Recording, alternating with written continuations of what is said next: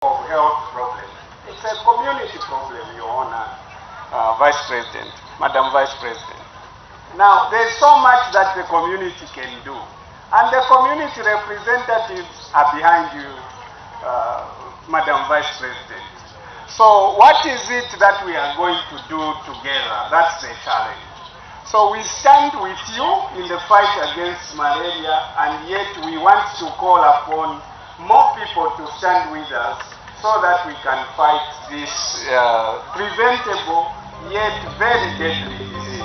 And Kafue Member of Parliament, Mrs. Miriam Chonya, gave a vote of thanks. This is a coalition of African parliamentarians who are concerned about issues of health, animal health, the environment, and all the other aspects.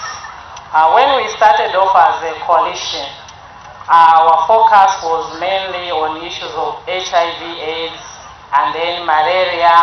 But now, with the reality of the climate change that we are talking about, we've gone ahead as an organization to incorporate these aspects of how we can respond, how we can play a role as parliamentarians to respond to these challenges posed by environmental change.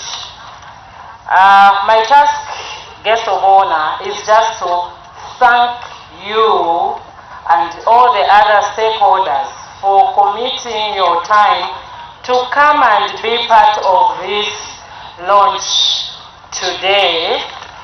This demonstrates the importance that you attach to issues of climate change, not only as your office, but indeed as the entire government. The Vice President then flagged off the Zambezi Corridor Environment Expo Tour, which continues up to the northwestern, southern and western provinces where the Zambezi River passes.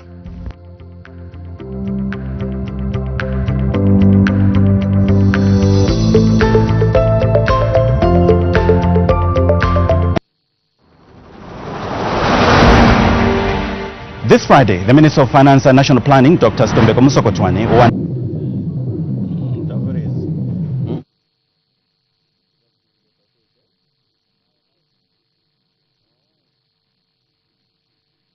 unveiled the 2025 national budget to Parliament. This event will be carried live on Parliament Radio and Parliament Television. You can also utilize our Facebook page, the National Assembly of Zambia, and our YouTube platform. Parliament Radio and Parliament Television, bringing Parliament closer to you. You don't need to suffer from load shedding anymore. Livingstone is here to save the day. Imagine this. You're in the middle of an important task and boom, power cut. Frustrating, right? Well, not anymore.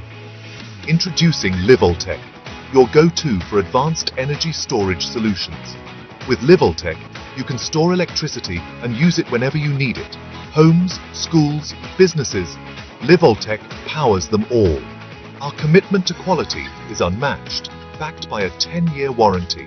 Picture this: happy families, productive businesses, and uninterrupted power supply. That's the Livingstone promise. So, why worry about power cuts? Choose Livingstone and embrace a future of energy independence. Contact us today to learn more. Livingstone, your trusted solar experts.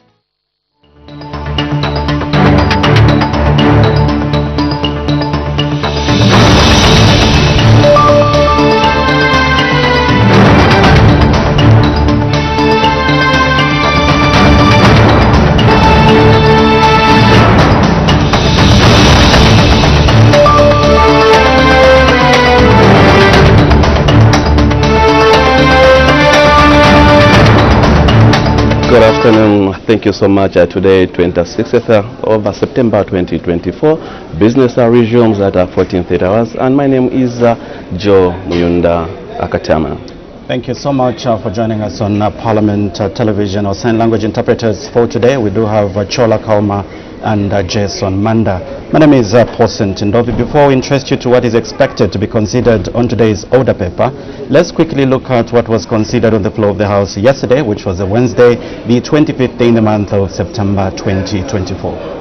So when business resumed yesterday at 14:30 hours, Madam Speaker did make 3 announcements, and in the first announcement, Madam Speaker did acquaint the House with the presence in the public gallery of pupils and teachers from St. Teresa SMA Trust School in Lusaka District. And the other school that was recognized by Madam Speaker was students from Zekas University in Lusaka. Also welcomed pupils and teachers from Georgetown in Lusaka District. And on behalf of the National Assembly of Zambia, Madam Speaker did warmly welcome the guests to the National Assembly of Zambia. And in the third announcement, Madam Speaker did acquaint the House with the presence in the public gallery of pupils and teachers from Georgetown School in Lusaka District, and on behalf of the National Assembly of Zambia, Madam Speaker welcomed the visitors to the National Assembly. Yesterday, Her Honor, the Republican Vice President, did move a motion that the standing orders 24, 27 and 87 of the National Assembly of Zambia, standing orders 2024, be suspended to enable the House to sit up to 20-30 hours on Thursday today, the 26th day in the month of September 2024, and further to enable the House to sit from 14-15 hours until business has been concluded, and to omit the Vice President's question time from the order paper on Friday 27th September 2024, and this motion was resolved in the affirmative. Thereafter, the following urgent matters without notice under Standing Order 142 were raised, and the first one came from Mr. Joel Chibuye, who is a Rona constituency member of Parliament, under the subject matter on the increased incidences of social media account hacking. And this one was admitted. The Minister of Home Affairs and Internal Security was directed to issue a ministerial statement on 15th October 2024. Nyimba Member of Parliament, Mr. Minyani Zulu, did also ask, this one was on whether the government will consider increasing the number of beneficiaries under the Farmer Input Support Program during the forthcoming 2024-2025 farming season, and this matter was inadmissible. Mr. Alex Katakwe, Solwezi East Member of Parliament, also did ask on the subject matter on the security of the nation following the alleged alarming statement issued by the former president, Mr. Edgar Lungu, as reported in the Zambia Daily Mail newspapers of Wednesday, 25th September 2024, and this one was not admitted. Another urgent matter without notice was on the job insecurity of Zambian workers. Inadmissible this was also inadmissible, and the member wanted to find out on the job insecurity of Zambia workers at Mopani Copper Mines, and it came from Mr. Yota Mutacharo, who is Chamas, a North Member of Parliament. And the last one did come from Mr. Francis Kampianga, Mpika, Member of Parliament, on the subject matter on whether the government excluded all the beneficiaries from the Farmer Input Support Program for the 2024 to 2025 farming season, and this one was not admitted. After the consideration of those 5 urgent matters without notice, the House did proceed to consider questions for oral answer, numbers 18 to 19, understanding order 80. There was also the consideration of a private member's motion, and the mover of this motion was Chiluvi, Member of Parliament, and this is Mr. Mulenga Fube. And this matter was, this motion was to establish a poverty datum line, a motion made and question proposed that in order to ascertain the standards of living in the country, this House urges the government to establish a poverty data line. And this motion was seconded by Kamfinsa, Member of Parliament, Mr. Christopher Kangombe. And when the question was put, a division was called, and according to the votes, the ayes were 30, the noes 60, and there was no one who absconded from voting. And when the question was put, then after counting, the motion was negatived, which means it did not go through. After there was a resumption of a debate on the motion of thanks that was moved on 17th September 2024 by Mr. Hudson Maveta, who is Kankoyo Member of Parliament, and this motion was seconded by Mr. Joel Chivuye, Ron Member of Parliament, and members of Parliament have been debating this motion. So at the time business was interrupted yesterday, the Minister of Lands and Natural Resources, Honorable Sylvia Masevo, was debating, and we expect her to continue from where she ended yesterday. And it being 18:25 hours, Madam First Deputy Speaker did interrupt the proceedings, and the debate on the motions stood adjourned. The House did adjourn accordingly at 18:27 hours. So basically that's the business that was considered on the floor of the House yesterday. Let's quickly look at what is expected to be considered today. I'd like to welcome our viewers, if you're able to watch us on our social media platform, the Facebook page and the YouTube. I would like to say thank you so much for coming on board. Shortly we'll be able to see the presiding officers making way to the chamber that will signify the commencement of today's business. We expect one ministerial statement, and this ministerial statement will come from the Minister of Water Sanitation, and that's the Minister of Water Development and Sanitation, and this ministerial statement is on the water situation in the country, and members of Parliament will be accorded an opportunity to seek clarity from the Minister. And we expect two urgent questions under standing order 82, and right now, as you can see, Madam Speaker's procession making its way into the chamber. Keep watching Parliament. Honorable members of Parliament, Madam Speaker.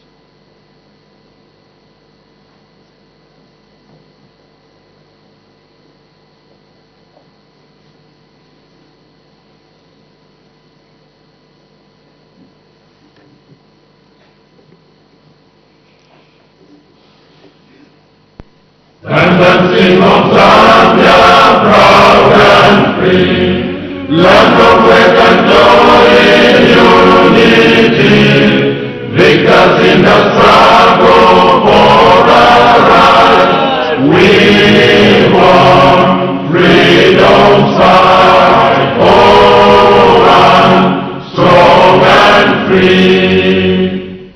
Africa is our own motherland, fashioned with and blessed by those who blend. Let us all our people join as one, brothers under the sun. Oh, one, strong and free. One land and one nation is our cry. Dignity and peace in Zambia's sky, like a noble eagle in its flight. Zambia, praise to thee, oh, one, strong and free. Praise be to God, praise thee, bless our great Zambia, Zambia, Zambia. Remain we stand under the flag of our land. Zambia, praise to thee, oh, one, strong and free. Prayer. Almighty God, who in your infinite wisdom and providential goodness has appointed the officers of leaders and parliaments for the welfare of society and the just government of the people. We beseech you to consider with your abundant favor us, your servants, whom you have been pleased to call to the performance of such important responsibilities in this land. Let your blessing descend upon us here in Parliament assembled, and grant that we may, as in your presence, treat and consider all matters that shall come under our deliberation, in so just and faithful a manner as to promote your honor and glory, and to advance the peace, prosperity, and welfare of our country, and of those whose interests you have committed to our charge. Amen.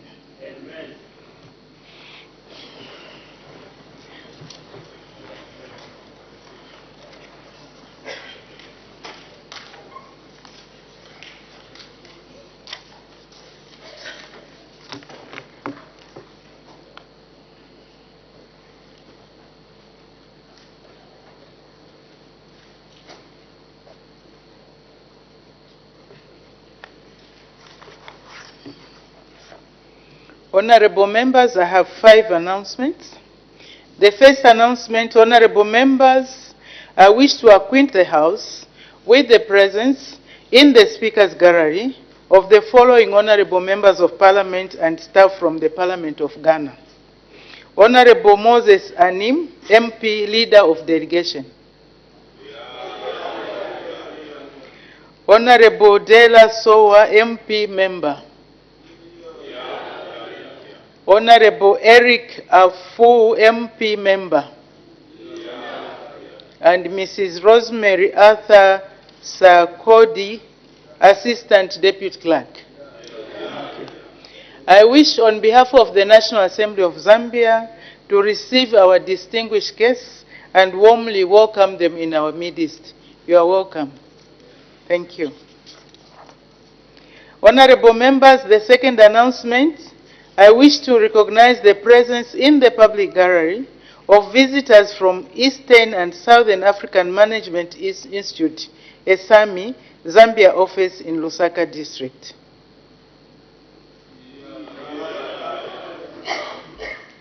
On behalf of the National Assembly of Zambia, I warmly welcome our visitors in our midst.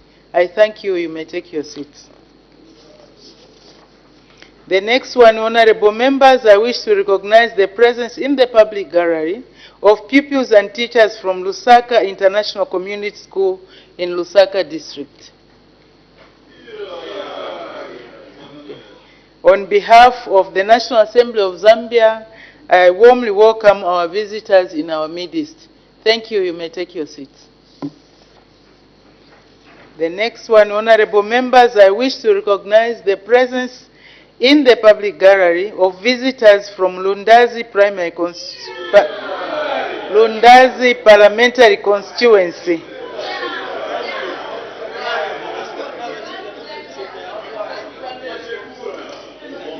In Lundazi district.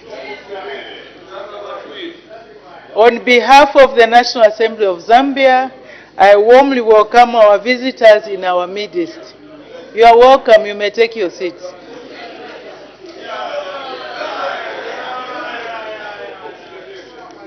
CDF is working.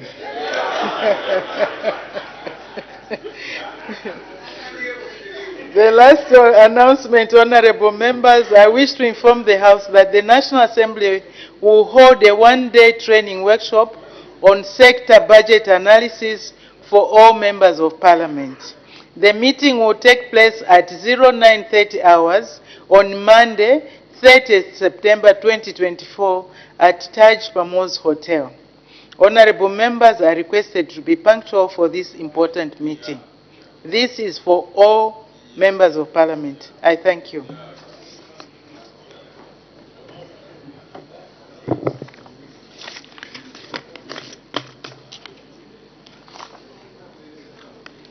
We go to the next item on the order paper, urgent matters without notice. The Honorable Member from Pika. Thank you so much, Madam Speaker, for this opportunity for me to raise an urgent matter without notice. Madam Speaker, our Constitution, the Constitution of the Republic of Zambia, confers rights and liberties on the Zambian people as enshrined in the preamble of the same Constitution.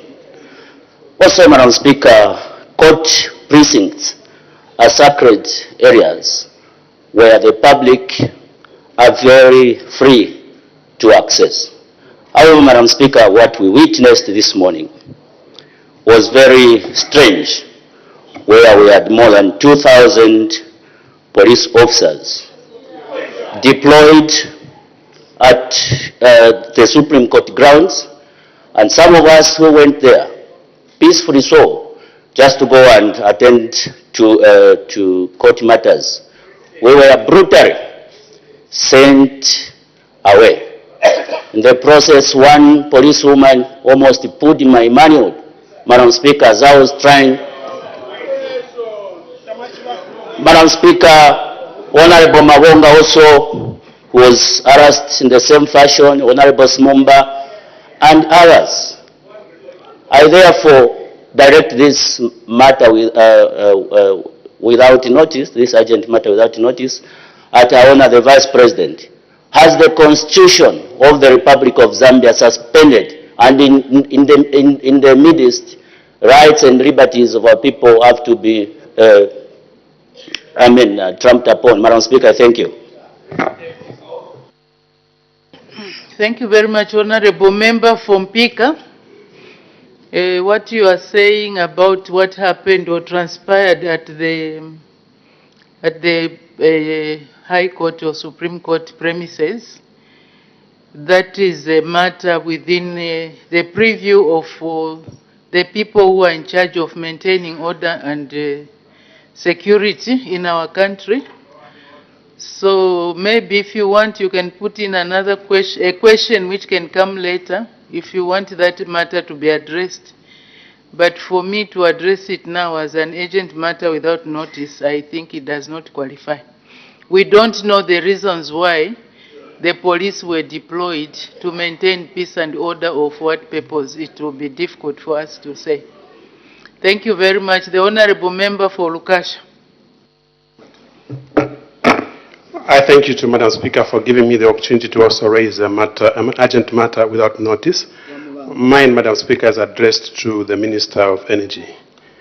Madam Speaker, there's now a growing trend on the Copper Belt of citizens running after railway wagons somewhere in the Banamkubwa area to siphon petroleum products from the moving wagons and throwing them down. If you see the ugly videos, Madam Speaker, this includes even children as young as 13 years jumping on railway wagons, collecting and siphoning fuel in plastic containers and giving to their friends. Madam Speaker, if this trend is not checked, it may lead to damage to accidents or deliberate fires, which will lead to loss of life, damage to property, and disruption of the supply of petroleum in the country. Madam Speaker, I rise to ask the Speaker to direct the Minister of Energy to come with a statement to assure the nation that government is going to take steps to ensure that these hideous crimes are put in check to prevent loss of life and damage to property and disruption of petroleum supply in the nation. I thank you, Madam Speaker. Thank you, Honorable Member for Lukasha. As you are aware, today is the last day. We will not be sitting because members will be working in committees. So probably what you can do is put in a question which can be addressed at a later time, but to be raised as a matter of urgent public importance, because the minister is supposed to come to the House within 24 hours to make a ministerial statement. But since we will be adjourning, that will not be possible. So I suggest that you put in a question which can be addressed to the Minister of Energy. I think that ties into the issues of maintaining law and order. So if the police are deployed, then people will say, have we suspended the Constitution? That is just by the way, I'm just making a comment. So we need to find a balance in terms of maintaining law and order to prevent criminality and also to protect our own people. The Honorable Member for Lundazi. Thank you, Madam Speaker. I want to appreciate you for receiving our people from Lundazi. However, I have this matter of urgent public importance directed to the Minister of Green Economy. You may proceed, Honorable Member. Thank you, Madam Speaker. The matter I wish to raise, Madam Speaker, has been an issue which we have suffered with in Lundazi, especially this time when I was on holiday, and this morning they were burying someone in my constituency. Madam Speaker, there is a tablet called aluminium phosphide. This is used for prevention of maize, for it to stay longer, preservation. Madam Speaker, this tablet is being used by people in my constituency. So far, 10 people have died. They take the tablet and within hours, someone will have died. 3 teachers have died in my constituency, and pupils are able to go and access it over the counter. This tablet is meant for preservation of the maize so that it doesn't get some borers and other infections. Madam Speaker, this tablet is only costing 2 kwacha, very much available and can be bought by any child who maybe differs with a parent. Madam Speaker, continuous selling of this aluminium phosphide tablet over the counter has finished people, and it is worrying because the other teacher whom we buried committed suicide in Petauke, though he was coming from Lundazi. Madam Speaker, it is the Minister of Green Economy who is in charge of poisonous substances under Zima, in order not to deal or maybe make this particular tablet to be so expensive so that people do not easily access it. Madam Speaker, I need your intervention before our people finish dying in Lundazi and other places. I submit, Madam Speaker. Thank you very much. Like I earlier advised or guided the Honorable Member for Lukasha, who the Minister, if directed to come back with a ministerial statement, has to do that within 24 hours, which will not be possible because we will be adjourning, not adjourning, but suspending business, and members of the House will be dealing with working in committees. So I suggest that you put in a question. I know it's a matter that needs everybody to be involved in terms of counseling, but you can put in a question so that the Minister of Green Economy can come back to the House when you submit that question and can tackle it. But you know, these issues of suicide and what have you, misusing drugs such as the one you've talked about, the cough mixture people are drinking and all those other things, I think we need to do more counseling in our communities, and this will call upon everyone, including the members of Parliament. And I'm glad that the people from your constituents are here, they are listening. It's incumbent upon them as leaders to go and do the needful when they go back.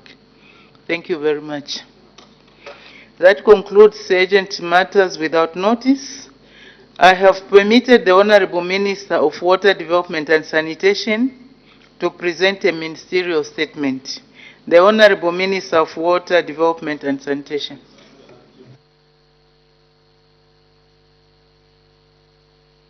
Madam Speaker, I wish to thank you most sincerely for giving me this opportunity to render a ministerial statement on the situation of water supply in the country.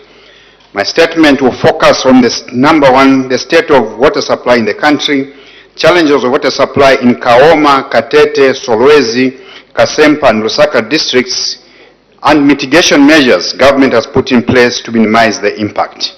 Madam Speaker, as we are all aware, the country has experienced the worst drought in recorded history, prompting His Excellency Dr. Hakainde Hichilema to declare it a national disaster and an emergency. You will recall that I mentioned a few months ago on the floor of this House that the Zambia Meteorological Department estimates Zambia's average annual precipitation at 1,020 millimeters. However, the average annual precipitation during the 2023-2024 drought season was only 490 millimeters, the lowest received in the last 100 years, clearly demonstrating the critical shortage of water resources the country is experiencing. Madam Speaker, the severe drought has had a dual effect on water supply in the country. Firstly, the drying up of surface water resources and the dwindling levels of groundwater in some parts of the country, which have resulted in low abstraction and subsequently reduced water production by water utilities. Water sources such as the Katete Dam in Katete, Likwele Dam in Pemba, Lufupa River in Kasempa, and Mwambashi Dam in Kalushi have completely dried up, while water levels in the Kafue and Solwezi rivers, as well as water levels in boreholes in most parts of the country, have drastically reduced. Secondly, Madam Speaker, load management by ZESCO Limited, in which hours of supply have been reduced to a maximum of 3 hours in most parts of the country, has not spared water utility companies. While some big plants such as Iolanda in Lusaka, Kafugu in Dola, Kana East in Kitwe have been given dedicated lines by ZESCO with a favorable load management schedule. Boreholes and booster stations are being provided with a maximum 3 hours of power per day, which supply is usually inconsistent and unstable. The drying up of water sources and extensive load shedding has resulted in erratic water supply and reduced hours of supply in parts of the country. The hours of supply have been reduced to an average of about 10 hours for most areas, with some areas having no water at all. Madam Speaker, you may wish to note that the reduced water supply has further led to decreased revenue for water utilities, resulting in losses of an average of 1.5 million kwacha per month due to reduced sales. This is coupled with extremely low tariffs, on average of 7.9 kwacha per meter, against an average unit cost of recovery of about 13.9 kwacha, have had a devastating impact on the water utilities' ability to cover their operations and maintenance costs, hence making it difficult to sustain service delivery. Madam Speaker, on specifics, Kaoma has experienced a drop in water supply hours, worsened by the long hours of load management. The district receives only about 2 hours of power supply in a day, resulting in erratic to no water supply as water is pumped directly into the distribution system. Madam Speaker, my ministry is working to ensure that the water storage tanks, and this is one of the mitigation measures, the water storage tanks constructed under the ongoing Integrated Small Towns Water Supply and Sanitation Program are commissioned to allow for supply by gravity. Further, my ministry will ensure that the completed boreholes under the same project are handed over to Western Water and Sanitation Company to boost water production. The ministry has also engaged with ZESCO to provide a dedicated line at Mulamba Water Treatment Plant to alleviate the challenge of load shedding. We ask the good people of Kaoma to be patient with us as we work to resolve the water problems. In Katete District, I wish to indicate that Katete District has been experiencing erratic to no water supply because the Katete Dam, which is the only source of water for Katete District, has dried up.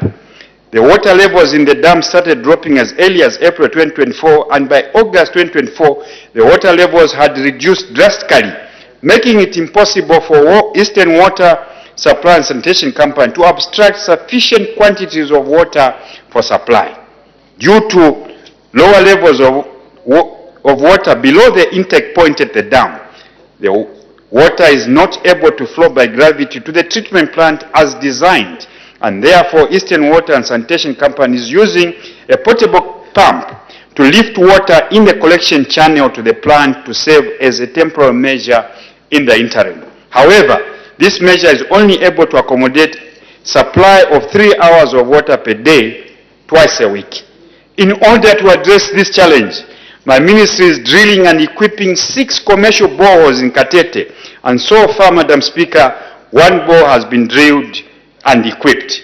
It is expected that the project will be completed by the second week of October 2024, after which supply is expected to improve to about 12 hours of daily supply. We can only ask the people of Katete to be patient with us. In Solwezi and Kasempa districts, the Lufupa River in Kasempa district has dried up, while the water level in the Solwezi River in Solwezi district has reduced to alarming levels. This has resulted in reduced water production and subsequently erratic to no water supply in the 2 districts. Among the areas affected in Solwezi are low density, urban, Messenger, Kizomba, Kiawama, Magrand, Kamisala Township, and Kandundu. Additionally, Solwezi has been severely affected by the electricity load management, particularly at Kifugwa plant, which receives only 4 hours of electricity. To address these challenges, my ministry through WAMA is working on widening the intake point and also clearing the Lufupa River course upstream. My ministry is also working with Northwestern Water Supply and Sanitation to construct a weir on the Solwezi River. Further, the ministry is working on drilling 2 commercial boreholes in each of the districts to supplement production. In order to mitigate the power challenges in Solwezi, my ministry is procuring a genset to mitigate this shortage. We therefore request that the good people of Solwezi and Kasempa be a bit patient with us as we resolve the water supply challenges. In Lusaka district, Madam Speaker, most parts of Lusaka have been experiencing erratic water supply, particularly those supplied by boreholes. These are areas such as Baulen, Chazanga, Avondale, Chainda, Kabanana Ndeke, Kwamwena, Bona Valley, Chalala, and parts of Kamwala South, among others. This is a result of the electricity load management of over 18 hours a day. Lusaka Water and Sewerage and Sanitation Company has embarked on a process of interconnecting some of the affected areas to surface water source to improve supply. Further, the utility company has sourced generator sets which are being used for Kwamwena, Ndeke, and Bona Valley. The company has further been providing water through water bowsers to areas such as Chainda and Baulen. Madam Speaker, further mitigation measures government is putting in place are that under the leadership of His Excellency Dr. Hakainde Hichilema has since February 2024 initiated mitigation measures to ensure that the impact of the drought that the country experienced during the 2023-2024 rain season is minimized. The ministry has therefore put in place several measures. In terms of water resource management interventions, the ministry through WAMA has intensified compliance enforcement to safeguard water resources from illegal and undesirable human-related activities. As of 6th August 2024, WAMA had issued 99 stop orders related to various illegalities. Further, WAMA had issued 16 penalties for various offenses. In addition, a total of 145 commercial water users were inspected, comprising 85 surface water and 60 groundwater users. WAMA specifically carried out enforcement and sensitization of Chivefwe and Nkolonga rivers with respect to encroachment of water sources and undesirable water use by small unpermitted water users in Mukushi district. My ministry will intensify regulation, compliance and enforcement of the relevant laws to curb illegal activities such as encroachment of water sources, illegal water use, pollution of water sources, and other vices that are negatively affected our water resources.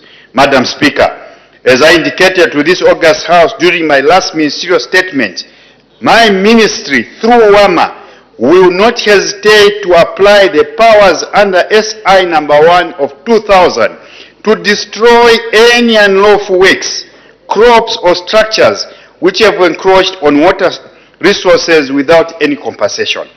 It is worth noting that under Section 172 of the Water Resources Management Act number 21 of 2011, offenders can be fined up to a sum of 200,000 kwacha or imprisoned up to a maximum of 5 years.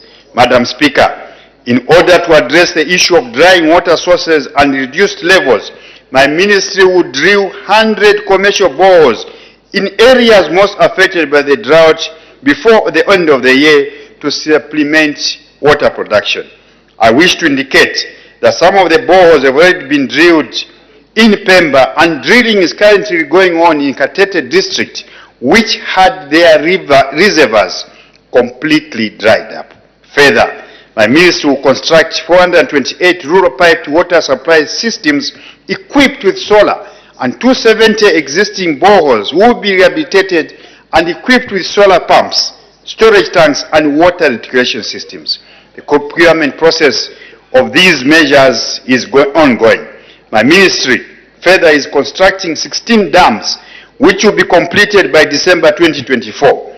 An additional 12 dams will be constructed in 2025. The ministry has carried out routine maintenance of 79 dams which are ready for the 2024-2025 rain season.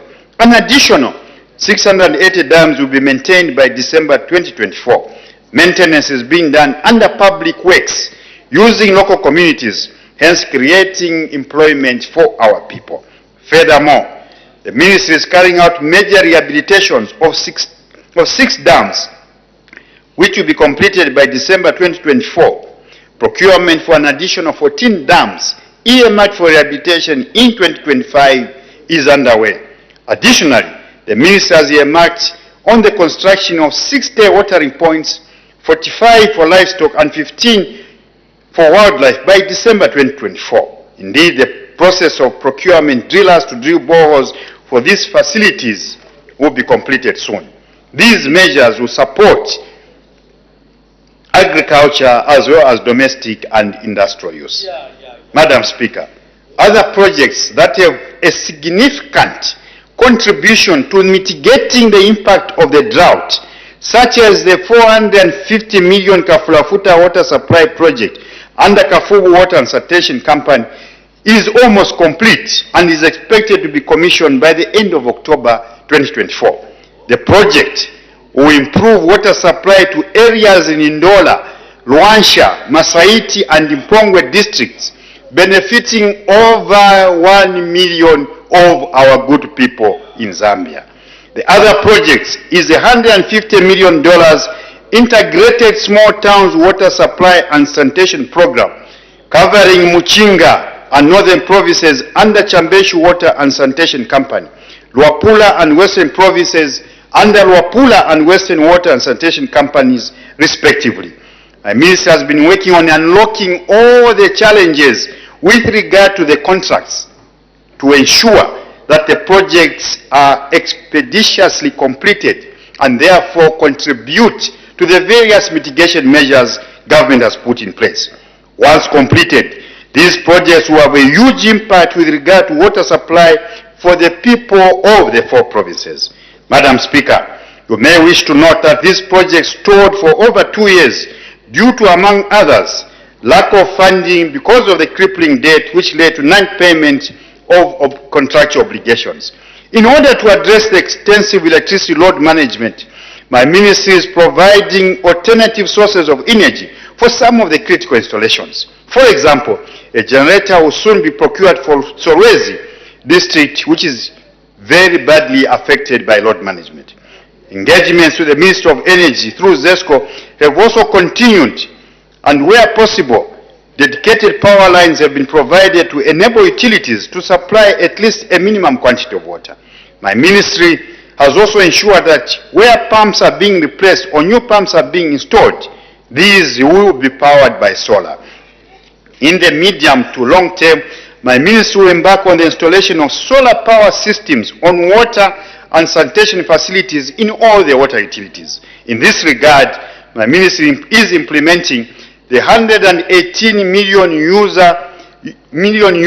Nexus Energy and Water program for Zambia, NUSA, from April 2024 to April 2028, supported by the European Union, Germany, and UNICEF, which will benefit 5 water utility companies, namely Lukanga, Southern, Kana, Eastern, and Chambishi, by leveraging solar energy for their water plants. Further, the ministry played an active role in the just concluded government-to-government negotiations between Zambia and Germany, which culminated into a pledge of 108 million euros to support Zambia's developmental agenda and drought response over the next 2 years.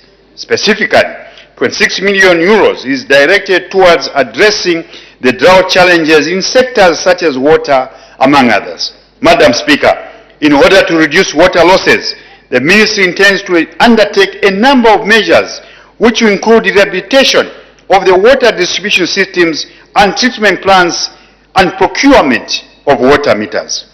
Madam Speaker, the ministry is therefore appealing to members of Parliament to fund water supply and sanitation projects using the constituency development funds. The ministry is ready to design and supervise the construction of water schemes, the construction of dams, and the construction of weirs, as well as sanitation facilities like waterborne toilets. These projects, distinguished members of Parliament, these projects can significantly contribute to water and food security in our constituencies. The proposal we have is that each constituency allocates a mere 15% of its CDF to water and sanitation projects. There's actually, as we are in an emergency, there's no need to keep those funds while our people are water and food insecure. Madam Speaker, in order to effectively respond to the emergency, the ministry requires a collective effort from all sectors of society. To this effect, I wish to take this opportunity to launch a nationwide campaign which my ministry will undertake through NWASCO to sensitize the nation on sustainable water use and practices. The campaign will be carried out on various radio and television stations and also social media platforms, and will be carried out with support from cooperating partners. I invite all honorable members to be fully engaged. Further, the European Union has launched the Game Changers campaign to highlight EU-financed projects for 2 flagship global getaway projects, that is NUSA and Aware 2, under my ministry, which will focus on sharing impactful stories and achievements in water supply and water resources management sectors. The campaign will further highlight the impact of drought and its intersection with water, energy, finance, and social and culture. This campaign will be launched on 24th October, which is the International Day of Climate Action. I urge all citizens to cooperate with the measures being put in place to practice water conservation and support initiatives aimed at ensuring sustainable water supply. Madam Speaker, the Ministry of Water Development and Sanitation is committed to overcoming this challenge and ensuring that every citizen has access to clean, safe, and reliable water by working tirelessly to address the immediate needs and the short, medium, and long-term requirements to build a resilient water supply system for the future. Madam Speaker, I thank you for your attention. Thank you very much. A very elaborate statement. Honorable members are now free to ask questions on points of clarification on the ministerial statement presented by the Honorable Minister of Water Development and Sanitation, the Honorable Member for Mukushi North. Thank you very much, Madam Speaker. Honorable Minister, thank you very much for that elaborate statement. And indeed, the mouth was full. We have a lot of challenges in terms of water. And Mukushi, like you indicated in your statement, is not spared.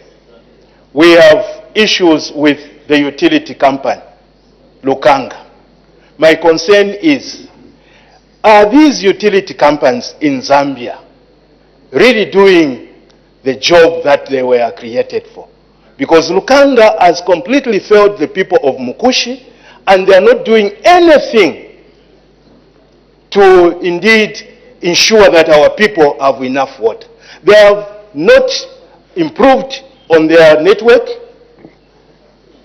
They have not improved. Just keep quiet. Well, the honorable member from Mukushi North, get to the question. We have so many indications. That the problem. Don't with these debate, people. honorable member. Just ask the question. Thank you so much. These utility companies, Lukanga has not provided water. Mukushi has had no water for the past 3 months. So the question is, are these utility companies helping the people of Zambia, Mukushi in particular, Lukanga Water and Storage? Thank you very much, Madam Speaker. Thank you very much. The Honorable Minister of Water Development and Sanitation. Thank you, Madam Speaker, for that very important question from Mukushi. I must admit that, yes, we've had challenges, a lot of challenges in a lot of our commercial utilities. And we are taking every measure to ensure that these water utilities deliver on their mandate. Indeed, it has been a challenge, first of all, to repair the old infrastructure. It has been a challenge to increase the distribution system. Now it is a challenge actually to just get that raw water because of the drying sources. It has also been a challenge, Madam Speaker, as I mentioned in my statement, that the maintenance costs keep rising, and yet the tariff which enables these water utilities to gain revenue and invest back in the company has been a very, very big challenge. There's a myriad of challenges which we need to resolve around water utility companies. So we'll do everything possible, Member of Parliament, to ensure that they deliver on their mandate. And we can only ask for close cooperation with yourself. I thank you, Madam Speaker. Thank you. The Honorable Member for Mwense. Thank you, Madam Speaker. Minister, obviously, when you look at the statement that you have provided, it has a lot of challenges in relation to water supply. And for me, on behalf of the people of Mwense constituency, your leadership would be very cardinal.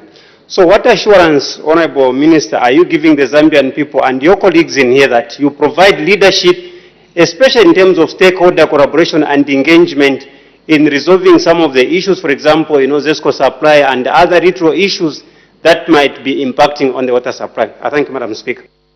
Thank you. The Honorable Minister of Water Development and Sanitation. Thank you very much, Madam Speaker, for that very, very important question again. And indeed, I opened up the book on challenges, and this is for us to completely understand the size of the problem we are dealing with. But again, in the same vein, in the same statement, I also offered a lot of solutions. So working together, we believe that these solutions will help us mitigate the suffering of our people. I want to inform you, Member of Parliament, that just next week we will be calling a water forum where all players in the water sector will come together, obviously, and interrogate the various measures we're putting in place. Further, I want to assure you that we have the right leadership in place. When you see one of the measures we put in place, actually in particular, completion of the integrated small towns project, as well as the big project in Kafulafuta, we have brought back the contractors who had left site. We have resolved a lot of contractual issues which have been outstanding in the past 1 year, in the past 2 years. We will be commissioning a lot of these projects by December 2024. This will bring on board in excess of 2 million. I want to repeat, in excess of 2 million of our people in the Copper Belt, in Muchinga, in Wapula, in Western Province. We believe that is only because there's proper leadership that these projects obviously will be completed, and therefore they will speak to ensuring that the mitigation measures we are putting in place to ensure that our people who are extremely water stressed are helped. Madam Speaker, I thank you. Thank you very much. The Honorable Member for Chimwemwe. Thank you very much, Madam Speaker. Honorable Minister, we appreciate that a dedicated line has been given to Nkana Water, and we understand that you're saying we should reserve 30% of our CDF. Unfortunately, this cannot work in 2025 because we've already identified projects, and most it's desks and building of classroom blocks. Madam Speaker, Chimwemwe has had a crisis of water from way before the load shedding came into effect. Chimwemwe, Madam Speaker, has engaged the Minister in this August House on more than 2 occasions, and promises have been made because the biggest issue we have, Madam Speaker, is water pipes. And Honourable Minister, now this is a budget session. The people of Chimwemwe are hopeful and believing that perhaps you have reserved some funds for Chimwemwe. Madam Speaker, my question therefore is, Honourable Minister, have you reserved any money for the pipe works in Chimwemwe, the whole of Chimwemwe constituency? I thank you. Thank you. The Honourable Minister of Water Development and Sanitation. Thank you very much from my colleague from Chimwemwe, and I want to agree with you completely, sir, that we have a challenge in Chimwemwe. And indeed, we have a challenge in most townships on the Copper Belt. The distribution network is old. It has not seen a lot of rehabilitation. The distribution network is inadequate. It needs expansion. The raw water intakes are drying up. There's a population increase. All of these are a myriad of problems. I want to confirm with you that government, first of all, when there was a realignment of a budget, a bit more money was put in the water sector. I want to confirm also that we've lobbied very hard with the Minister of Finance to ensure that we increase our budget allocation. However, I must confirm with you as well that all these efforts may not be enough. I believe, and strongly so, that even with funds under CDF, some funds can be reallocated to water supply and sanitation. Has this been done? Yes, it has been done. In fact, I should have been very privileged to work with my colleague from Mandevu today to commission a very well-designed, very well-constructed water reticulation system in Mandevu today. I also want to confirm that working with the Minister of Justice, Honorable Haimbe, we are doing a bulk water supply to Baulen. Order for the record, Honorable Minister. The Honorable Minister of Justice is none other than Honorable Princess Kasune. Thank you for the correction, Madam Speaker. The Honorable Minister of Foreign Affairs, Honorable Haimbe. So we are doing something in Baulen.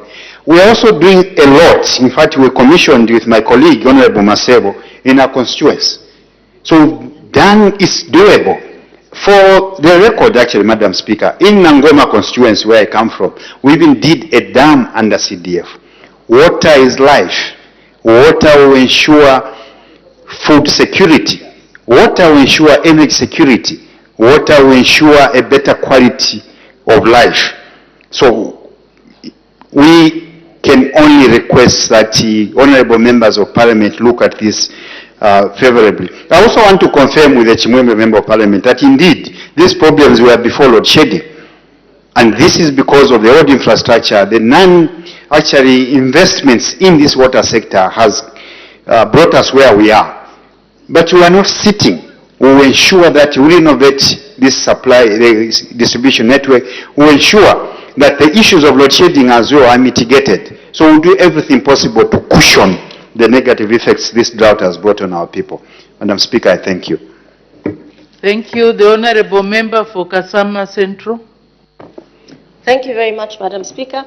Honorable Minister, Kasama Central is the hub of Chambeshi Water. And I'm glad you have noted that Northern Province, in particular Kasama Central, is no exception to the erratic water supply.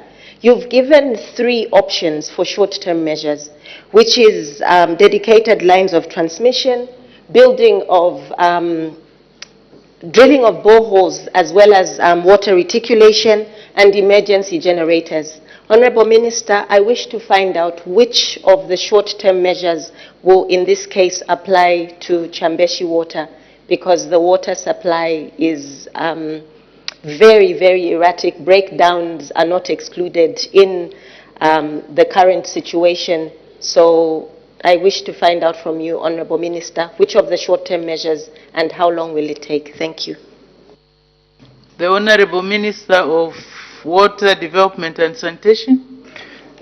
Thank you to my sister from Kasama Central. And yes, indeed, I want to confirm that Chambeshi Water is doing everything possible to mitigate the suffering in Kasama. And I want to confirm to you that all options are on the table.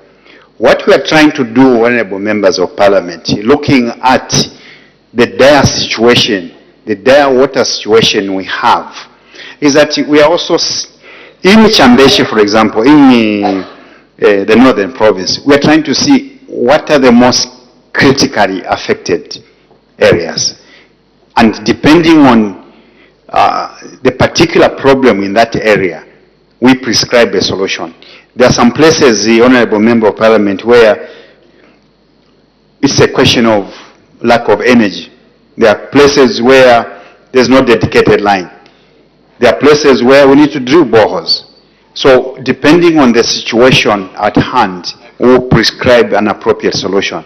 But I want to confirm with you that we are supporting, as government, as the Minister of Water Development and Sanitation, under the drought response, we are trying to allocate some funds to every water utility to ensure that they quickly respond to the suffering of our people. Madam Speaker, I thank you. Thank you very much. Let me give an opportunity to the General. He usually doesn't ask questions. The Honourable Member for Kaoma Central. Thank you very much, Madam Speaker. Honourable Minister, thank you very much for your statement, but it has left the people of Kaoma, I think, wondering, considering that I've been to your office several times. The other time here, I mentioned how far we went with your previous office holder. I mentioned how our Honourable Vice President even went to Kaoma to give hope. It is more than a year, and the Honourable Minister, you are just still asking the people of Kaoma to have hope and to be patient. This is very far from being satisfactory. Honourable Minister, are you also considering emergency measures in Kaoma? Say, an allocation of 10 boreholes as we wait for, we've done with CDF, but it's not enough. As we wait for the contractor to finish the work, or indeed mobilizing boreholes like you have promised in other towns, so that we can be able to solve the problem in Kaoma. We still have a situation where people are walking over 10 kilometers in search of water, and the situation is really getting out of hand. Your response, Honourable Minister, even as I wait your promised visit to Kaoma. Thank you. Thank you. The Honourable Minister of Water, Development and Sanitation. I want to thank the Member of Parliament for Kaoma for that very, very important question, and this will give me an opportunity to talk to the people of Kaoma. First and foremost, Madam Speaker, the situation in Kaoma is dire. The situation in Kaoma is not good at all. This is an area where a lot of boreholes were contracted, and a lot of Zambian contractors failed to drill these boreholes, which contracts were since cancelled. There was also a failure to provide water schemes in Kaoma, in Mongo, in Sesheke. Madam Speaker, further, a project which was conceived to supply water to almost 1 million of our people in Western Province was stalled. What's the good news? The good news is that that project, I think from China Railway, Alvic, and another contractor, they are now back on site. We have resolved a lot of contractual obligations, contractual issues which were surrounding these areas. These projects, again, as I said already, will bring on board about 1 million of our people, not only in Kaoma, but in Mongo and in Sesheke and other areas. The people of Kaoma and through the people of Kaoma, the people of Western Province must be assured here and now that government is looking at their situation very, very favorably. Soon and very soon, in fact, I should confirm with the Member of Parliament for Kaoma that by the end, before December, actually we are commissioning these projects before December.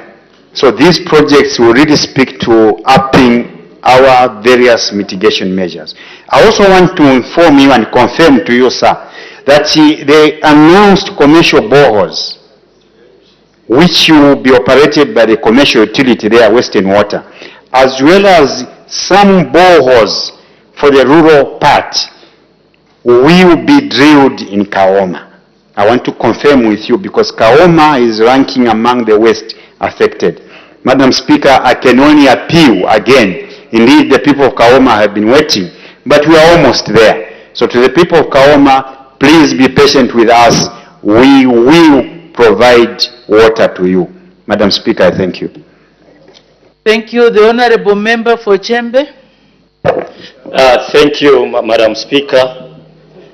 Honourable Minister, you have talked of digging the dams and bores. Madam Speaker, there are certain areas like Chembe, Chifunabuli, which have got already water bodies. I don't know what the ministry's plan, whether Chembe will have a water reticulation plant, Chifunabuli, so that this issue of boreholes should at least be minimized within those districts. I thank you, Madam Speaker. Thank you. The Honourable Minister of Water Development and Sanitation. Madam Speaker, obviously, thank you very much to the Member of Parliament from Chembe for that very important question. And indeed, Chembe, Chifunabuli and other areas in the northern circuit do not really experience water shortages. There's water there. I think the challenge there is abstraction of that water, getting that water from the bodies to the farms, to our people, domestic water supply, and obviously to the farmers again, as I said already, for irrigation. So the plans we have there is to work with yourselves to design the appropriate systems. And I want to work with the Honourable Kapala and the other Honourable from Chifunabuli and everybody else to ensure that that aim is achieved. I've also been informed actually that we are procuring a lot of standby pumps for all water utility companies, and again, just going back a step back, Madam Speaker, Kaoma is one of the places where we will provide these standby pumps. For the 160 commercial boreholes, 22 commercial boreholes for again, the Honourable Member for Kaoma, 22 are coming to Western Province. So we believe that once we drill these boreholes, we will go a very long way in mitigating the suffering of the people of Kaoma. Madam Speaker, yes indeed, Chembe, we talked about dams and boreholes. Already before the end of this year, we'll deliver a number of boreholes. We are planning to deliver more boreholes next year. And also to confirm with you that we are going, what we have done as well under the drought response plan, we are procuring consultants to ensure that we speak to the whole country. It's a water master plan. So every country will be mapped. All the potential dam sites will be designed, specs made, as well as costs done, so that we attract the necessary investment in the water sector. Madam Speaker, I thank you. Thank you. The Honourable Member for Dundumwezi. Thank you very much, Madam Speaker. Honourable Minister, thank you very much for the statement, a statement which is giving a lot of hope. Water, Honourable Minister, has no alternative. Where you need water, you must use water and nothing else. I wanted to find out, Honourable Minister, why CDF boreholes continue getting so expensive. Previously, I understood why drilling of boreholes using CDF was expensive. And this was so because we were budgeting for boreholes without money sitting in our accounts. But the narrative now is different. When we budget for these boreholes, Honorable Minister, money is there. A borehole is done today, the same day the money is paid. Why are boreholes still expensive? In Zambezi, drilling a borehole is costing 80,000 kwacha and above. And we've emphasized the point that we should use CDF. So why are these boreholes too expensive? If I want to drill a borehole as an individual, Madam Speaker, it is 20,000 kwacha. But for CDF it's 80,000 kwacha. Why this difference? Thank you. Thank you. The Honorable Minister of Water Development and Sanitation. Thank you very much for that very important question. And since the question is coming from Southern Province, Madam, I would like to inform the nation that if we continue on the path we are on, where we do not put in mitigation measures against the effects of this drought, whose consequences are so severe, that we continue with the attitude of encroaching rivers, that we continue with our deforestation, that we do not protect the environment, there will be consequences. In Southern Province, Madam Speaker, a province which was our bread basket because of the good soils there, because of the good amount of rainfall we used to receive. It's a sorry sight. There's high temperatures there now. We receive very little rainfall now. The rivers are drying. This is where Pemba, that Magoye River, has basically dried up. So we need to put in mitigation measures. When you look at Dundumwezi, and I was reminded because the Member of Parliament is from Dundumwezi, there's no water there. You are hitting a lot of dry boreholes there. The boreholes which were drilled a long time ago have dried up. It's a reason why we want to invoke the law, to punish those encroaching, to ensure that we make the means of green economy, to protect the environment. We have destroyed the environment, and these are the consequences. Silver sources are drying up, springs are drying up. We are experiencing low-level rainfall. So we need to up our game in the environmental protection space. This is very important. Madam Speaker, coming specifically to the question asked by the Member of Parliament, it's a paradox, Madam Speaker. Boreholes drilled by NGOs is a different price. Boreholes drilled by individuals is a different price. Boreholes by the ministry is a different price. For us, a solution is to work together so that we meet these borehole drillers head on. We believe that they've also come together to ensure that they extract maximum rewards from ourselves. But we are the biggest customers to them. So if we came together, the Ministry of Water, all members of Parliament, because you are one of the biggest customers, if we all came together, I'm sure we should be able to force the prices down.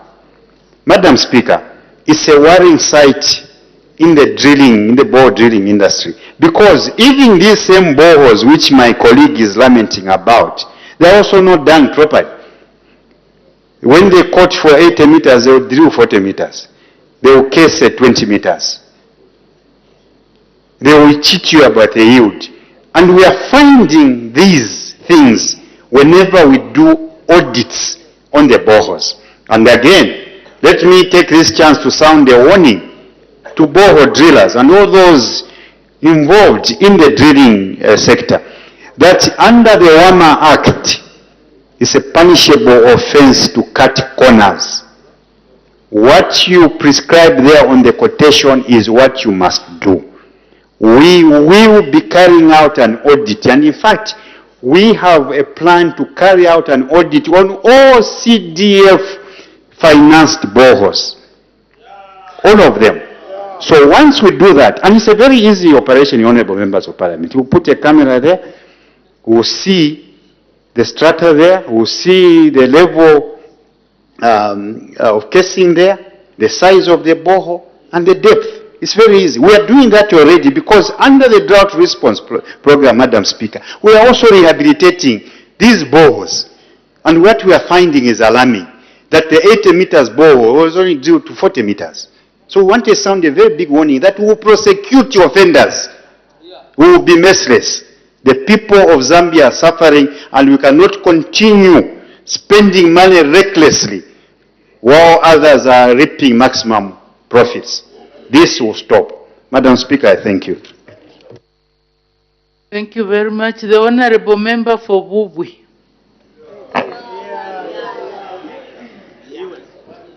Thank you very much, Madam Speaker, for the chance given to the good people of Vubwi.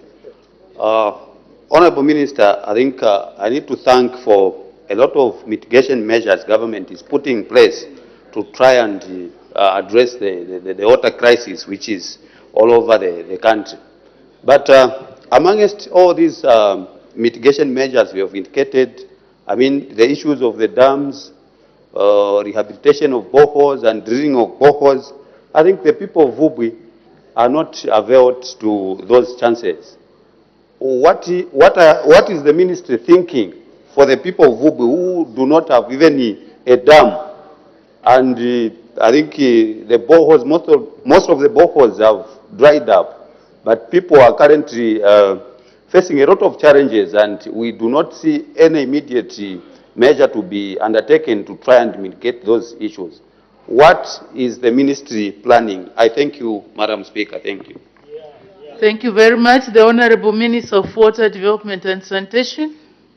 Let me confirm quickly with my Member of Parliament from Vubwi, Madam Speaker, that every area is being looked at favorably. So Vubwi will not be left behind. Be rest assured that the people of Vubwi will be looked at favorably. And I think we have a pending meeting in my office, the Honorable Member of Vubwi. Please come. You've been saying you are coming, come so that we can see how we move forward in Vubwi. Madam Speaker, I thank you.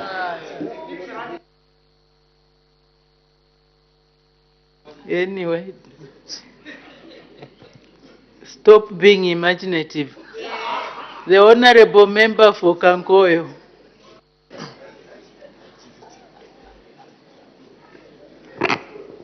Yeah, I thank you very much, Madam Speaker. Madam Speaker, allow me to thank the Minister of Water for being the first minister to visit Kankoyo. I think he's the man who's passionate about what he does. And I want to report to him to say the sewer problem which you left when you visited Kankoyo is being attended to, and I want to thank you. Madam Speaker, the Honorable Minister keeps on encouraging us to allocate part of the funds from CDF towards solving the issues of water. But the problem I have is every time we want to allocate some funds to improve the water recirculation system, which is being managed by Mulonga, our request is being rejected by local government, citing that Mulonga is a commercial entity. Hence, we cannot spend public funds on a company which is generating income. So I want to find out from the Minister, Honorable Minister, should we spend CDF on a commercial entities project? I thank you. The Honorable Minister of Water Development and Sanitation. Madam Speaker, let me thank the Member of Parliament for Kankoyo for that very, very important question. And actually, he reminds me of the other mandate of the ministry, and that is of sanitation. And actually, Madam Speaker, to confirm to you that sanitation issues are serious issues in the Copper Belt. And obviously, this is because of the old infrastructure, increased population, and non-investments basically in the sector. We are looking at seeing how we can improve the sanitation infrastructure in the Copper Belt province. It's dire. It's dire, Madam Speaker, and the people of Copper Belt must be assured that you will allocate the necessary funds to do something about it. And there is a matter of fact, actually, Madam Speaker, I want to confirm to you that we had a dire situation in Kankoyo. Our people actually were living side by side, just in their perimeters, with fecal matter flowing for over 2 years. We're glad that the minimum efforts we did there are bearing fruit, but we can only do more because we have not resolved the problem completely. Madam Speaker, I've engaged and I'll continue to engage the Minister of Local Government. We need to see how we go around this situation the member of Kankoyo has raised. I was privileged actually to engage with my fellow members of Parliament on the Copper Belt, including Honorable Mpundu, including Honorable Benwa Mpundu, and others. We went round, Madam Speaker, to see how we can jointly resolve these problems. I think we have a way out. We are working with Mulonga Water, and the issues the Member of Parliament has raised are actively being looked at together with the Ministry of Local Government, and I'm very sure that we'll find a solution. Madam Speaker, I thank you. Thank you very much. That's all time could allow us. I see that there are several indications. Honorable members do engage with the Honorable Minister and see how we can resolve this issue of water for the benefit of the people that we represent. Questions for oral answer, understanding order to 82. The Honorable Member for Chama North. Thank you, Madam Speaker. Question number 20. The Honorable Minister of Agriculture. Thank you, Madam Speaker. Madam Speaker, Honorable Mtachalo asks government why the Food Reserve Agency has not paid some farmers who sold maize to the agency in 2024 in Chama district and other parts of the country, and B, when the affected farmers will be paid so as to enable them plan for the forthcoming 2024-25 season. Madam Speaker, our response is as follows. The Food Reserve Agency, as at 22nd September 2024, purchased a total of 2,237.3 metric tons of non-GMO white maize in Chama district from our small-scale farmers, which was valued at 14.7 million, out of which, Madam Speaker, 8.5 million has since been paid, representing 58% of the amount in terms of performance, leaving a balance of 6.2 million yet to be paid. Further, Madam Speaker, the government through the FRA had during the same period purchased from small-scale farmers in Zambia a total of 465,861.55 metric tons valued at 3.074 billion, out of which 2.01 billion has been paid, representing a 65% performance countrywide. Madam Speaker, government is aware of the balance owed to farmers in Chama district and indeed in other parts of the country that are yet to be paid, and is seriously, Madam Speaker, seriously mobilizing funds to ensure that the farmers are paid as soon as possible to enable them plan for the forthcoming season 2024-2025, which is actually with us now. Madam Speaker, I thank you. Thank you very much. Supplementary questions. The Honorable Member for Chama North. Thank you, Minister, for that response. Indeed, government has so far paid about 8.4 million to the farmers in Chama, with a balance of more than 6 million kwacha. Honorable Minister, the government is importing maize from Tanzania. And at the same time, FRA has been advertising both on the radio and the television that when farmers take maize to FRA, they are paid cash.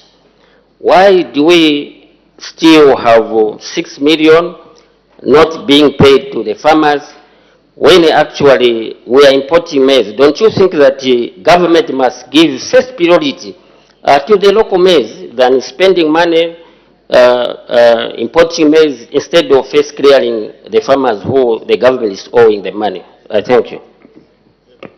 The Honorable Minister of Agriculture. Thank you, Madam Speaker. Honorable Mtachalo is right to say that we are both purchasing maize on the local market and also procuring maize from outside.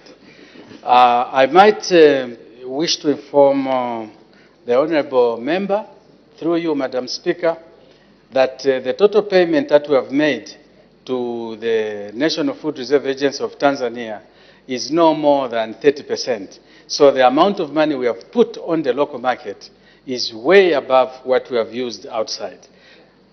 As I indicated, we are making every effort to have money raised so that we can pay the outstanding farmers. We owe, Madam Speaker, a significant amount of money, about 1.5 billion, to all the farmers in Zambia whom we have collected maize from. And we are making every effort to pay them. I thank you. Thank you. The Honorable Member for Kantanshi. Thank you very much, Madam Speaker, and thank you very much, Honorable Minister. Madam Speaker, it is worrying. For us in Kantanshi, we have about 750 farmers that have been affected, and they're already queuing up at my office looking for the 400 kwacha contribution because government has not been able to pay them. So the total amount that I'm told they're being owed is 4 million kwacha. Now, Honorable Minister, I know we had this conversation. Just for, our people follow this Parliament as well as TV, as well as radio. Just as an assurance, can you please assure our people that they'll be able to get their money before the farming inputs probably are made available or before they're able to start paying that for 400 kwacha? And I hope that you have prioritized us for direct input. We don't want e-voucher. We want to support this government by producing maize and a lot of maize. Thank you. The Honorable Minister of Agriculture.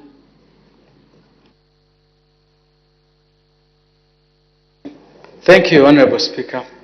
Madam Speaker, we are making every effort to make funds available.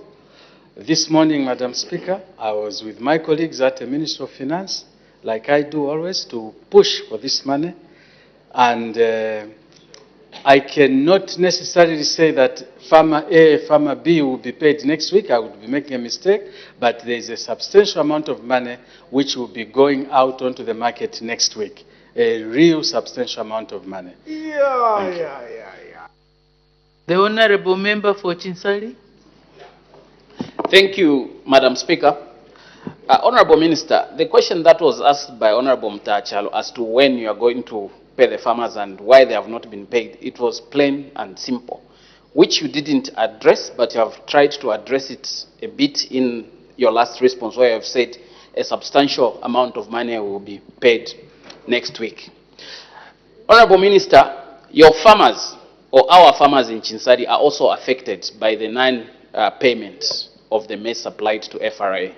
What we want to hear from you, Minister, which you should advise us here, is when you are likely to pay and how much is going to be paid. You can't just say that substantial will be paid next week. People need to know. Because you as FRA or you as a ministry through FRA, when you buy something from the farmers, you should know when you are going to pay them. You should at least have an idea. You can't just say that as soon as possible.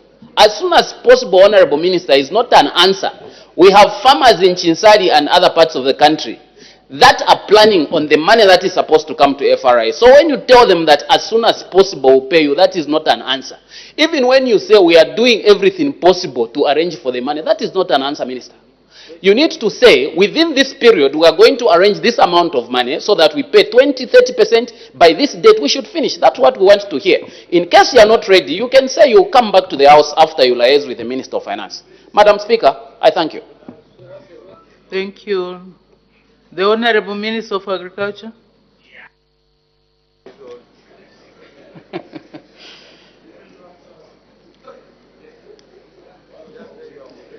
Madam Speaker, I indicated that the government owes farmers about 1.5 billion. And I've indicated that I'm doing everything possible to try and raise that money. This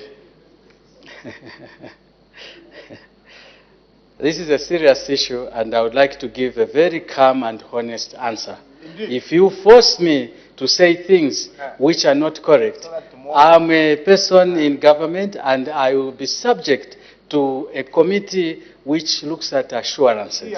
So I'm going to be careful in my answers. I will give you the truth which I can give. So as it is, I know that next week I will get about 500 million.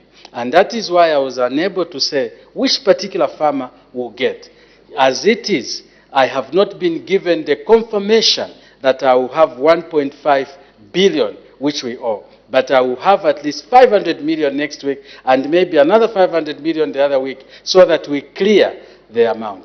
One thing I can give assurance, Madam Speaker, is that this government will pay the farmers. It will pay the farmers. We might take a little bit of time, and I'm aware. It is my ministry which manages the FISIP and the SAF. People are looking for a little bit of money to pay. I'm fully aware of the cries which the honorable members are going through, which farmers are giving them. I can only stand here and indicate that we are working very hard to look for this money so that we release it to the farmers. I thank you, Madam Speaker. Thank you. The honorable member for Chamano. Thank you, Madam Speaker. Minister, we have Kanyelele, that is Mbazi ward. I think you know that area. We went with you some time back. This is an area which is a food basket in Chama district. It produced more than 15,000 by 50 kg bags of maize. Now, Honorable Minister, it is 150 kilometers from Kanyelele to Chamaboma. Now, farmers have to travel all the way to go and get money in the Boma, which is very, very costly for our farmers. I've been in touch with the PS Agriculture and the FRA CO that why don't government, your ministry, consider paying the farmers right there in Kanyelele than people covering a distance of 150 kilometers to go and access this money in the Boma. So why is your ministry going to consider paying those farmers right there in Kanyelele than them covering that long distance? I thank you. Thank you. The Honorable Minister of Agriculture. Thank you, Madam Speaker. I think I will take advantage and answer the question in a very serious manner in two ways.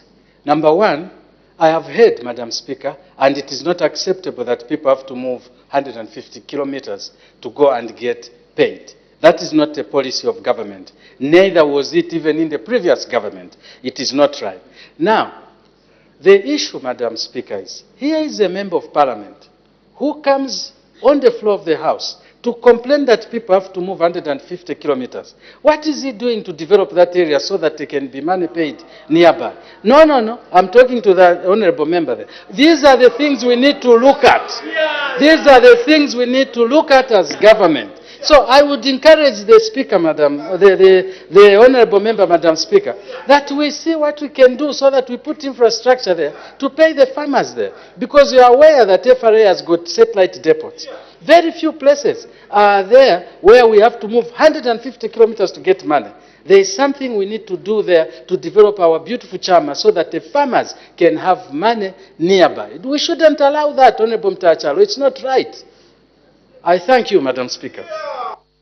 Thank you very much. I think the two of you, the Honorable Minister of Agriculture and the Honorable Member for Chama North, you need to engage so that you can pick each other's minds on how best this issue can be resolved.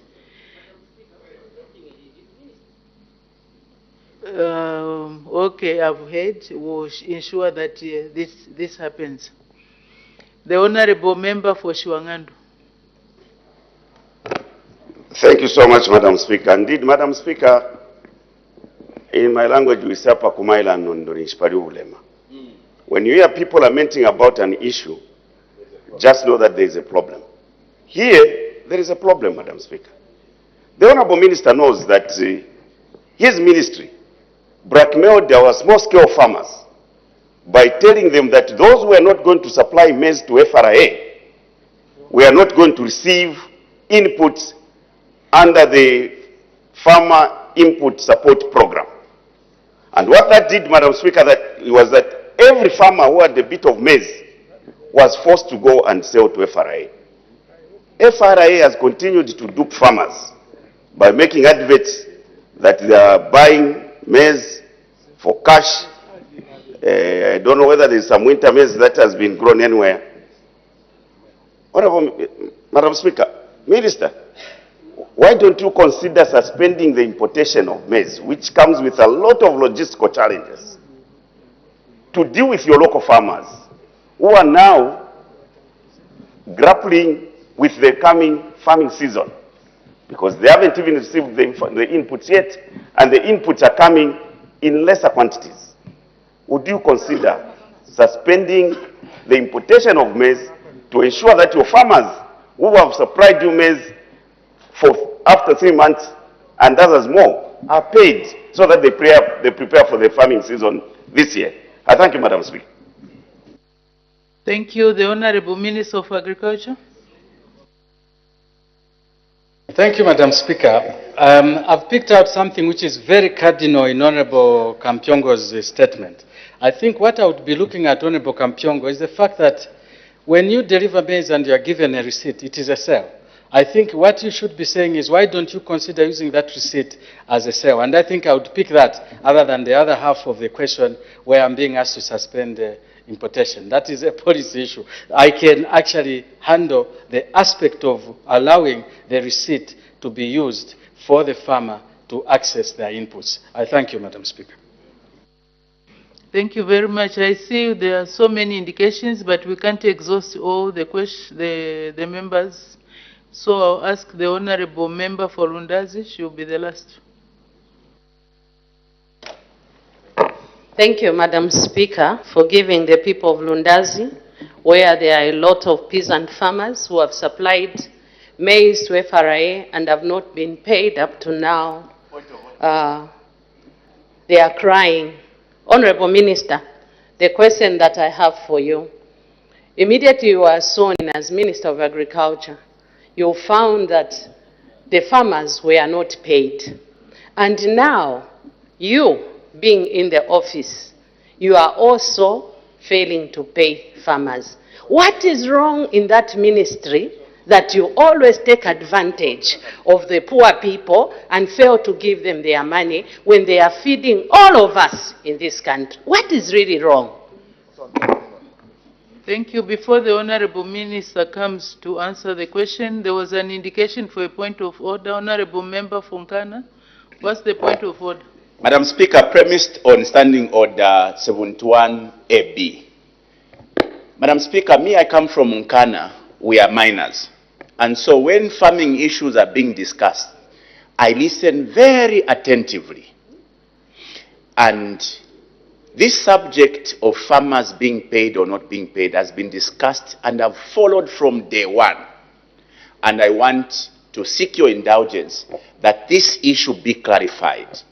The Minister of Agriculture presented to this August House that the 1.5 million metric tons of maize he found in store was sold so as to raise money to pay the farmers who the PF were owing at the time they left. But also here on the floor, Madam Speaker, the previous Minister of Agriculture challenged the minister that at the time he was leaving, there was not a single farmer who was not paid.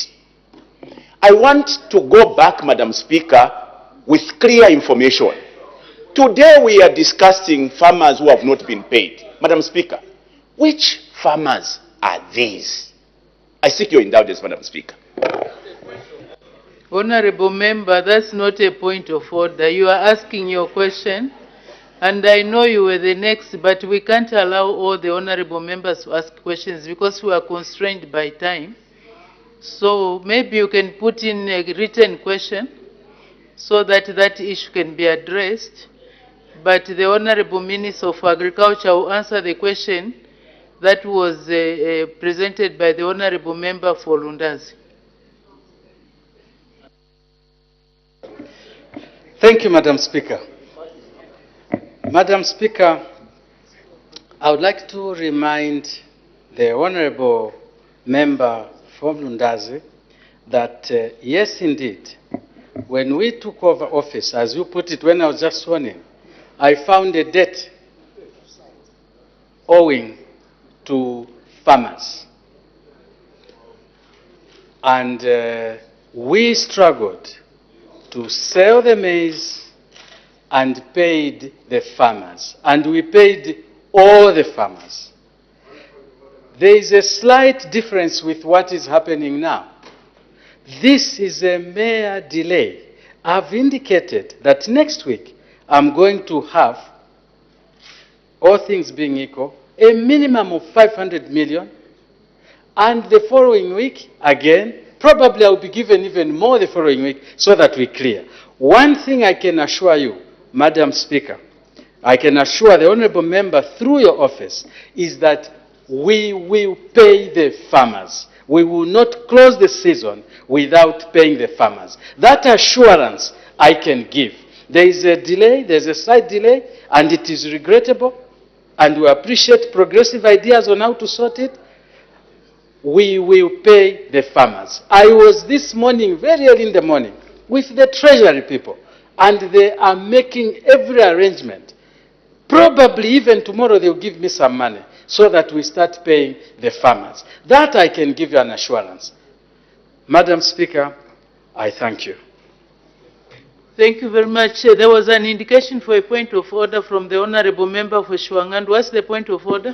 Madam Speaker, my point of order is pursuant to Standing Order 71. Madam Speaker, I want the Minister, I was following the Minister's response. The money to procure grain, Madam Speaker, is appropriated by this August House. And where there is an over-procurement, the supplementary budget comes back to this August House. The Minister is trying to portray a picture to the nation that he had the authority to sell maize as a ministry and pay the farmers without coming to this August House for approval. Is in order to mislead the nation in that fashion, because we will be considering the budget tomorrow, which is coming. It will have a component of grain procurement for FRA. Is in order, Madam Speaker, to continue misleading this institution which performs the duty of appropriating funds for expenditure of government, and consequently misleading the nation. I seek your serious ruling, because tomorrow we'll be having the Minister coming as a bearer of the message of the head of state, and all the government expenditure will be spelled out in those estimates. I seek your serious ruling, Madam Speaker. Thank you very much. We don't want to stretch this matter further than is necessary. But from what I was hearing from the Honourable Minister of Agriculture, he said when he took office, and when did he take office? It wasn't this year or last year. It was 2021. So that is when the Honourable Minister took that decision. So if we have to make sure that it was within the budget as approved, we need to show the budget that was approved that there was no provision for provision for procurement of or paying of people who were owed maize. So without that, then it's difficult for us to say whether the minister used the money without the authorization of this House. So the point is not admitted, it falls off. Thank you. The Honourable Member for Mukushi North, you wanted to raise a point of order. South, was it? Mukushi South. Madam Speaker, I wish to withdraw my point of order. It's in line with what the Honourable Member has spoken, because I wanted to find out where he had taken money that you gave us to appropriate in this House. and where he had taken that money, that minister seated there. I thank you, Madam Speaker. Now we are opening up a Pandora's box because you are, the Honorable Minister wants to say something. The Honorable Minister of Agriculture. Thank you. Thank you so much, Madam Speaker, for allowing me to clarify to the nation on this matter. When we took over office, the people who should answer why they didn't pay farmers are the PF. Yes. The very colleagues who are asking me the question. Honorable Kampyongo was a cabinet minister. Wasn't there an appropriation? Why did you not pay the farmers? You are questioning me here why I'm not paying farmers. And I'm saying they are going to give me the money to pay the farmers. But you left a debt. Honorable Mkushi South, you left a debt. Where did you take the money? Why do you want to mislead people? No. We will not allow this. There was an appropriation for you to buy maize through the food reserve agency. You didn't pay the people. We came and we didn't find money. We sold and paid them. And today you are questioning. What type of thinking is that? Honestly speaking, this is not right, Madam Speaker. The people who should answer for this is the PF ministers. I thank you. Okay, let's make progress. We have business to transact. No more points of orders. We need to make progress. Next question, the Honorable Member for Lundazi. Thank you, Madam Speaker.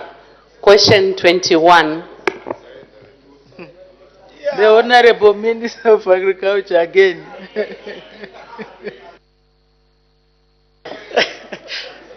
Thank you, Madam Speaker. It's so nice dealing with the PF. Madam Speaker, the Honorable Member for Lundazi asked the Minister of Agriculture whether the government has decided to exclude all old cooperatives from the Farmer Input Support Program for the 2024-2025 farming season in preference for newly created cooperatives in Lundazi district. And B, if so, why the old cooperatives have been excluded from the program, and C, what plans government has for the old cooperatives. Our response is as follows, Madam Speaker. A, government has not decided to exclude all old cooperatives from the Farmer Input Support Program for the 2024-25 farming season in preference for the newly created cooperatives in Lundazi district.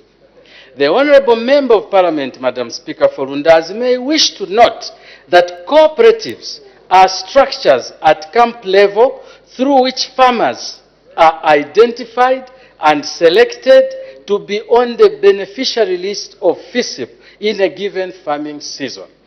The role of the cooperatives in the implementation of the FISIP are, 1, to consolidate the list of the beneficiaries and submit them to the Camp Agriculture Committee, the CAC. 2, receive approved beneficiary farmer lists from the CAC. And 3, publicize the beneficiary list. And 4, to ensure that all redeemed inputs are accounted for.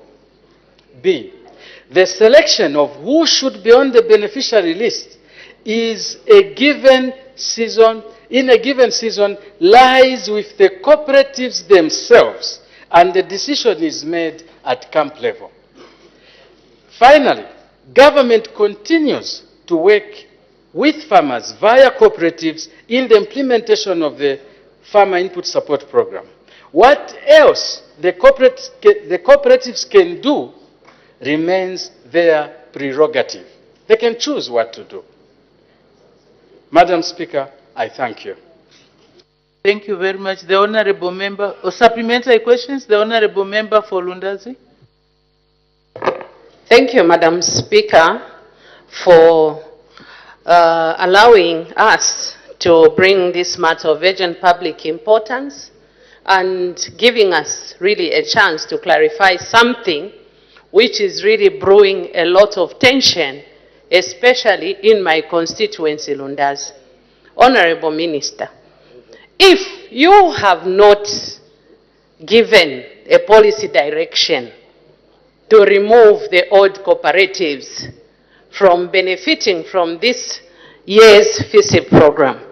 Why are your district commissioners going around and informing the people that the old cooperatives are not going to benefit anything? And this is a time when the list is being made. I ask this in a sincere way because I know that most of the old farmers are the ones who have the land. And these new farmers may just get fertilizer and go out and sell, and we are going to cry with hunger again here in our country. Honorable Minister, who has given that policy direction, which your executive representatives are using to tell the old cooperatives that they are not going to benefit? I submit, Madam Speaker. Thank you. The Honorable Minister of Agriculture. Thank you. Thank you, Madam Speaker. Madam Speaker, it was in this House where I did give guidance that the honorable members should get involved in this issue of FISIP. We did not stop there, Madam. I think we gave a letter which actually indicated that MPs, honorable members of Parliament, should have a say in what is happening in their constituencies and the cooperatives in as far as the FISIP is concerned. It is sad, therefore, that in Lundazi, that doesn't seem to be the case, because I would have expected the honorable member to actually question whoever is misleading that the old cooperatives or that cooperative should be left out, because the law now is such that we as MPs should get involved. We should get involved in the selection of who gets the FISIP. And we made it clear, it's in black and white. I wrote and gave each honorable member of Parliament. So for me to be asked that question, to say why, who is giving orders, who is doing that, I think it is, no, I wouldn't say malicious, that's my sister. I would say we can do better than that. So please, let us find out in Lundazi. Maybe we should sit in the office, let's call the DC and find out why that is happening. But to other honorable members, don't allow that to happen. You are legislators. You have got authority. We gave a letter to you. I gave a letter to you. Therefore, use it so that you can be part and parcel of the decision making on who gets what, which FISIP, a beneficiary is there. All we are trying to do is to get rid of false farmers who don't exist. And there are many, Honorable Speaker. There are too many. And I rely on the members in this House to help the ministry to choose the right. I thank you. Honorable members, we need to make progress. For now, let's have the supplementary questions. The Honorable Member from Pika. Madam Speaker, I'm very grateful for this opportunity. And Madam Speaker, let me request that I use this opportunity for the Honorable Minister of Agriculture to clarify what seems to be a national issue now regarding the FISPO program. I want to take advantage of this question by the Lundazi MP. Madam Speaker, I arrived yesterday morning from my constituents, and the information there is unlike what the minister is saying. Almost everywhere, the entire Mchinga province, CAC chairpersons, camp officers have been going round their camps telling FISP beneficiaries that you old beneficiaries have been weaned off the program. That is the information which is there. And I also attended one of the meetings where the camp officer was delivering such an information, Madam Speaker. On record, Madam Speaker, the Honorable Minister of Agriculture before has told this House that his ministry had embarked on a program to remove ghost farmers on the program, from the program rather. However, Madam Speaker, again today is telling us the same thing. Madam Speaker, my question to the Honorable Minister of Agriculture, therefore, is, are you, or rather, have you removed all the beneficiaries from the FISIP program starting from this year? Madam Speaker, I thank you. The Honorable Minister of Agriculture. Madam Speaker, I thank you, and I thank the Honourable Member from Mpika for enlightening us on some of the issues that are going on. Number one, Madam Speaker, I have openly indicated here that we, as Honourable Members of Parliament, should get involved in this arrangement. Please, let us get involved. The FISIP started in the year 20,000, 20,000, 2000. This is 24 years down the line. It is up to us in this House now, with the authority that we're given, to make sure that the same people do not get this privilege over and over and over again.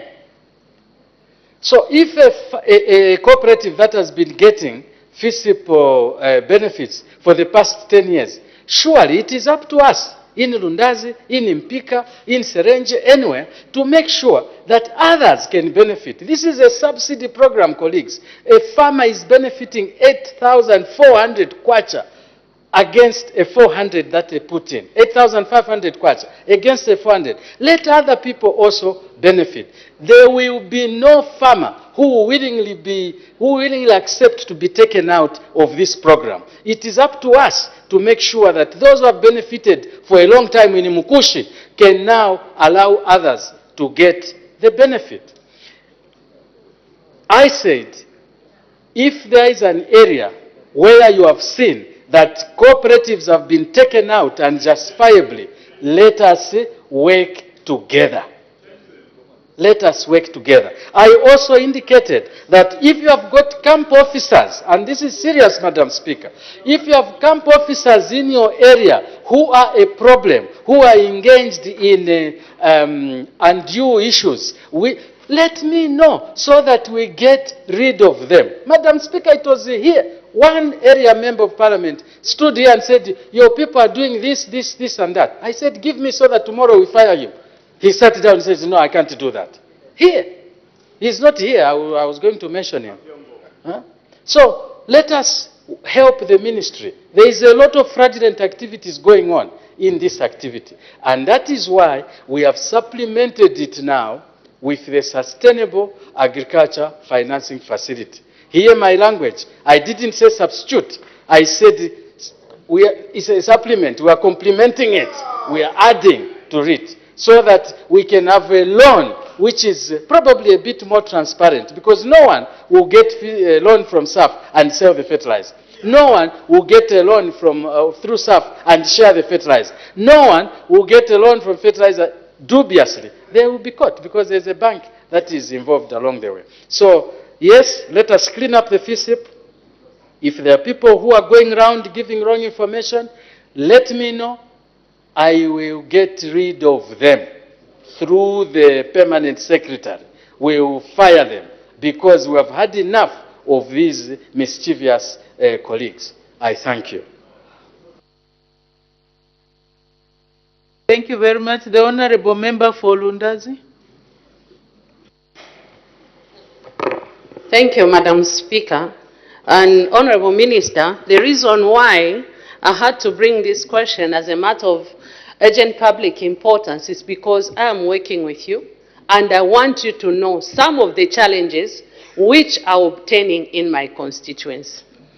The challenge that is there is that these people that you are dealing with, Honourable Minister, the quickest way to decampaign yourself is to touch that poor farmer in the rural area.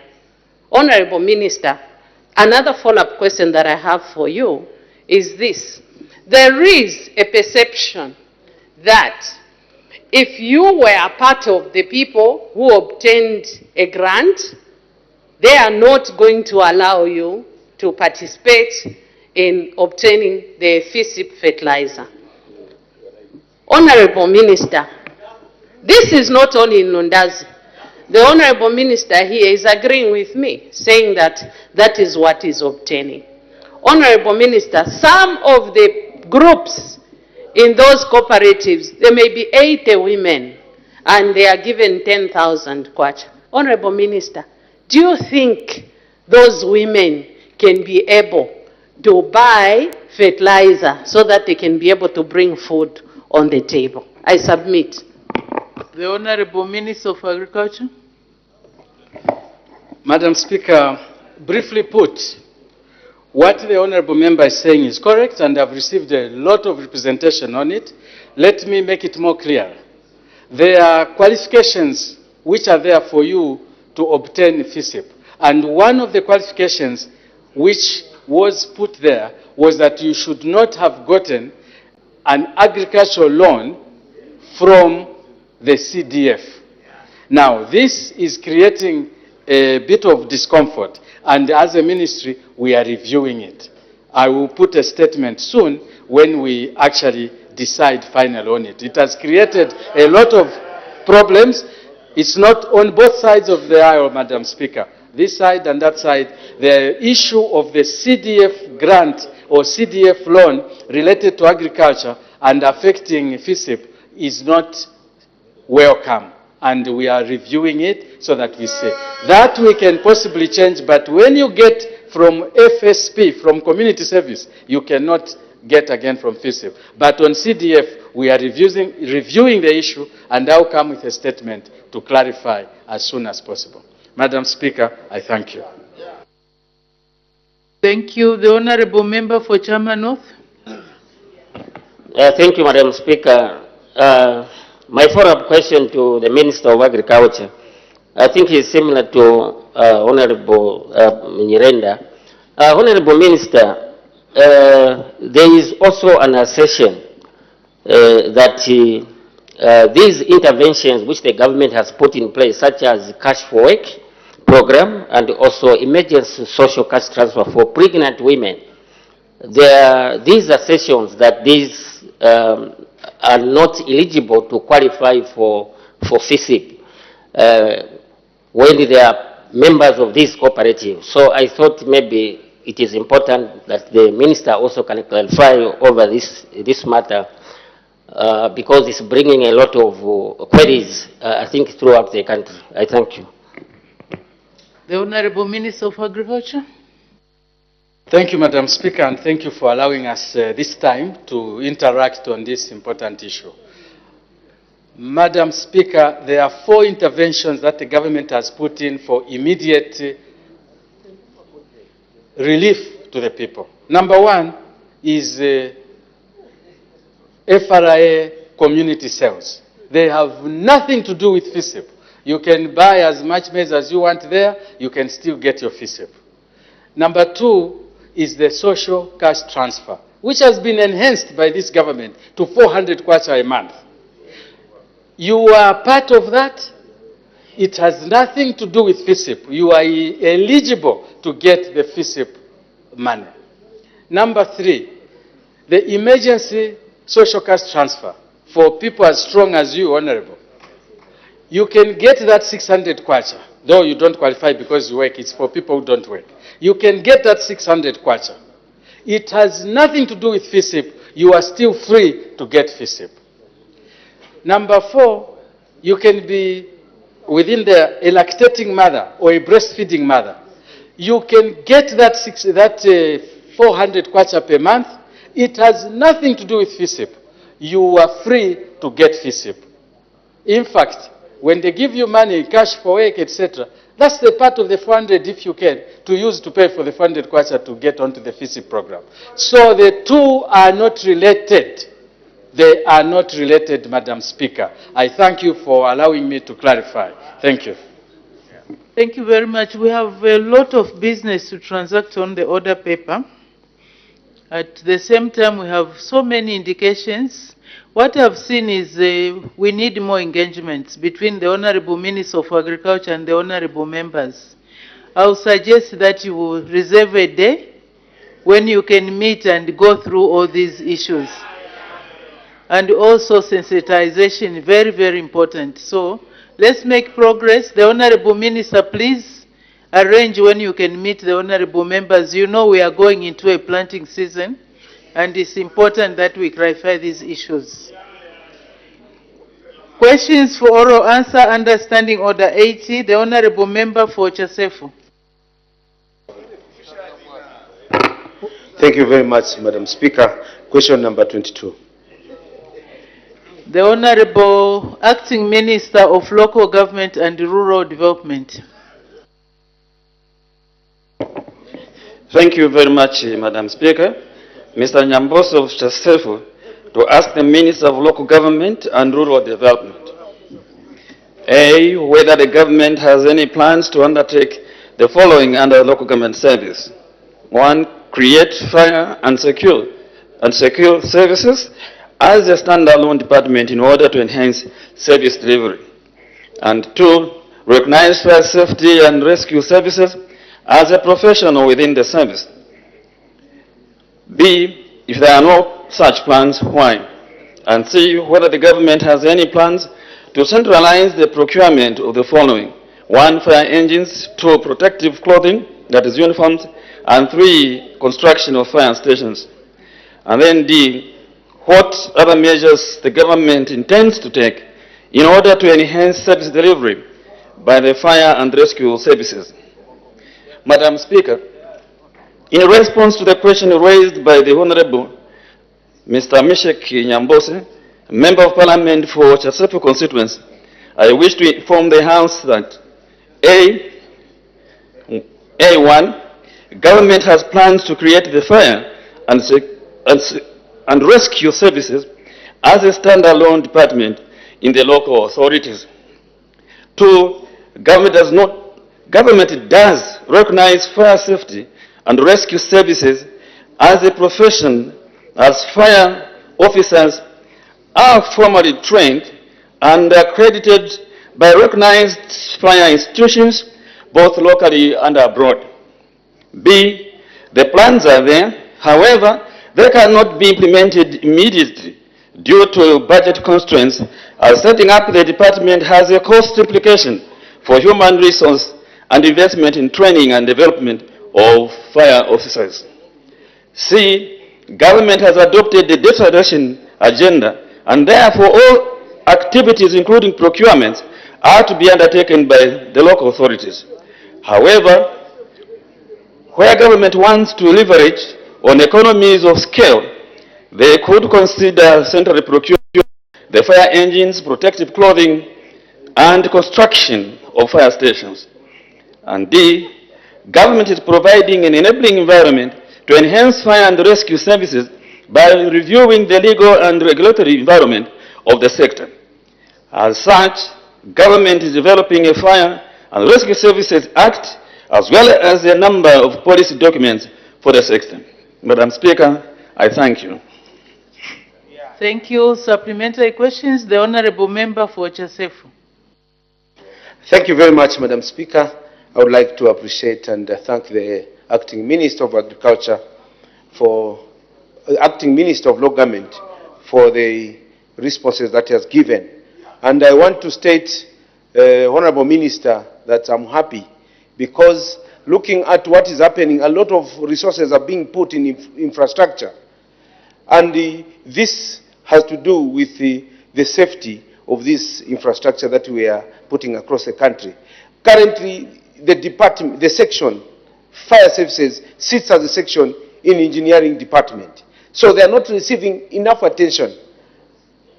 For instance, I want to ask a follow-up question on the procurement of fire engines. Lusaka, which has a population of about 3 million, on average 3 million people, has only one functional fire engine. It is becoming difficult to manage, and they have 5 fire stations. Is your ministry considering procuring fire engines, not only for Lusaka, but for all the fire authorities in this country, 116 fire authorities. We only have 26 functional fire engines. Lusaka has only one. Are you considering procuring more fire engines to help this section combat the issues of fire services and rescue? Thank you. Thank you. The Honorable Acting Minister of Local Government and Rural Development. Thank you, Madam Speaker. Yes, indeed, I think the services for the fire department are quite scanty. We therefore are looking forward to buy more fire tenders so that our property that we are actually building are safe. At one point I saw the firefighters using buckets to put out fire. Thank you. Thank you. The Honorable Member for Ron. Thank you very much, Madam Speaker, and thank you very much, Honourable Minister, for the response. Now that government is considering to do that, Honourable Minister, many times we have seen fire tenders rushing to go and draw water even when some property is on fire, searching for water from one hydrant to the other hydrant.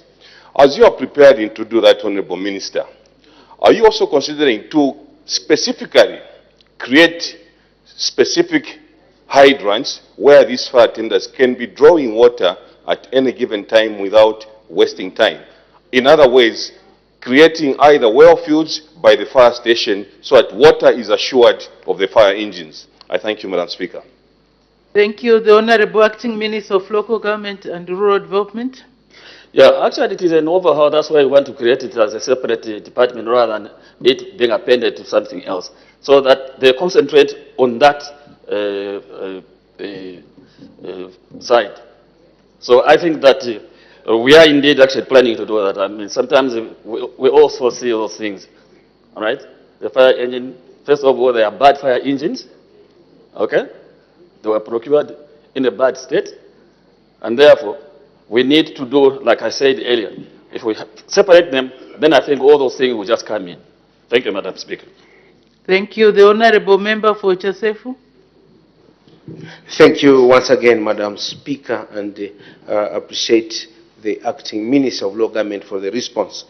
Fire officers operate in hazardous environments, risky environments.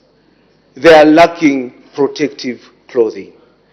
Their uniform, the special uniform, is very expensive for the local authorities to procure for them. Is your ministry considering procuring protective clothing for the fire officers who are exposed to these hazardous environments to be procured centrally by your ministry to help them in this situation? Thank you very much, Mr. Minister. The Honorable Acting Minister of Local Government and Rural Development. Like I said, Madam Speaker, when the question was asked, I think I really gave an answer. I said government has adopted a decentralization agenda, and therefore all activities, including procurements, are to be undertaken by the local authorities. However, where government wants to leverage on economies of scale, they could consider centrally procuring the fire engines, protective clothing, and construction of fire stations. I think I'd answered it. Thank you. The Honorable Member for Kabwata. Thank you, Madam Speaker. Honorable Minister, in the past we had so many water hydrant points where the fire engines would actually go and draw water. But what we are seeing now is that you'll find that once the fire engine runs out of water, you see it rushing back to the central place where they're drawing water. Would you be in a position to state whether government is in a position to build or reconstruct or renovate the old fire hydrants or water hydrants that we had in the past, especially in the 80s? Because most of them are not working. So would you be in the position to inform this House whether government is actually going to renovate or build more water hydrants point? The Honorable Acting Minister of Local Government and Rural Development. Thank you, Madam Speaker. I think this question was asked by a road member of Parliament, and I answered that yes, we are in it not to do things differently. As you might be aware, yes, sometimes we see these fire tenders speeding to go and draw water. By the time that they go to where the fire has broken out, the building is finished. So it is important, yes, to go back to the 80s when things were normal. Thank you. Thank you very much. Before we progress, honorable members, just to notify you that in the absence of the government chief whip and the deputy whip, honorable member for Mitete will be acting in that position. So please accord him the necessary cooperation.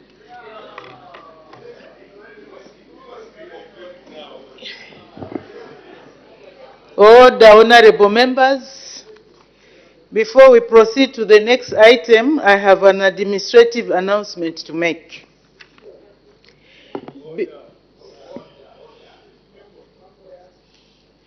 Before I make the announcement, I direct that broadcasting of proceedings in the House to the public be suspended to enable me.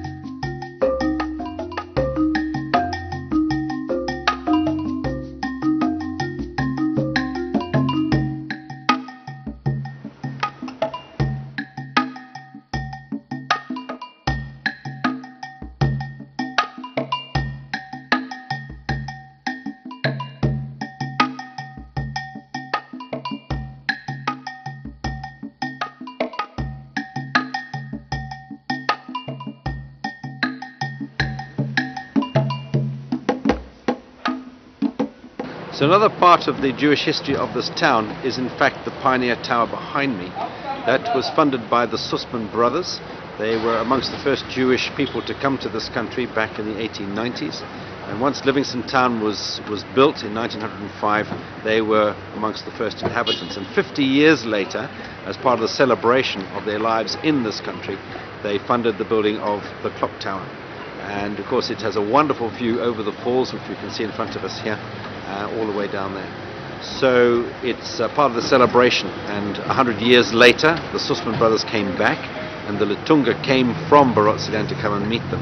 That is the prominence that this particular family had in this country, and of course in South Africa, because they left here, Livingstone, to go to South Africa, where they set up in South Africa the company called Woolworths. So to this day the Jewish people have a strong influence not only in this country but in the sub-region.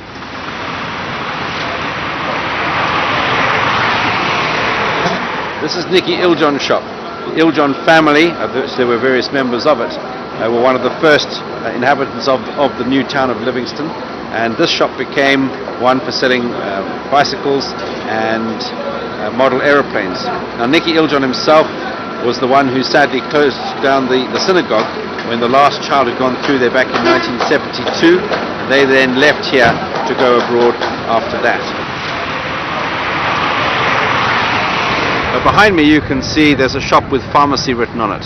This used to be Sossi's Garage. This was a man called Harry Sossin who married into the Sussman family, and he had the leadership of the Chevrolets back in the Northern Rhodesian days. And also, I'm pointing out over here, this tree is exactly where King George VI of Great Britain stood in 1947 in his visit to this country.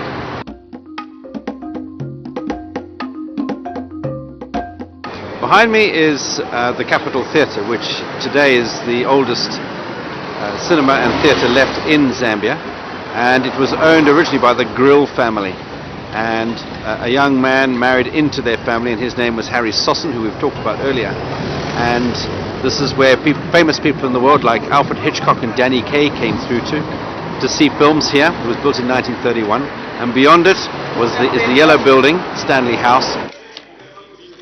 Which is next question, the Honorable Member for Kabushi. Thank you, Madam Speaker, for this opportunity. Question number 23.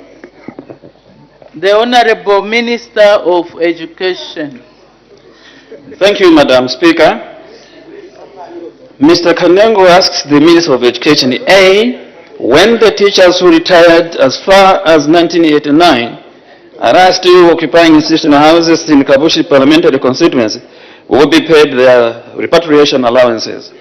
And B, when the retired teachers will vacate the houses to leave room for serving teachers.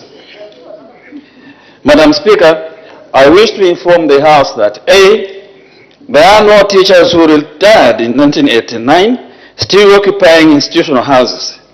However, there are 16 teachers who retired as far back as 2006 and are still occupying institutional houses in Kabushi Parliamentary constituency. Efforts are being made to expedite payment of their repatriation allowances by December 2024. B, the government through my ministry remains committed to ensuring that by December 2024, retired teachers who would have been paid their repatriation allowances vacate the institutional houses, allowing serving teachers to access these houses. Madam Speaker, I thank you. Supplementary questions, the Honorable Member for Kabushi. Thank you, Honorable Minister, for that answer. Honorable Minister, some of these retirees, they are holding on to these houses because they've got expectation that your ministry in future may dispose of these houses. Do your ministry have intention to sell these standalone houses for teachers? I thank you. Thank you. The Honorable Minister for Education. Government has got no policy to sell these houses. As you might be able to know, the house stock for teachers is quite limited. And so, those even if they are institutional houses, they cannot be sold to what. Otherwise, the teachers who are working, where will they go? So, government has not done that yet. Thank you. Thank you. The Honorable Member for Ron.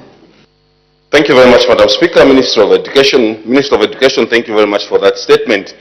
Madam Speaker, the situation obtaining in Kabushi is also obtaining in my constituency, and I think I had a chat with the minister. These houses, Minister, has actually now gone into a dilapidated state.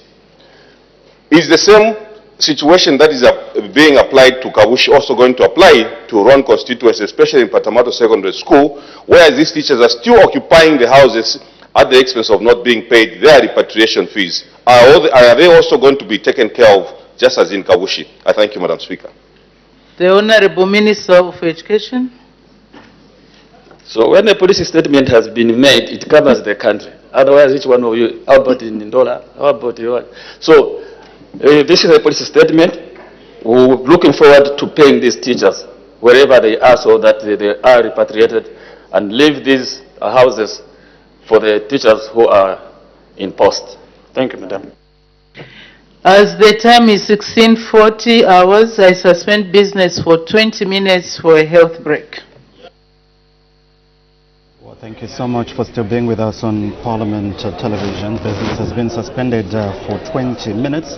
and at the time business was suspended. The House was considering question number 23, which came from Mr. Kanengo Kabushi, Member of Parliament, and it was asked by the Member of Parliament for Ron constituents due to the prior arrangement, and was directed to the Minister of Education. The member wanted to find out when the teachers who retired as far back as 1989 and are still occupying institutional houses in Kabushi Parliamentary constituency will be paid their repatriation allowances, and when the retired teachers will vacate the houses to leave room for serving teachers. And the minister has just concluded responding to a follow-up question that came from Ruan Member of Parliament, Mr. George Way.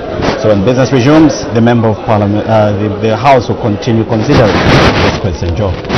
Yes, so just remind our viewers that when business resumed at 14:30, Madam Speaker made some announcements, and in the first announcement, she did acquaint the House with the presence in the Speaker's gallery of the following honourable members of Parliament and staff from the Parliament of Ghana, led by Mr.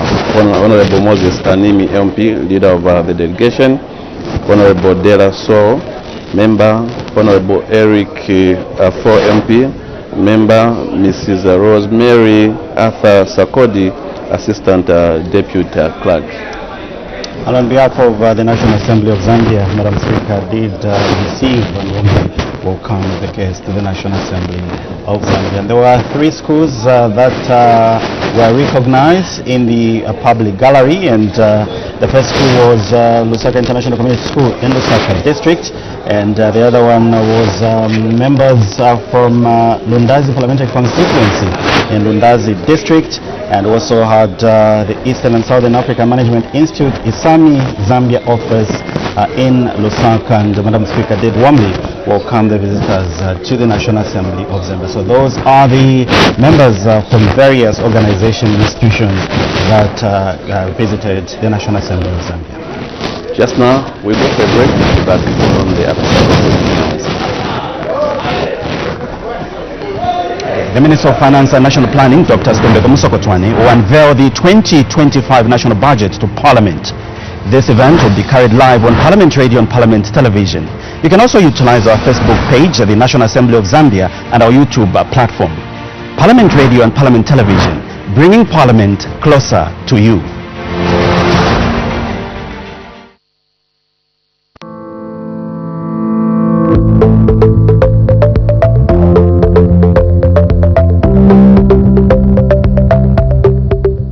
With the budgeting system having undergone reforms in the last few years, changing from an activity-based to output-based budgeting and integrating the planning and budgeting processes through the enactment of the National Planning and Budgeting Act of 2020, the National Assembly of Zambia, in collaboration with the United Nations Children's Fund UNICEF and the Zambia Institute for Policy Analysis and Research ZIPA, organized a training workshop for sector budget analysis for selected National Assembly of Zambia members of staff. The workshop was aimed at strengthening the capacity of members of staff to effectively discharge their functions in supporting members of Parliament, particularly in scrutinizing the national budget sector by sector after it is presented by the Minister of Finance and National Planning. The workshop was held from 19th August to 23rd August 2024 at Golden Sonnets Hotel in Kabwe. Speaking during the official opening of the workshop, Clerk of the National Assembly of Zambia, Mr. Roy Ngulube, emphasized the importance of sector budget analysis in enhancing the budget approval and oversight function of the National Assembly. Sector budget analysis is important in enhancing the budget approval and oversight function of the nation. One of the objectives of sector budget analysis is to ensure that resources are appropriated by the National Assembly to various heads of expenditure, and in doing so, that these resources are aligned with the national development plans, and in this particular case, the 8th National Development Plan. The National Planning and Budgeting Act requires every ministry provincial office, local authority, and all spending agencies that receive appropriation or appropriation in aid to prepare a 5-year institutional strategic and implementation plan. These plans are supposed to form the basis for the formulation of annual budgets and medium-term budget plans. Referring of budget estimates to oversight committees will also provide a platform for deep engagement between the ministries, provinces, and other spending agencies with parliamentary oversight committees, which was not the case in the old system. These institutions will now be able to directly inform the committees what their ideal resource requirements should have been in the particular fiscal year for adequate and effective service delivery. Mr. Ngulube also noted that it is important for members of staff to have a common understanding of the new procedures as laid out in the National Assembly Standing Orders 2024. The Public Debt Management Act of 2022 enhanced the National Assembly's oversight role in public debt management. Now the National Assembly is required to approve the annual borrowing plan as per the Constitution and also our standing orders. So far, I think that we've seen the budgeting committee and perhaps maybe the expanded budgeting and planning committee have some kind of experiences in considering the annual borrowing plan. I must state that it is our duty to support the members of parliament in ensuring that any borrowing is well intentioned and that it is at a low cost and with a minimal degree of risk. I implore each one of you, each one of us, to take away something from this training to assist you in your work. Ladies and gentlemen, as you prepare for the presentation and approval of the 2025 budget estimates, it is essential for us to have a common understanding of the new procedures as laid out in the National Assembly Standing Orders 2024. And speaking on behalf of UNICEF Country Representative, Ms. Penelope Campbell, UNICEF Social Policy Specialist for Public Finance, Mr. Miselo Walia, commended the National Assembly for its commitment to analyzing the budget with a targeted focus on individual sectors. In supporting members of Parliament, your technical expertise is crucial in ensuring that the legislative process is thorough, informed, and ultimately serves the best interests of the Zambian people. UNICEF is proud to support this training as part of our broader agenda to improve the lives of Zambians, particularly children and their families. UNICEF's work in public finance for children aims to ensure that sufficient resources are allocated to child-related policies and programs, that spending is efficient and results-oriented, and that resources are distributed equitably with special attention to disadvantaged groups. Through these efforts, we strive to create a transparent and accountable budgeting process where citizens, including children and adolescents, are empowered to monitor and participate.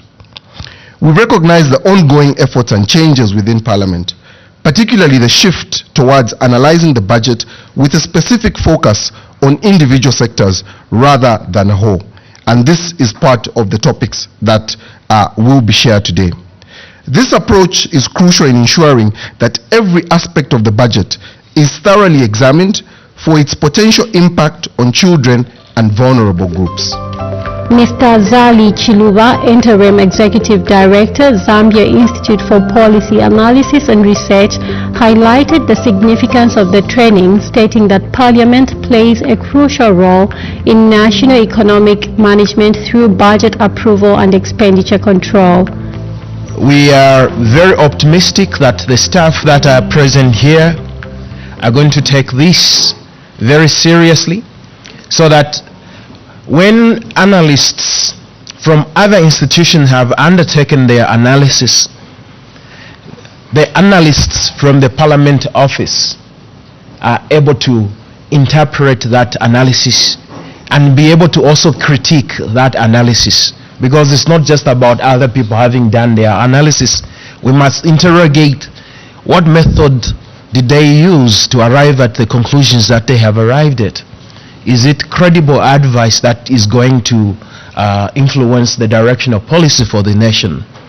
We need to be able to interface the various analysis that we're going to receive. And I wish to commend the CEO of the Parliamentary Office, the Clerk of the National Assembly, for facilitating and supporting this process of training. You are doing a very great job. And Principal Clerk of the Institute for Parliamentary Studies and Training, Mr. Tennyson Nyangu, emphasized the importance of Parliament's oversight role in ensuring that the work done has a tangible and positive impact on citizens' lives. This is where our collaboration with UNICEF becomes so vital. UNICEF, with its unwavering commitment to the rights and well-being of children, brings a wealth of expertise and resources that will be instrumental in enhancing our public financial management and budget oversight functions. Together, we are laying the groundwork for a future where our national budget not only addresses the broader economic needs of our country, but also prioritizes the welfare of children, women, the disabled, and other vulnerable groups. This collaboration is more than just a strategic alignment. It is a convergence of shared values and goals. Through this partnership, we aim to enhance the capacity of our members of Parliament and staff, develop operational tools and systems that improve efficiency and foster greater public participation in our legislative processes. The training was facilitated by experts from the National Assembly of Zambia, Zambia Institute for Policy Analysis and Research, and the National Food and Nutrition Commission. Some topics covered during the workshop include an overview of the sector budget analysis, overview of the new standing orders, overview of the committee system, and highlights of major provisions of the Planning and Budgeting Act No. 1 of 2020. The standing orders have changed. With the standing orders, we have a new process of adopting the budget. The new process of adopting the budget or approving of the budget is totally different from what was happening in the previous years. If you recall, colleagues, in the past, the Minister of Finance would come to Parliament, make a presentation of the budget, and through that presentation, he would be moving a motion of supply. Under the new dispensation, there is a small departure from that, in that when the minister comes to present the budget, he is merely coming with his budget speech together with the accompanying documents which are contained in our standing orders.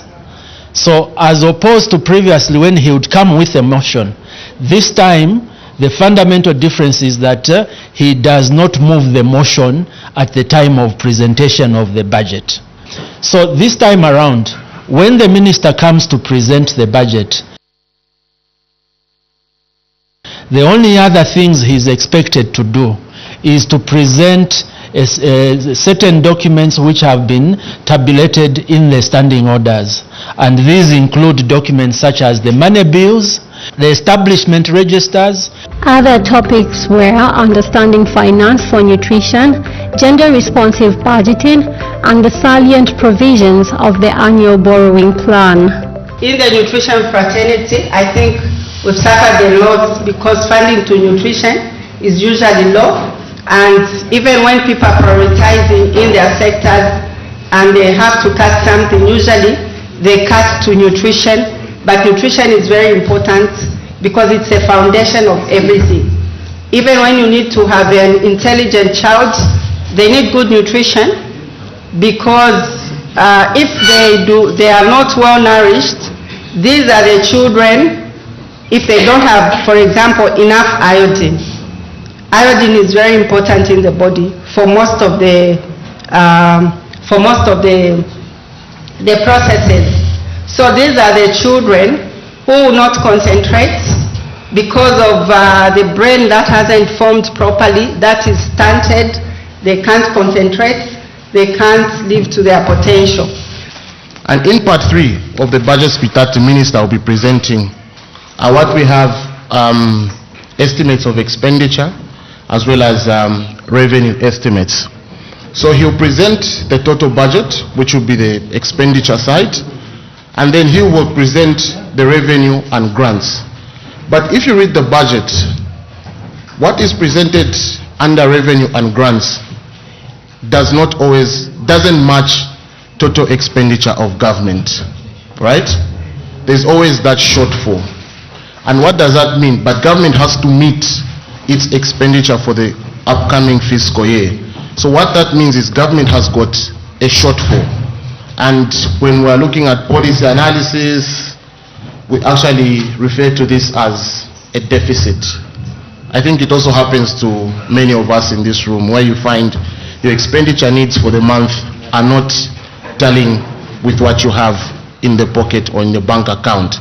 So you've got that shortfall, and we call that a deficit, right? So when that deficit has been arrived at, the minister or the treasury have to go out and look for those funds to meet its expenditure. And in so doing, the minister lays out what we now call the annual borrowing plan. Because from there he will show to say, I've got a deficit of X. And for me to finance this deficit, this is what I have projected or tabulated to outsource from sources outside the budget or outside what we are going to raise from taxes, that's from VAT, from company income tax, from pay, from user fees and fines and all those things. So he will present the annual borrowing plan, and this annual borrowing plan is backed by legislation. Participants were also given an opportunity to engage in practical group work on how to prepare some briefs in readiness for the sector budget analysis. And in a vote of thanks, Mr. Stephen Chiwota, Director of Financial Committees, expressed gratitude to all participants for their active engagement throughout the workshop. I would like to thank all of you for your active participation. I think I've attended a lot of workshops. This one, we did not need broad people to speak. You have been active from the beginning, so I would like to thank you for that. And you should continue. We are going to hold many more workshops like this through Mr. Nyango's Institute going forward. Please, when you are called to participate in such a thing, please just participate actively like you have done here. As Zambia enters a new era of budgetary accountability, this training represents a pivotal advancement in promoting effective and inclusive legislative oversight.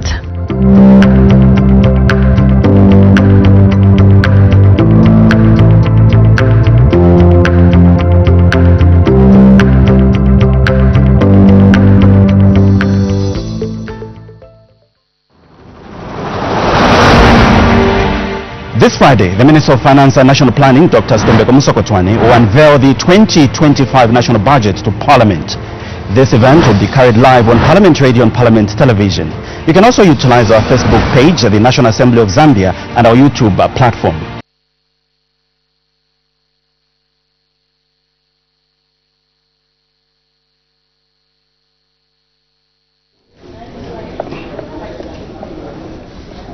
Thank you so much. You're still watching Parliamentary Television, the station that brings Parliament closer to you and business. Mr. Speaker.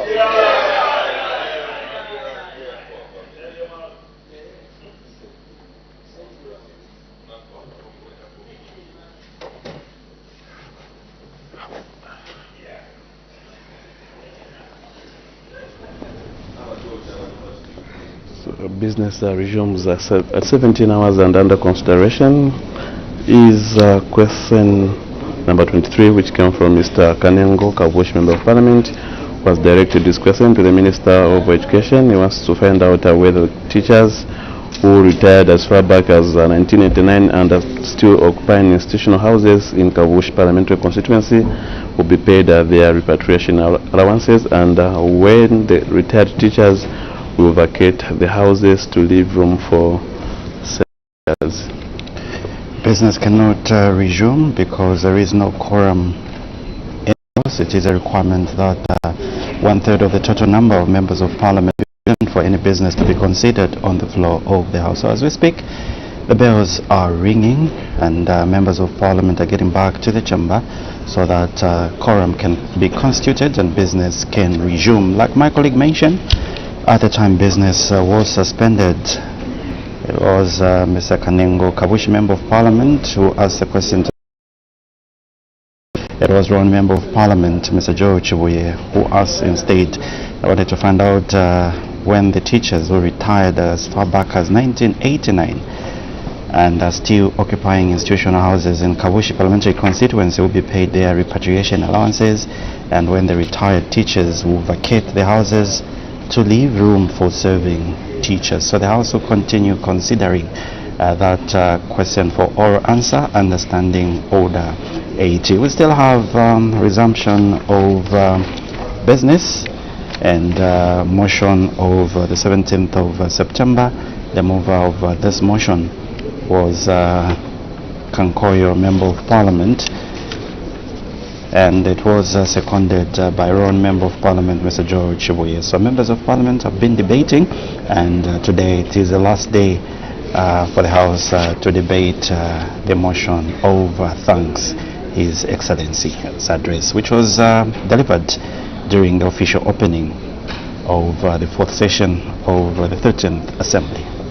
Yes, so far the House has considered two urgent questions under Standing Order 82. We had Mr. Yotam Teachalo, Chairman North, who did pose a question to the Minister of Agriculture. We also had Ms. Brenda Nyerenda, Lunda's Member of Parliament. She did pose a question to the Minister of Agriculture as well. So those are two urgent questions.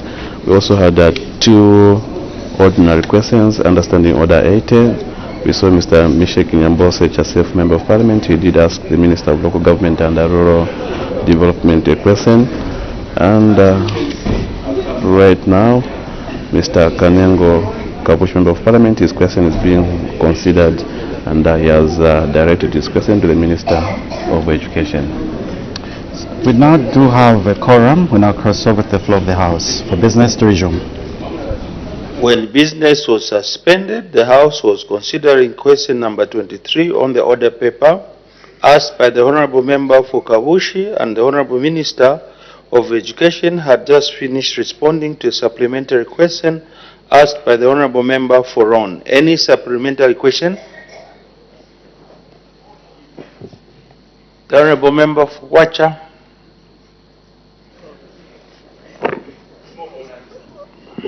Mr. Speaker, the question that I wanted to raise on the purchase of institutional houses was actually taken up, and the Minister adequately responded to that question.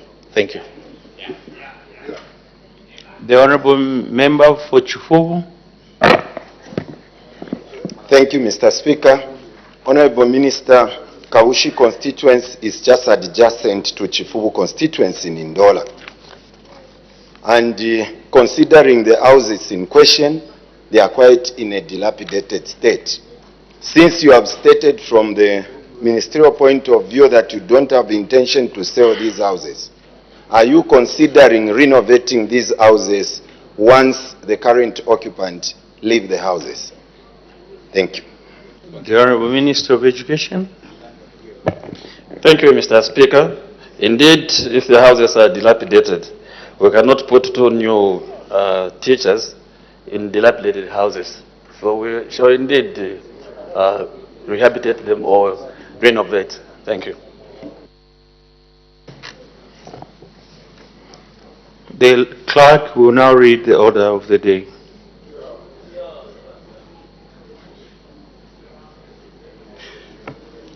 thanks the President's address, motion 17th September, resumption of debate.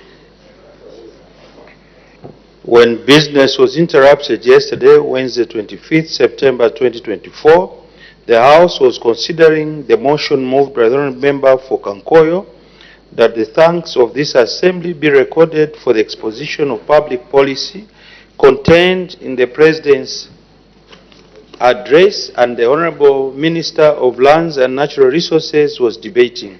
May the Honourable Minister continue.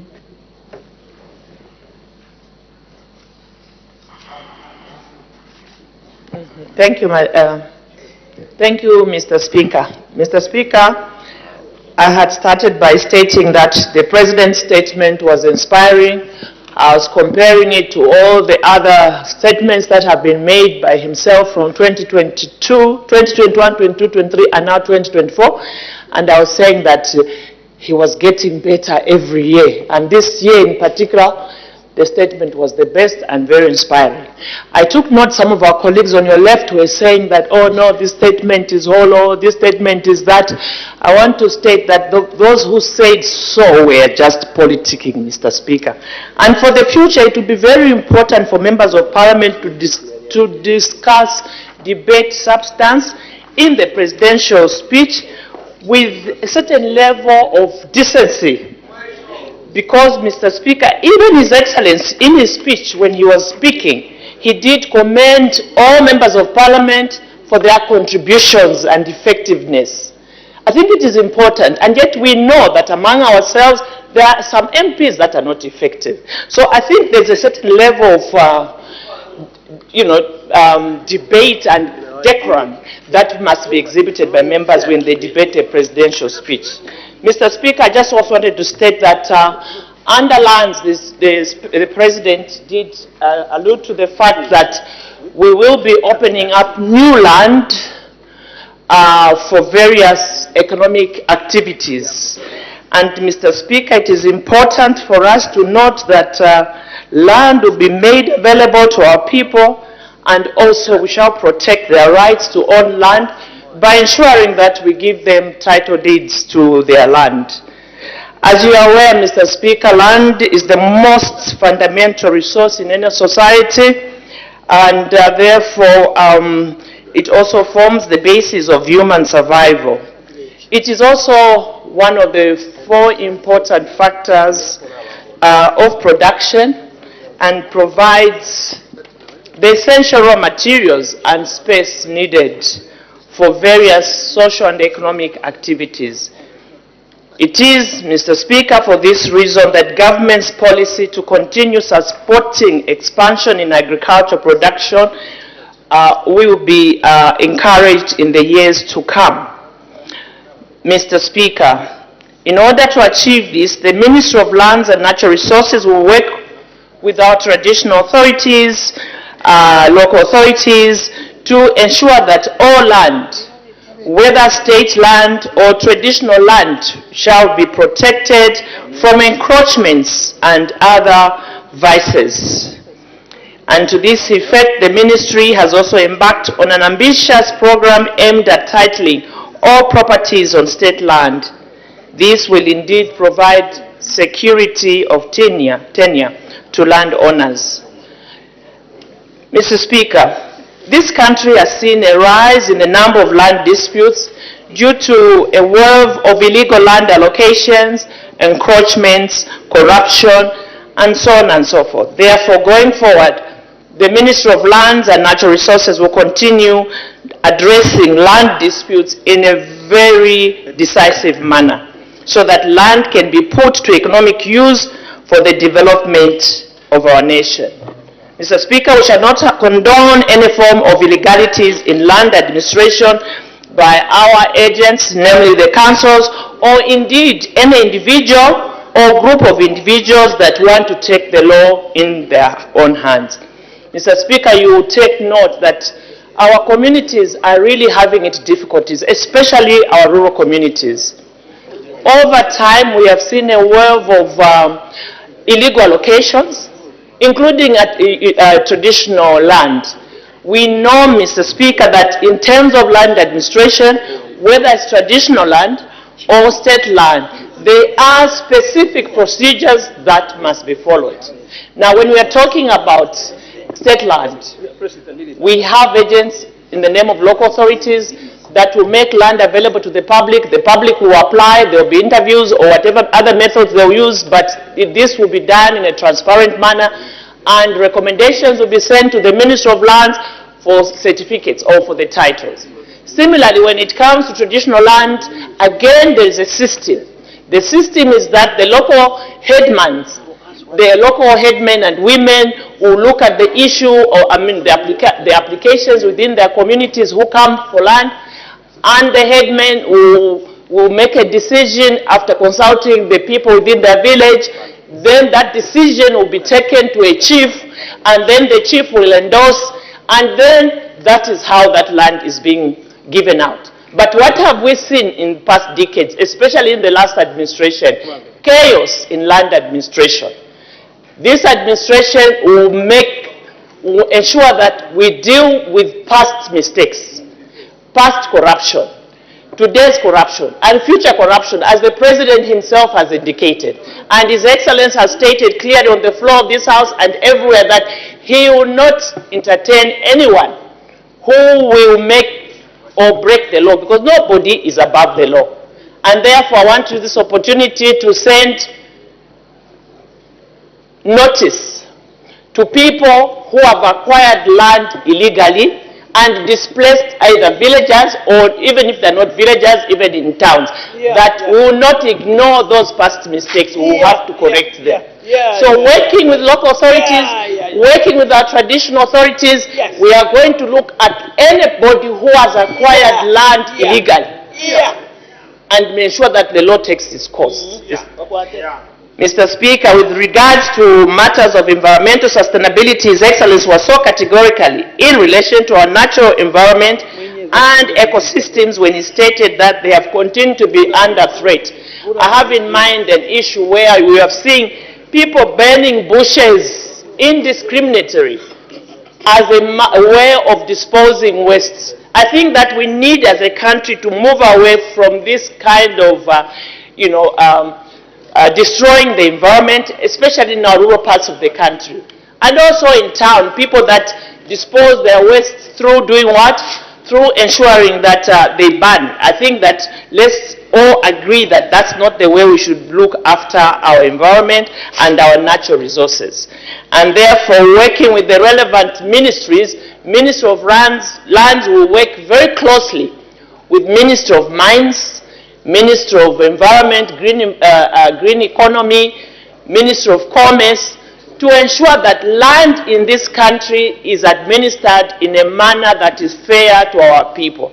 And also, I want to give notice that going forward, we shall, as much as possible as government, make land available, not just in certain districts or provinces, but in all the 10 provinces, and hopefully in all the 116 districts, so that we do not have our people encroaching or doing illegalities as if there is no land. We need to ensure that we empower our people with land, because land is a resource and it can be used for empowerment, and we shall do it deliberately to ensure that we give women, we give our youths and our vulnerable groups.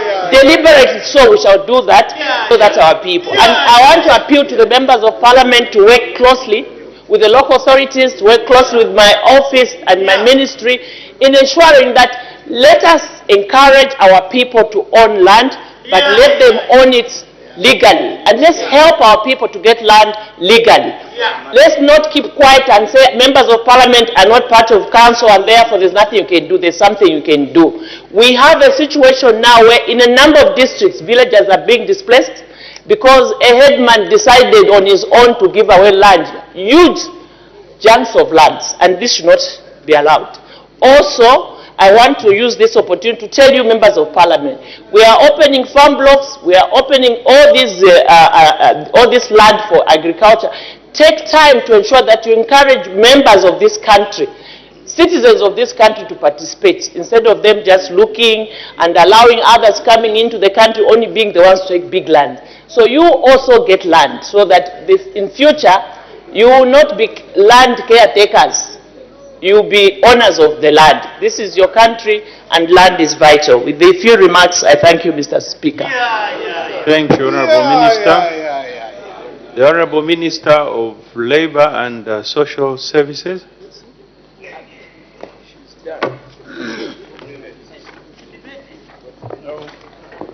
Mr. Speaker, I am speaking on behalf of Community Development.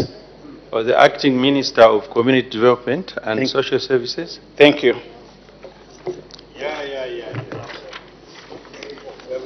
Mr. Speaker, I wish to thank you for according me this opportunity to deliver a vote of thanks to the address made by His Excellency the President of the Republic of Zambia, Mr. Hakainde Hichilema, during the official opening of the 4th session of the 13th National Assembly on Friday, 13th September 2024. Mr. Speaker, allow me to join other honorable ministers and members of parliament, other honorable members of parliament who have debated before me in congratulating the President for delivering such an inspirational and forward-looking speech to this august House.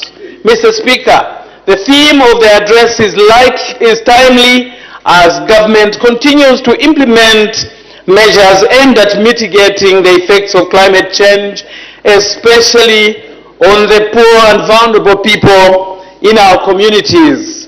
It is very clear from the President's speech, Mr. Speaker, from the President's speech that government remains committed and resolute to restoring economic growth and deliver development to the Zambian people. This is demonstrated by the various interventions undertaken across various sectors of the economy.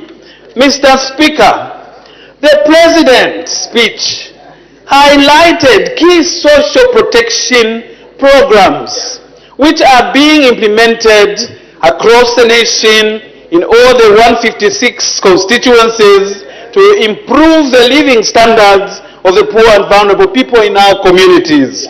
These include the social cash transfer and the food security pack programs, among others. Mr. Speaker, we are aware that there is the emergency cash transfer as well. And of course, there is also cash for work. And there's also food that is being provided to our communities, food for work. The list, Mr. Speaker, cannot be exhausted here. Mr. Speaker, it is gratifying, therefore, to note that on page 23 and 24 of the speech, the President gave highlights on how social protection coverage has been increasing over time, over the 3 years that we have come to govern together with our people. Under the regular social cash transfer program, the number of household beneficiaries increased from 1,027,000 in 2022 to 1,311,000 as at 31st of August 2024. So we can see the jump, the progression from 1,027,000 to 1.3 million, to be clearer, to be specific, as at August 2024. Mr. Speaker, further, the President outlined programs that are being implemented in response to the drought situation with regard to the social protection sector. The drought emergency cash transfer program being implemented to enhance food and nutrition security. It is very pleasing to note that 952,570, just to repeat, 952,570 households that experienced crop failure are now on regular social cash transfer are benefiting from this intervention. This augments the President's call to work together and ensure that no person goes hungry or dies as a result of the drought and other emergencies. Mr. Speaker, as rightly put by His Excellency the President, government has continued to provide basic farming inputs to vulnerable but viable farmers under the Food Security Part Program. The program has a total caseload of 242,000 beneficiary households for all the components, namely the rain-fed, the wetlands, and alternative livelihood initiative.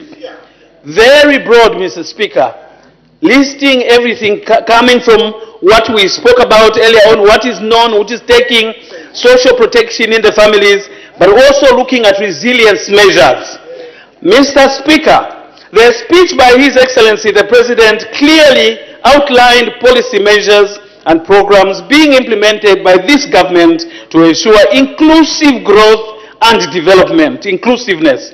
The President's call to remain committed, resilient, and passionate about building a peaceful, united, and prosperous Zambia cannot be overemphasized. Mr. Speaker, I wish to conclude my statement by stating that the speech delivered by His Excellency the President, Mr. Hakainde Hichilema, Commander-in-Chief and Republican President, has very progressive ideas and policy pronouncements for a better Zambia that both the two sides of this House have witnessed and do agree with. Let me encourage all honorable members, therefore, to rise above partisan politics. Mr. Speaker, let me encourage all honorable members to rise above partisan politics and support our government in delivering development to the people of this great nation.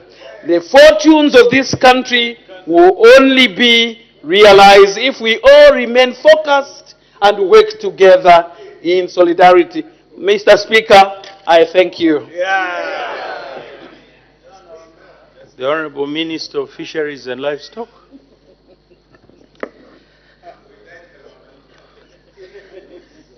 Mr. Speaker, thank you for according me this opportunity to contribute to the debate on the speech by His Excellency Dr. Hakainde Hichilema, President of the Republic of Zambia, during the official opening of the fourth session of the 13th National Assembly on Friday, 13th September 2024. Mr. Speaker, His Excellency the President, Dr. Hichilema, in his address, reminded the House of the challenging times that we are experiencing as a country due to the severe drought we are experiencing as a result of the El Nino weather conditions. The drought has had a negative impact on most sectors of the economy, and the fisheries and livestock subsector is not an exception. During this period, the country has experienced the worst dry spell in a long time, and this has had a devastating effect on the mandate of my ministry, as it has directly affected both pasture and drinking water for animals.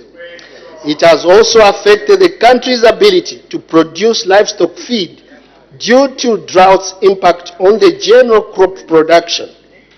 In most of the areas with high livestock populations, animals are lacking grazing pasture, water, and are affected by high temperatures. This has not only affected the nutrition of the animals, but has also led to high incidences of diseases such as anthrax, foot and mouth diseases, contagious bovine pneumonia, and tick-borne diseases. Fisheries and aquaculture have equally been affected due to low water levels. Mr. Speaker, To respond to the drought, we swung into action. Immediately, the alert was given by the Disaster Management and Mitigation Unit, DMMU. Our key intervention has been to reduce incidence of animal diseases. Through this effort, we managed to control the outbreak of anthrax in western and southern provinces in June 2024. Additionally, we intensified vaccination of anthrax in the disease-prone areas across the country, and this has worked to avert further outbreaks despite the drought. The ministry also successfully controlled the outbreak of contagious bone pneumonia in Chisamba and Kafue districts earlier in the year. Further, we intensified vaccination against diseases of national economic importance, such as CBPP, African swine fever, anthrax, and foot and mouth disease. To this end, the ministry conducted the following vaccinations as at June 2024. 1 million cattle were vaccinated against FMD, 750,000 cattle were vaccinated against CBPP, 1 million cattle were vaccinated against anthrax, and 25,000 doses were provided for vaccination against rabies. Mr. Speaker, it is clear that despite the country facing the challenges of the drought, we have been proactive in responding to these challenges. Zambia was the first country in the region to declare the drought as a national disaster. We have also continued to lead the way in not only responding to the effects of the drought, but also building resilience for the future through early recovery and resilience building initiatives.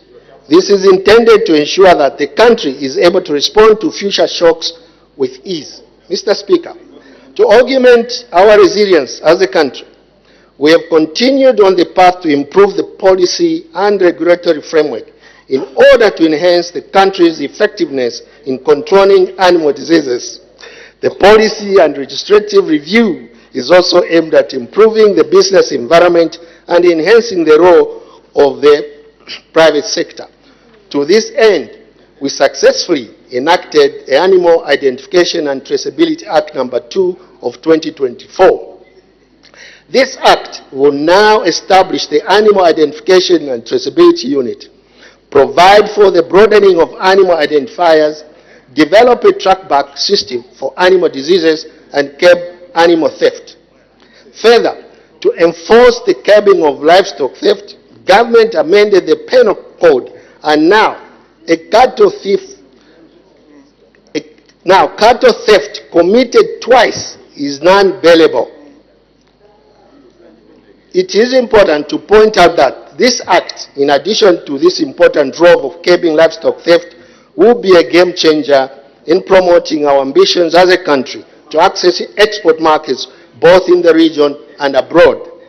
Mr. Speaker, as I conclude, let me underscore the fact that fisheries and livestock provide one of the highest potential growth areas not only for the agricultural sector in general, but also for national economic growth as a whole.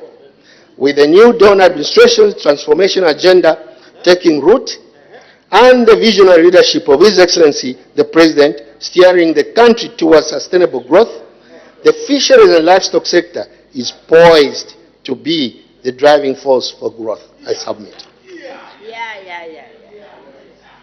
Thank you, Honorable Minister. The Honorable Minister of Northwestern Province.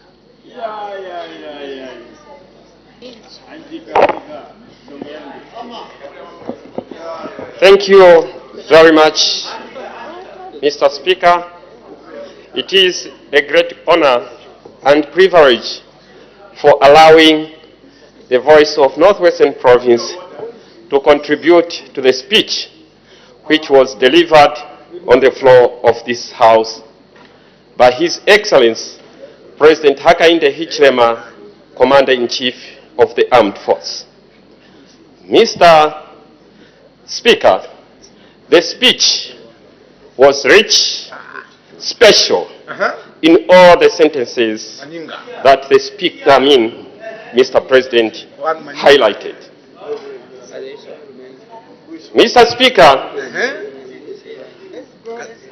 the President spoke about love, unity, and development. Being the minister sitting in the province that hosts 3 big mines, Northwestern Province. On page 7, the President spoke about mining industry being the main hub of our economy. Mr. Speaker, when UPND took up office, the governance environment was limiting the growth of the mining sector, which is the backbone of our economy. With this realization, the government embarked on reviving the sector and has so far achieved significant results with substantial investment in Northwestern Province. The people of Northwestern Province, Mr. Speaker, say kudos to the Minister of Mines who is in charge of the mining sector. Mr. Speaker, notable among these are the expansion of the S3 Kasaish mine with an investment of 1.5 billion, resulting in its life being extended to 20 years, and increased annual production from 175,000 metric tons to 250,000 metric tons of copper. The scheduled expansion, again, Mr. Speaker, of Lumwana mine through the Kamisenge mine expansion project. Mr. Speaker, with an expected, again, investment of $2 billion US. Other outcome, Mr. Speaker, at Kasenseri gold mine in Mwenyilunga. The House, Mr. Speaker, may wish to know that Zambia Gold is currently on the ground doing remedial works at Kasenseri in preparation of its opening soon. Mr. Speaker, the people of Northwestern Province would want to encourage the investors who are in mining sector to go on the ground, not to start investing in courts, because we want mines in Northwestern Province like Kalengwa to be opened again. Mr. Speaker, His Excellency Commander-in-Chief highlighted the increased area of production for maize in the last farming season that had been attained due to the attractive maize price his government had established. In Northwestern Province, Mr. Speaker, the area of production had increased from 95,667 to 127,158 hectares. With the good rainfall patterns projected for this coming farming season, we expected the area to increase further. Mr. Speaker, the last farming season was challenging for the farmers and the nation due to the poor rainfall patterns, and this had an impact on our food security. In response to this, Mr. Speaker, the UPND government has introduced the Winter Maize Production Initiative, which has greatly benefited the people of Northwestern Province. Mr. Speaker, they were not left behind. Further, the government will continue to support 67,973 farmers under the Farmer Input Support Program, which is FISIP, with 40,273 farmers under the direct input and 27,700 farmers in Kasempa, Mufumbwe and Solwezi under the IVACHA system. To date, close to 60,000 of the inputs have been delivered, Mr. Speaker, in the province. In order to further increase agricultural production and productivity, government has improved the credit window access for those farmers that will not be able to benefit from the FISIP program. With a good rainfall, soils and government interventions, Mr. Speaker, Northwestern is scheduled to be the bread basket of Zambia. Mr. Speaker, the people of Northwestern Province commend the government that FISIP has not been abolished. FISIP is still there. Mr. Speaker, Northwestern Province has not been left out from the massive infrastructure projects His Excellency the President highlighted.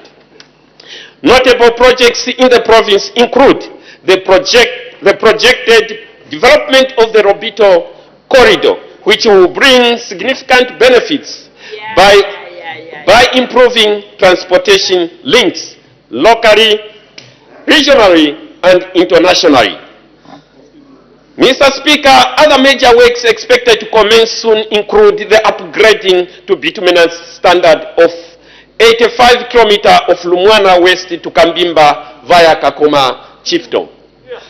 Mr. Speaker, once this road is done, it will be able to decongest the Kasumbalesa border, because the distance from Kasumbalesa to Lualaba province, where those trucks congest at Kasumbalesa border, will be diverted to another route that this government would want to open. Mr. Speaker, I also want to inform the House that a consultant for the Zambezi bridge has been engaged, and the preliminary works are being done. Mobilization for the Jimbe-Ikereng road rehabilitation have also started. Rehabilitation works for 84 Kisasa Mwinlunga road were completed, and works on the Manyinga Mwinlunga road are ongoing. The contractor is on site, Mr. Speaker, which we never used to see in the previous government. The only development that we could see, Mr. Speaker, in Northwestern Province, when they were buying councillors from the province. Mr. Speaker, Northwestern Province has not remained behind in the fight against corruption. His Excellency's speech emphasized a zero tolerance stance towards corruption as it undermines development.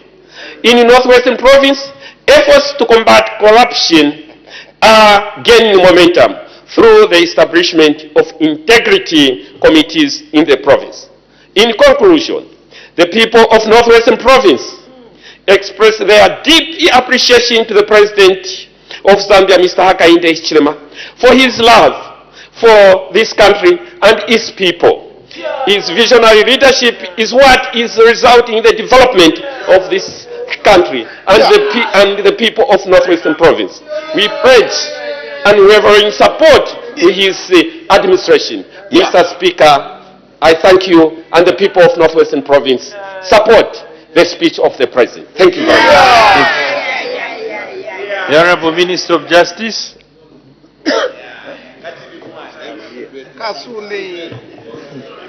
These are big machines. Thank you, Mr. Speaker, for this opportunity to represent my ministry under his able leadership, President Hakainde Hichilema, and that is the Ministry of Justice.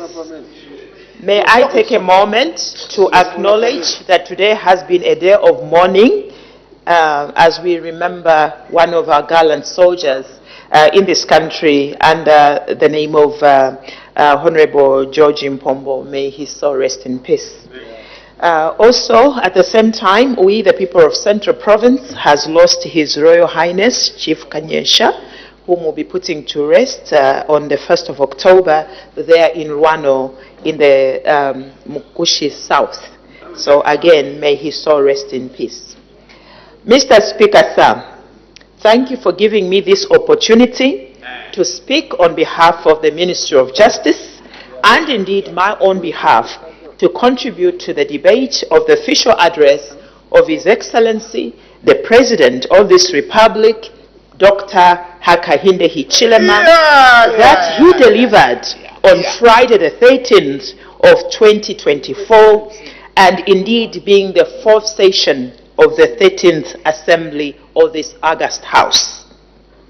Mr. Speaker, sir, the President's address resonates with the efforts that we are ensuring in the Ministry of Justice, and one of them being access to justice, especially for the poor and indeed the vulnerable in society. To support the noble cause of the ministry, we are decentralizing the Attorney General's office chambers in all the 10 provinces, and we have continued to decentralize legal aid board offices in the 16 districts. Of course, we know that we have a long way to go. With this, we are bringing justice closer to the people, especially through legal services, closer to the people who are especially in rural areas and indeed in many of our communities. Currently, the Attorney General's chambers is the only justice infrastructure that is not found at district level. However, the ministry has commenced the decentralization to the provinces, and we will continue to do so in all the remaining districts. Mr. Speaker, sir, the decentralization of the Attorney General's chambers is expected to be expedited to expedite the vetting and the management of CDF contracts and agreements required in the processing of the Constituency Development Fund. This will tremendously increase the absorption rate of the Community Development Fund, popularly known as CDF, and consequently bring about the development that the people of Zambia want. In order to strengthen democracy, the Ministry of Justice, through the justice system, we are also developing an integrated electronic case flow management system that will link the different ministries such as Judiciary, Zambia Police Service, Legal Aid Board, National Prosecution Authority, the Zambia Correction Service, Anti-Corruption Commission, and Drug Enforcement Commission. In this effort, this will enhance efficiency, eliminate the loss of case records, enhance transparency and accountability in the justice system. I am pleased to inform this August House that the ministry, in collaboration with Smart Zambia, has recently concluded the phase 1 training of the relevant officials in the local authorities in all our provinces. Mr. Speaker, sir, the President stressed the importance of human rights, rule of law, constitutionalism, and good governance in this very beloved nation of ours called Zambia. For these tenets of democracy to prevail, the New Dawn government continues to observe the principles of separation of power among the 3 arms of government which we are all actually privy to. And these are the executive, the judiciary, and indeed this very important house, which is the Parliament. In line with the aspirations of the New Dawn government under the able leadership of the President of the Republic of Zambia, President Hakainde Hichilema, continues to ensure that the UPND New Dawn government continue to entrench the rule of law and uphold human rights in the justice system.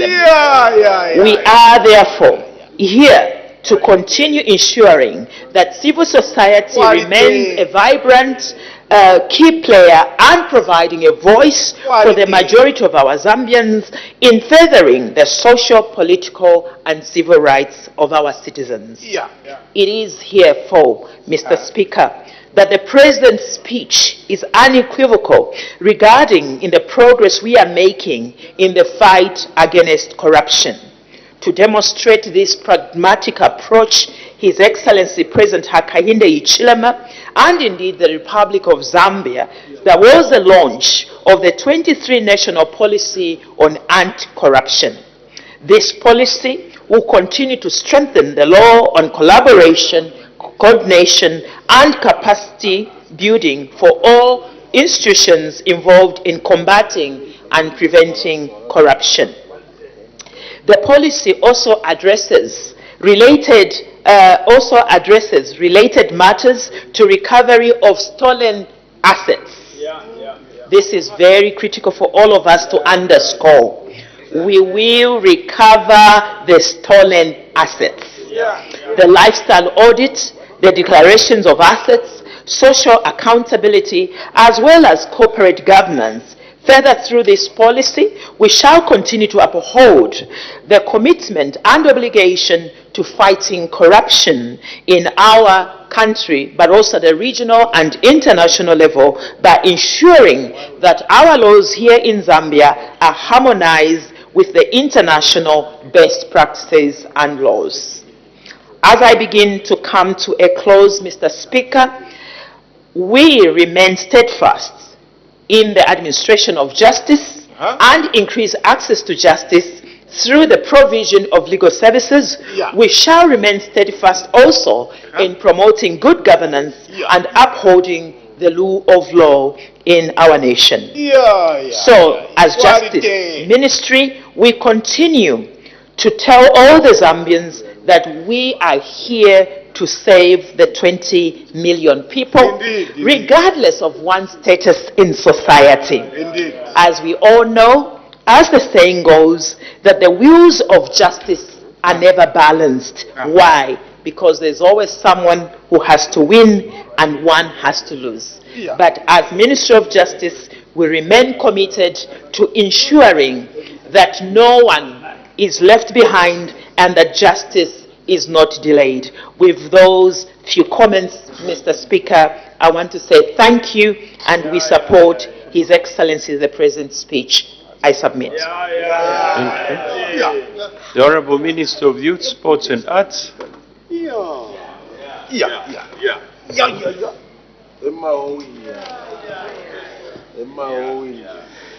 Mr. Speaker, thank you very much for an opportunity that you've accorded me to also contribute to the insightful, motivating, progressive, action-oriented, respectable, participatory, and very assuring speech by His Excellency, the President of the Republic of Zambia, Dr. Hakainde Hichilema, Commander-in-Chief of the Defense Forces. Indeed, Mr. Speaker, we are in great hands of leadership, which deserves to be supported by all meaning Zambians, including everyone in this august house.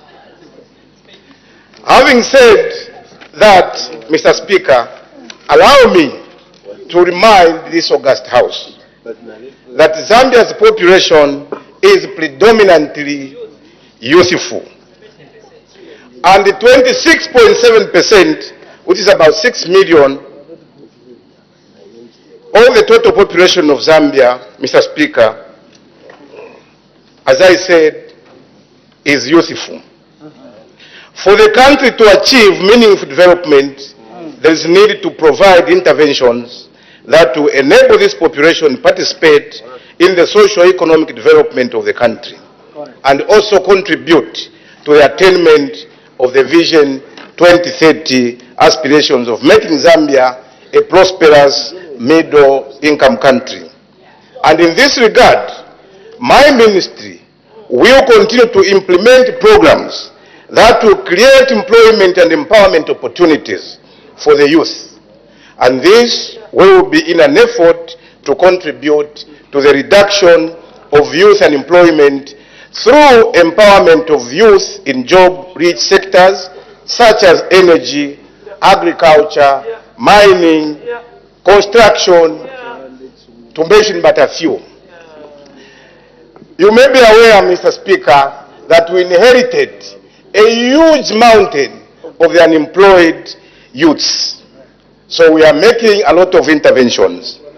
So in addition, this government of the Republic of Zambia indeed acknowledges that some sectors of the youth are so vulnerable that they need to access social protection programs. And to this effect, my ministry will continue to support the vulnerable youth through grants under the National Youth Scheme.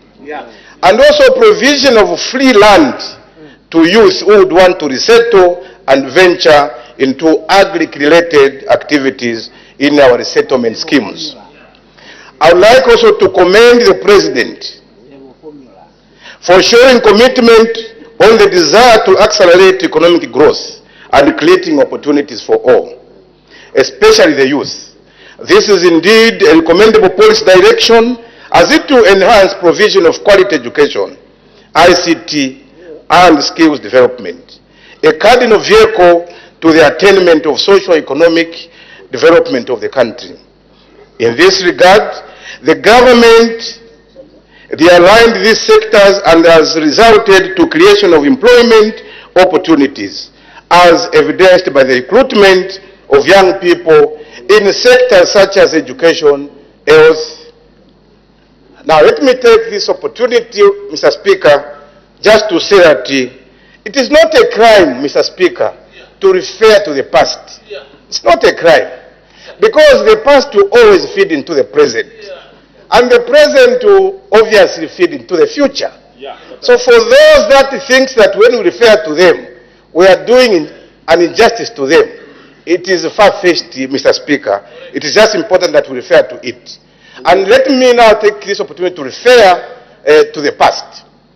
In the 10-year rule of our colleagues, they only employed 7,000 teachers for 10 years. Numbers don't lie. Correct. This government, in the last 3 years, Mr. Speaker, you know how many teachers have been employed. So definitely, when we refer to the past, it doesn't mean that we are trying to malign anyone. These are facts.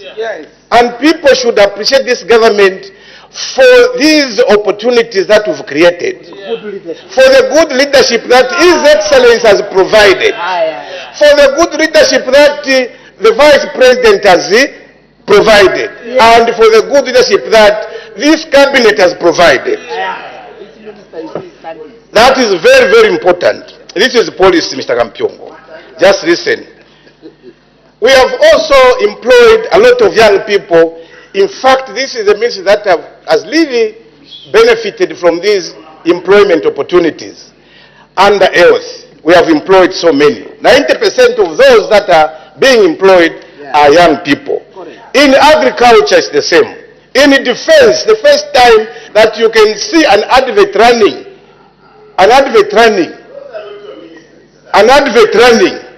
security wings, we have employed. These are the young people that have been employed.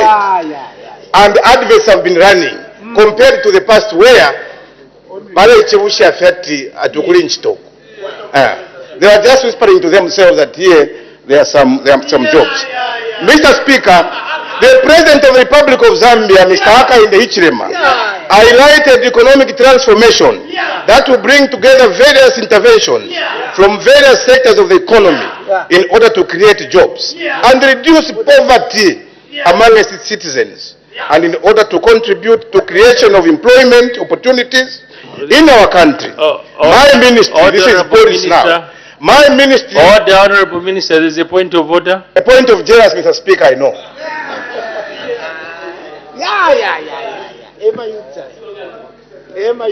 Mr. Speaker, Mr. Speaker, I've been sitting here trying to follow the debate of the Honorable Minister of Youth and Sports. Mr. Speaker, my point of order is pursuant to Standing Order 71. Sir, all these ministers here are assigned portfolio functions. And one of the golden rules of cabinet is for ministers not to stray into other ministers' portfolio functions. It's a very important rule. The Honorable Minister, whose portfolio functions is to talk about our football, whether we are winning or losing. We are supposed to be here, the tankers for the youths. How does he start talking about police who are recruited by the Honorable Minister there, the Minister of Defense? Is he in order? No, the youths, they need to get policies, proper police framework. Not other ministries. Is he in order, sir, to digress his speech into other people's ministries without focusing on his ministry as espoused by the President in his speech? Is it in order, sir, to continue on that trajectory? Because youths want to know if the tankers are there and they're making money for them. I think your serious guidance, Mr. Speaker, or we get lost. Thank you, Honorable Member. I think we all are aware that government is a collective responsibility.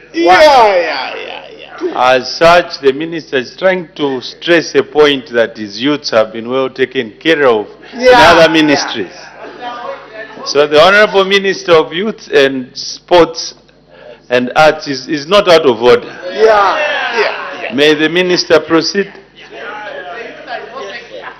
Thank you, Mr. Speaker. Now that tells a story why we inherited a huge mountain of the unemployed youths. Mr. Speaker, if we want to sort out the issues of the youth, our approach as New Dawn government is to tackle it in a multi-sectoral approach. And this is what we are doing. So when we refer to one ministry, doesn't mean that we are getting out of our policy statement. We are just referring to what is happening. And thank you, Mr. Speaker, for protecting me from that point of jealousy.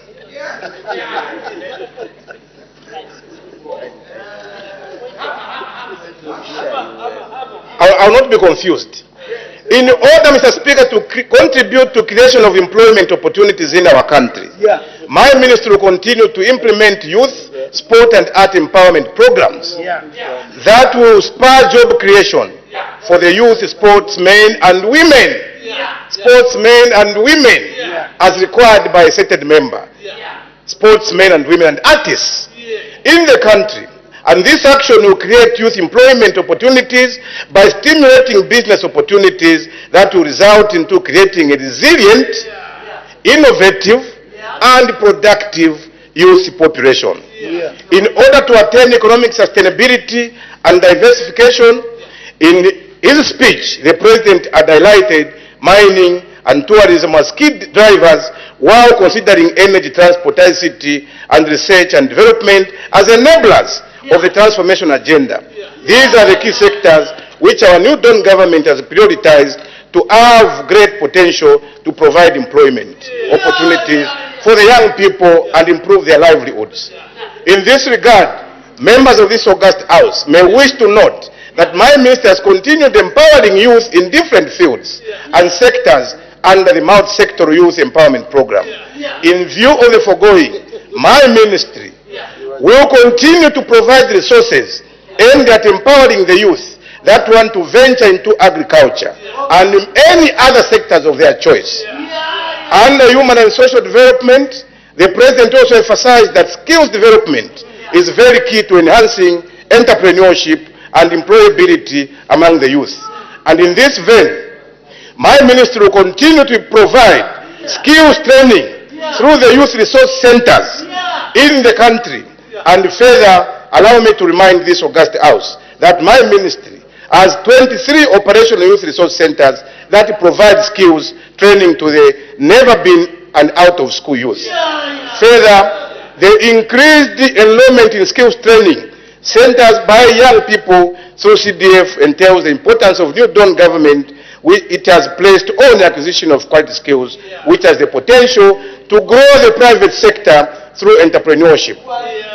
The emphasis on entrepreneurship, Mr. Speaker, as aligned with the current socio-economic requirements in the country, will enable the youth self-employment opportunities as entrepreneurs. And to this effect, in order to harness this demographic dividend, the government will continue to focus on facilitating youth participation in agriculture, contribute creation of youth employment through entrepreneurship, recapitalize, order and construct new youth resource centers, rehabilitate and construct arts and sports infrastructure, increase support to youth innovative ideas, facilitate youth linkages in the economic zones, provide apprenticeship and internship programs, empower graduates from the youth resource centers, empower youth with land, empower artists and sportsmen and women.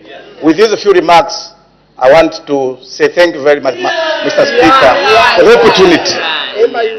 Thank you. Thank you very much, Honorable Minister. The Honorable Minister of Small and Medium Enterprises.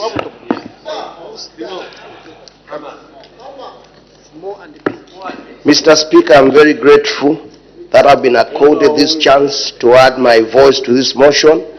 I wish to step from the word go that the speech delivered by His Excellency Mr. Hakainde Hichilema, the President of the Republic of Zambia, during the official opening of the fourth session of the 13th National Assembly was very inspiring and has brought hope to our citizens that they've got a competent leader and a government that is working for the people of Zambia. The speech by His Excellency, the theme was enhancing national resilience, sustaining socio-economic gains in the face of the climate change. Mr. Speaker, the President has continued demonstrating that he has a clear vision and well-thought plan to respond even to unseen circumstances affecting the people of Zambia. He said, no one will die of hunger. The drought has led this country into a lot of challenges that I must mention, Mr. Speaker. We have shortages in terms of power and shortages in terms of food. This is why the Minister of Small and Medium Enterprise Development, through Citizen Economic Empowerment Commission, gave out loans to 670 entities or companies amounting to 189.2 million so that our SMEs and cooperatives may be able to acquire things like solar hammer mills. They should be able to get some irrigation systems and other solar equipment and gensets. As you are aware, Mr. Speaker, 97% of all businesses in Zambia, according to ZDA report, in 2021 are SMEs. Therefore, to further expand the value addition and local manufacturing-based, government is promoting the production and consumption of local products through my ministry. We are increasing the access of locally produced products and the goods to the chain stores for easy market. So I am trying to encourage everyone to get into those shops. You see that most of the food processed are done by our own SMEs. Indeed, micro, small and medium enterprise development play a very important role in fostering innovations as well as creating employment and wealth for our people. In this regard, all industrial yards are operational now to ensure that the value chains and the ecosystem that support our SMEs and cooperatives are enhanced. Through collaborations with our partners, we are providing financing as both loans and even grants for specific purposes. We trust that with our strategies of stakeholder engagement, and we shall increase the number of financially included entities and persons in Zambia. This includes our rural citizens, who we value so much. And as a ministry, we have implemented what we are calling rural enterprise development. We are not leaving anyone behind. As I conclude, UPND government is alive to the fact that micro, small and medium businesses and cooperatives play a very important role in fostering innovations as well as creating employment and wealth. It is for this reason that government will continue supporting SMEs and cooperatives through one government approach, as Minister of Youth talked about, and working with all stakeholders so that we can contribute to our socio-economic development. I thank you, Mr. Speaker. Thank you, Honorable Minister. The Honorable Minister of Mines and Minerals Development.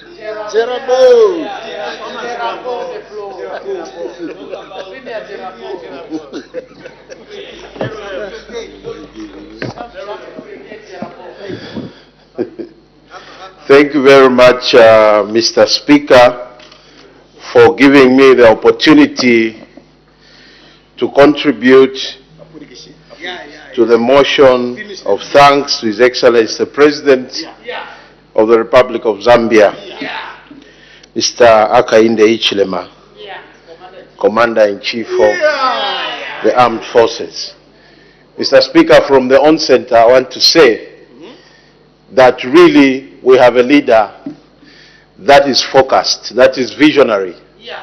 Because as he was delivering the speech, he actually gave what we said and what we are doing. The promises we made and how that we are fulfilling them, even amidst the challenges like the drought that has really affected all of us, especially in the energy sector, which is key in the sector that I'm privileged to preside over. Mr. Speaker, I want to delve so much in the mining space because that is the sector that I've been privileged to preside over. Mr. Speaker, we inherited a ravaged sector, ravaged with dead institutions and court battles. It made us, as an economy, to grow up to negative 2.5%. Zambia is predominantly mining-related economy, and when our mining sector is not doing well, Mr. Speaker, it shows around. It reflects on how, starting with people on the Copper Belt, Northwestern, and generally the general economy, it shows how it is performing by just looking at the mining space. KCM was riddled with court battles. Mopani was bleeding. 28 shaft in Luaisha dead at the graveyard. We had several mines battling in court, and Zambia's future looked bleak until the Zambian people decided to give the reins of power to one Dr. Hakainde Hichilema, a visionary leader.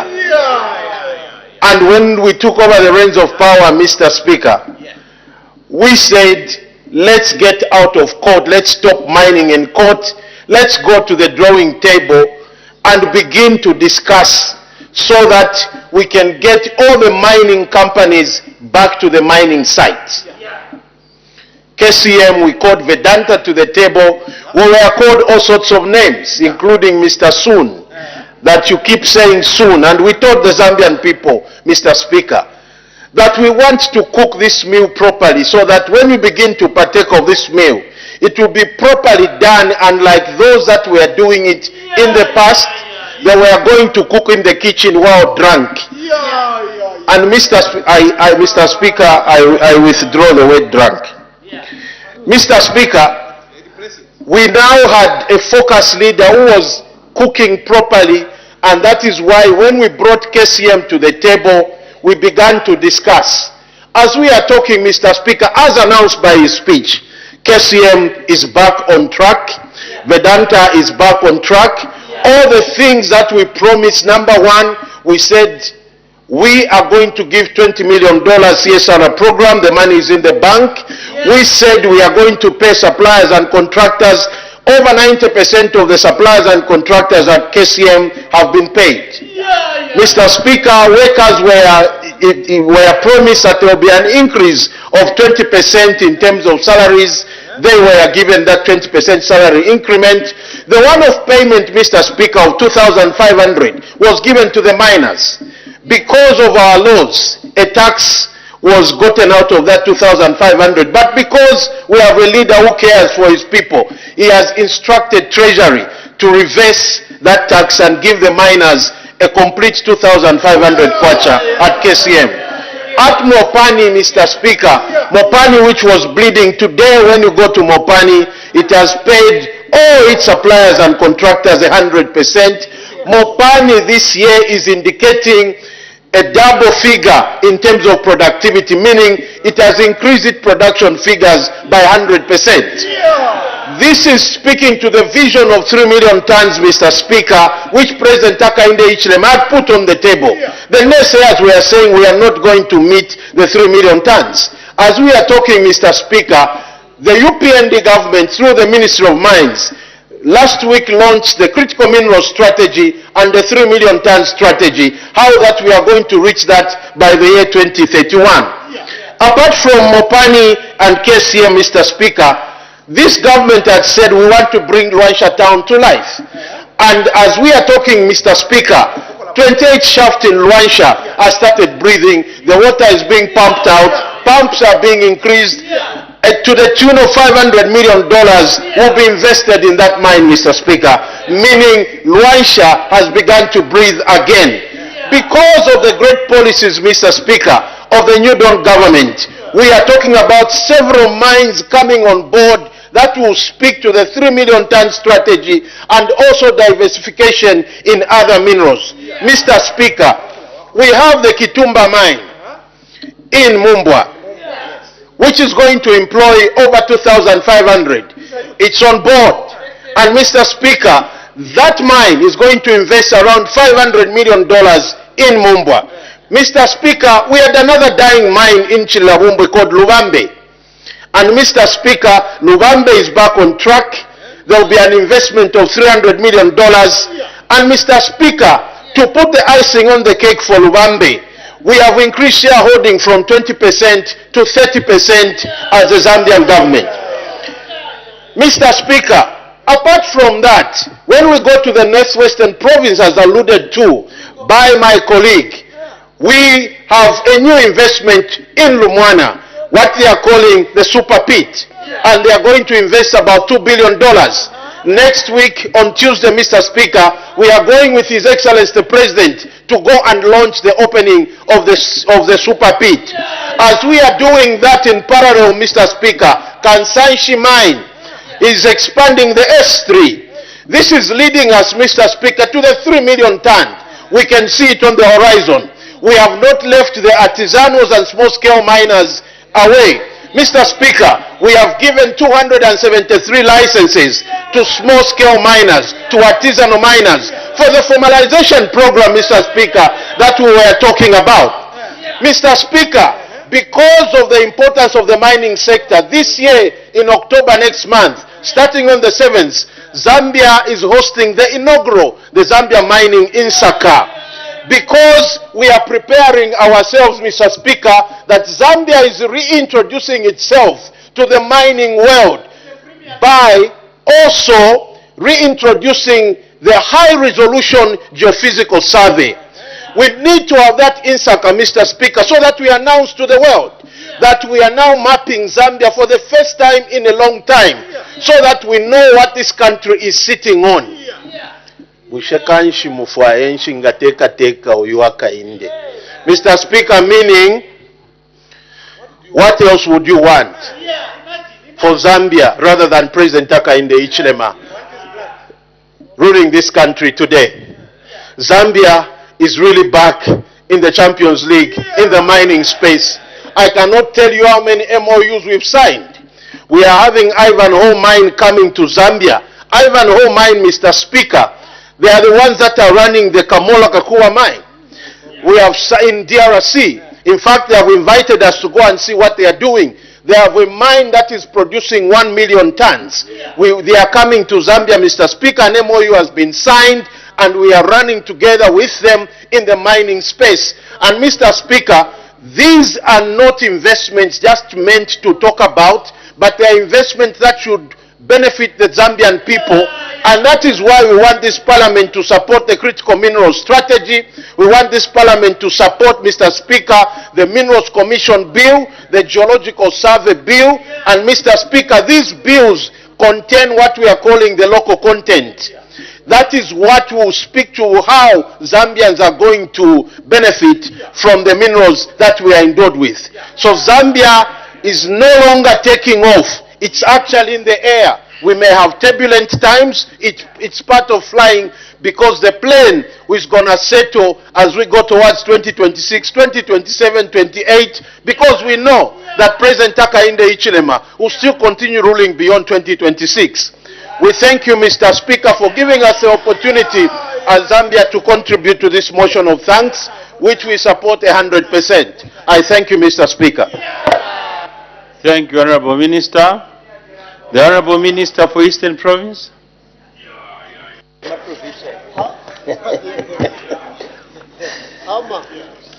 Thank you, Mr. Speaker, for giving me this opportunity to debate the presidential speech on behalf of the people of Eastern Province, which was delivered to this August House on the official opening of the 4th session of the 13th National Assembly by His Excellency Mr. Hakainde Hichilema, President of the Republic of this great nation. Mr. Speaker, sir, the people of Eastern Province are grateful to our Republican President for sympathizing with the people amid this challenging period our country is experiencing due to the effects of El Nino weather conditions, which has had a negative impact on our livelihoods, affecting most sectors of our economy, especially the agriculture, water, and energy sectors. Mr. Speaker, as you are aware, Eastern Province is an agricultural province and sadly is among the provinces which were badly hit by El Nino, affecting all the 15 districts. We are grateful to our President and his government for the measures that have been put in place in form of various humanitarian assistance to our people to make sure that no one goes to bed hungry. Mr. Speaker, as people of Eastern Province, we are happy to note that this government has placed the economy on a positive growth trajectory, averaging 5.3% in just 3 years of being in government. We are also glad to note that we have resumed servicing of the restructured external debt since defaulting in 2020, which is necessary in restoring our country's credibility in the international finance system.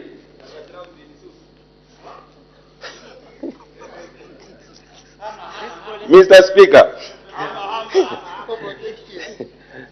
Mr. Speaker, this must the province appreciates that this government is promoting resilience among smallholder farmers amid climate change by providing affordable financing for the mechanization and irrigating. Farmers are excited to venture into growing of winter maize, as at 31st of August 2024, 1,688 hectares of land had been identified for this purpose across the province. The province also appreciates that this government values small-scale farmers, as evidenced by the continued support through provision of inputs.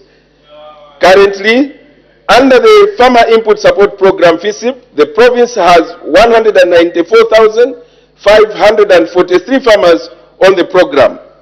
An additional 45,700 farmers on a regular and emergency wetland program and 32,100 farmers on food security pack program for the vulnerable but viable farmers to ensure food security at household level.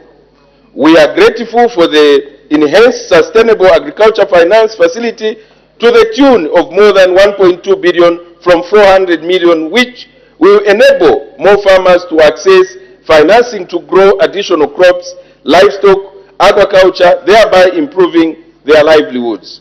Mr. Speaker, the province appreciates surveillance and management of livestock diseases has been heightened, and we are now able to produce our own vaccines locally.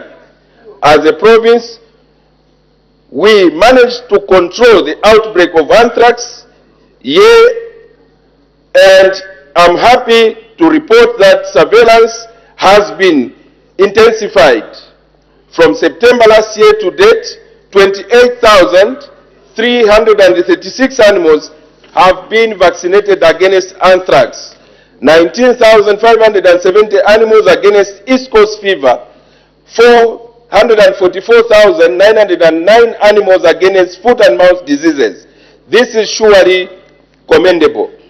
Mr. Speaker, as a province, we are happy to note in the President's speech that the New Dawn government is ready and willing to issue mining licenses to Zambians and facilitate access to credit in order to enable small-scale mines meet necessary safety standards in a province where the majority of those engaged in mining are engaged in informal and illegal mining of gold and other precious stones. Such as interventions will not only empower those engaged in mining, but it will also help government broaden the revenue base.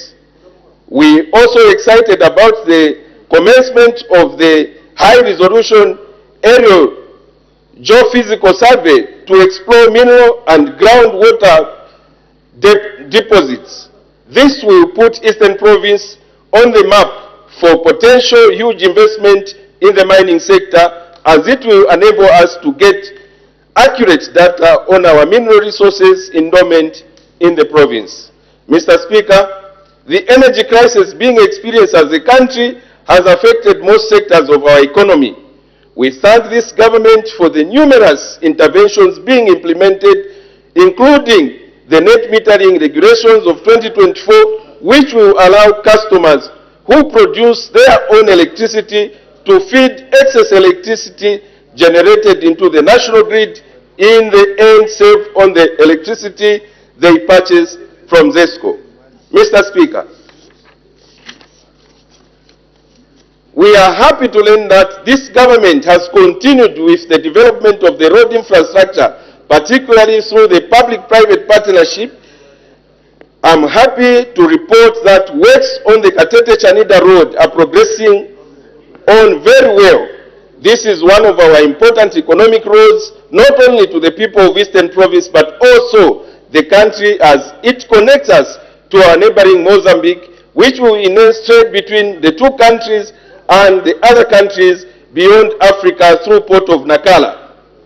We commend our President for rehabilitating and maintaining most of our rural roads and crossing points in the province. Mr. Speaker, as a province, we are glad that this government policy on education has been increased access and improve the quality of education. The free education policy has created opportunities for all citizens to access education. Suffice to say that enrollments have continued to increase at all levels. At 30th August 2024, the enrollments in our public schools stood at 87,399 at early childhood education, 552,348 at primary, and 84,418 in secondary schools. This has helped to curb early marriages and teen pregnancies, especially in rural areas. Moreover, as a province, we are glad that an addition of 7,222 teachers were recruited last year, of which we benefited 885 teachers as Eastern Province. This This has further reduced the teacher-pupil ratio in our public schools. Mr. Speaker, the province is excited on education reforms this government has embarked on. The development of the new national curriculum framework to promote lifelong learning, entrepreneurship, and practical skills required by the industry has elated the people of Eastern Province. Mr. Speaker, we are grateful for the completion of Lundazi Trade Training Institute, which will enhance skills development and entrepreneurship for our youth.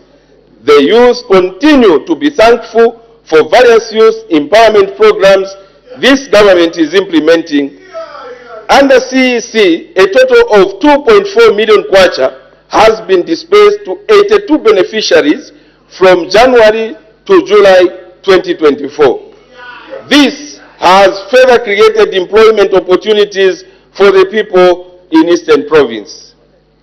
Mr. Speaker, as I conclude, we applaud the government for the decentralizing district health services to ensure that health services are brought closer to the people.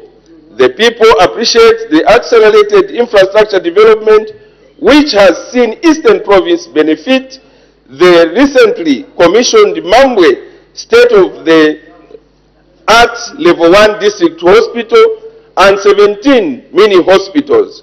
The people also appreciate that 4,000 health workers will be employed this year in addition of the more than 3,500 health personnel recruited last year.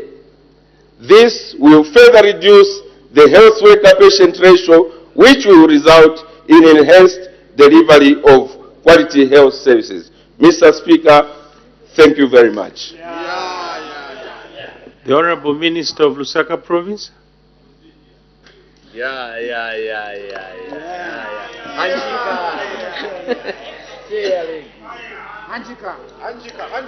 Thank you, Mr. Speaker.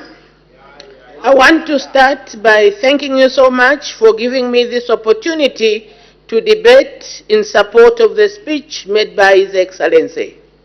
Law and order. Mr. Speaker, we want law and order in Lusaka. We will not have people who are violent in Lusaka.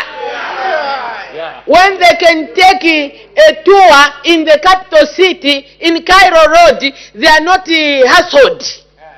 We leave them, meaning we are very peaceful. So they must not take us for granted.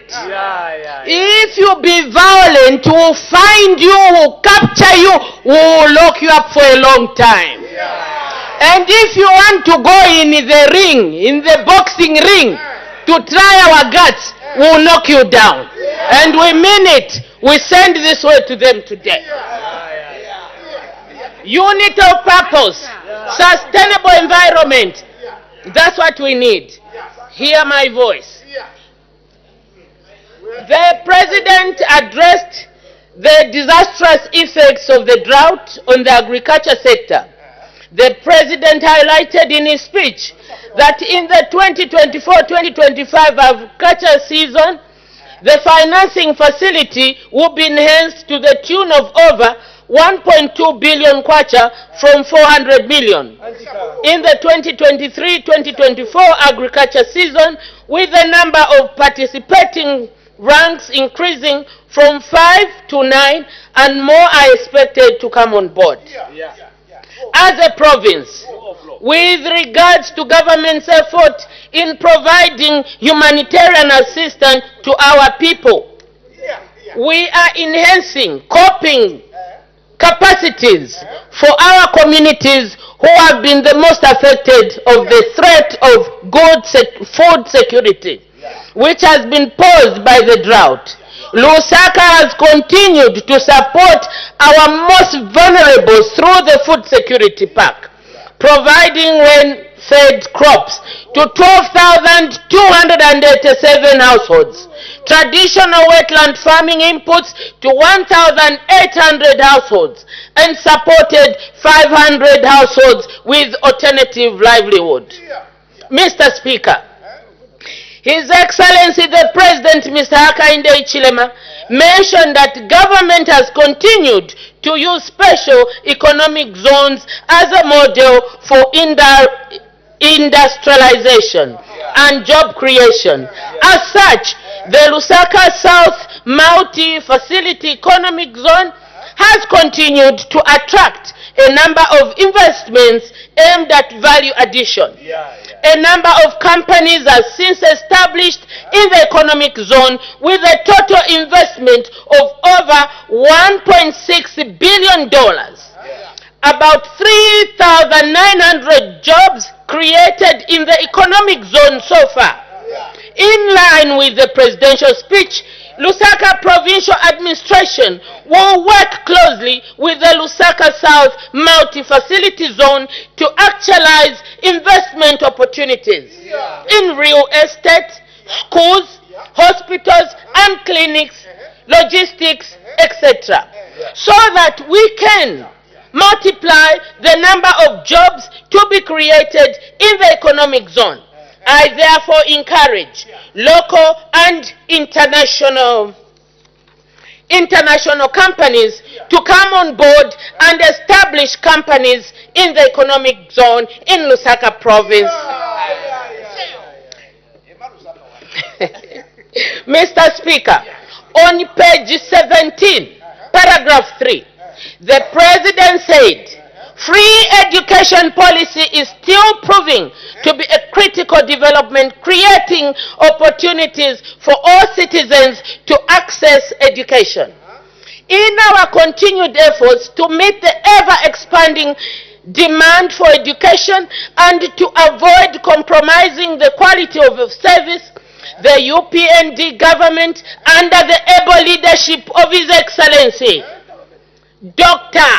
Hakainde Hichilema, has continued to increase and improve learning spaces in Lusaka, has managed to procure 16,434 desks and constructed 164 new classroom blocks, while 41 existing classroom blocks have been rehabilitated this year.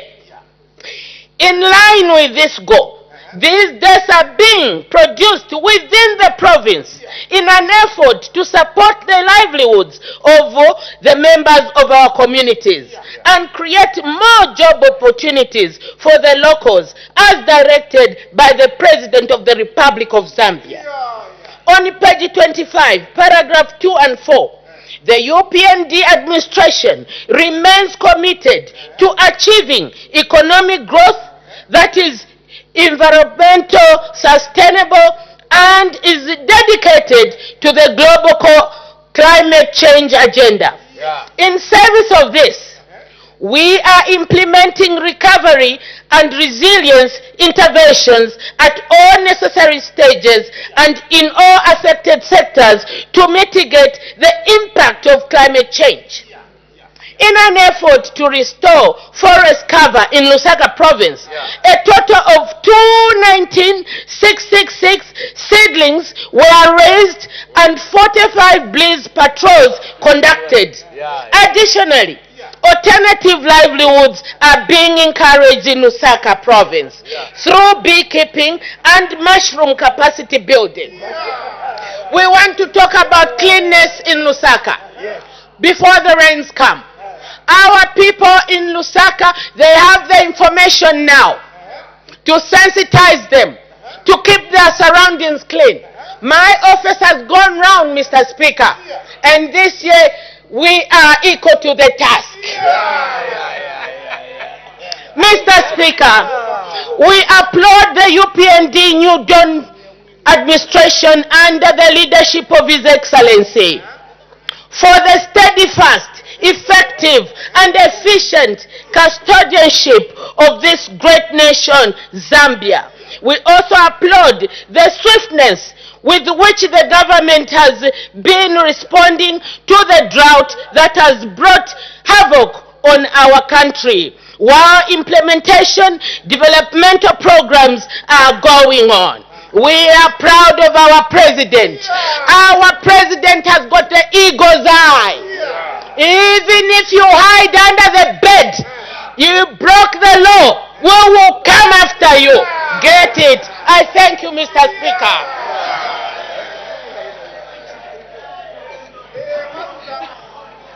Thank you, Thank you, Honorable Minister. The Honorable Minister of Central Province.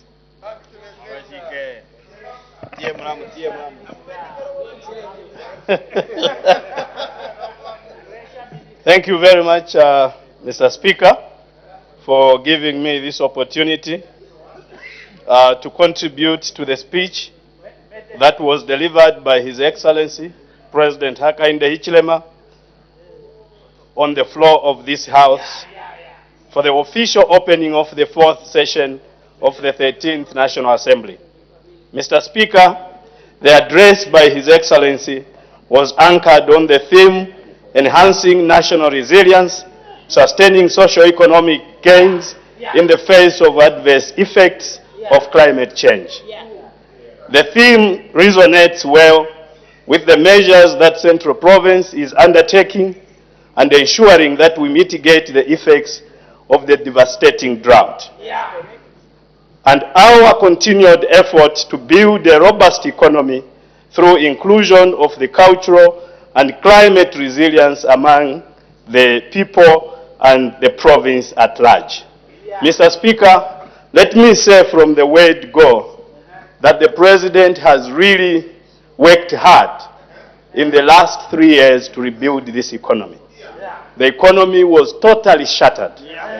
The economy was off tangent. And the President in the 3 years has made sure that the economy comes back on the rail. It is now clear that the economy has rebounded, and sooner than later, the people of Zambia will start seeing what is the fruitful gains that we have worked so hard. When you look, Mr. Speaker, the economy was growing at the rate of -2% when the UPND government took over. We are now at +2+%. And it is very clear that coming in 2025, the economy will be growing at more than 6%. This is because of the measures that the President has put in place, Mr. Speaker, including the reviving of the mining sector, the robustness of the agricultural sector, the investing in water harvest, and many investment opportunities that are coming to this country. If we look for Central Province, Mr. Speaker, we have attracted so much investment. The Sino mining investment that is coming in Mumbwa, which is over $50 million worth of investment. They are bringing also the resilience of the energy sector. They are putting up a plant that is going to be producing 100 megawatts of electricity, meaning that that investment is only going to need hydroelectricity in the night, while during the daytime it will not need any hydroelectricity. This is really going to build the economy, and it is going to improve the effectiveness of how this country is run. If you look in the agricultural sector, Mr. Speaker, we have attracted a lot of investment. In Momboshi alone, over 11 commercial farmers are benefiting from the water that is being reserved there. Each farmer, Mr. Speaker, is paying so much money for that water and ensuring that the productivity of the country in the agricultural sector comes to forth. The President now is moving in harvesting water. The Mukushi, when you look at the Mukushi farm block and the Mukushi River, which has a lot of water that is running off this country going into the Indian Ocean, the President wants us to harvest that water so that we can increase and make Central Province a truly food basket of this country. Central Province, in terms of contribution to the GDP, Mr. Speaker, is currently performing at number 5, running behind Lusaka Province, Copperbelt Province, Northwestern Province, and Southern Province. But if you look at the rate, it is growing, Mr. Speaker, at 11.2% every year. It means with the interventions that the President has brought in to attract investment in the mining and agricultural sector, Central Province is going to really move fast and contribute to the growth of the economy. 2 years, 3 years ago, Central Province was contributing only about 23, 24 billion kwacha to the GDP. Today it is contributing in excess of 40 billion kwacha to the GDP. This shows that the economy is coming back to where it belongs, Mr. Speaker, and that sooner than later the fruits of the economy are going to be better. Yes, the 3 years has been a challenge. Yes, the 3 years has been quite hard in terms of the cost of living. But the President was working very hard that it takes time to build the economy. And this is what he has exactly done. And we can see that in the near future, we are going to move the copper production from the current over 300,000 metric tons only to over 800 to 1 million metric ton next year. And like the Minister of Mines was talking, sooner than later, this economy will be bullish, the kwacha will be bullish. Those investing money in dollars, very soon they may start thinking twice, because the kwacha will really be bullish and the exchange rate may actually be their loss. Mr. Speaker, I want also to say, Mr. Speaker, I want also to add and say, as we move forward, Central Province wants to focus on attracting investment in 4 sectors. Number 1, the mining sector. Everywhere we have gone, we are discovering that there are a lot of minerals in Central Province. Just recently, we saw the gold rush in Chitambo. And of course, we are seeing the interest of the first quantum in Mukushi, where they've discovered that actually under Mukushi there, near the National Reserve yes, we have a lot of copper underground. Over 50 million metric tons of copper are lying under. And that is why they want to invest in that. They are negotiating with the government so that they see how they can move, because part of that is in the reserve management area. We also want to attract a lot of investment in the agricultural sector. We still have about 500 hectares of land at Momboshi that we want to bring an anchor farmer. We believe that anchor farmers bring a cross-breeding type in the agricultural sector. For example, we have discovered that our own local farmers are producing about 5 to 6 metric tons per hectare when they grow maize or when they grow wheat. But most of the white farmers are producing not less than 12 metric tons per hectare. It simply means that management needs to be crossbred so that we can improve on productivity, become more efficient. So agriculture for us is another sector we want to bring in a lot of investment. Recently, 2 weeks ago, we signed a memorandum of agreement with Jiangxi Province and Central Province at the ambassador's residence to ensure that we can twin the 2 provinces and attract investment into Central Province. We can rest assure you, Mr. Speaker, that with the work of the President that he has done, the level playing field that is better, Central Province is very much in the position to contribute to the growth of the economy and ensure that we are part of the whole economy to make Zambia better. I submit, Mr. Chairman, and may God continue to thank you. Thank you. The Honorable Minister of Northern Province. Thank you very much, Mr. Speaker. Thank you very much for allowing the people of Northern Province to add a word on this very, very important matter. Mr. Speaker, am I protected? Protected, Honorable Minister, you can proceed. Thank you very much, Mr. Speaker.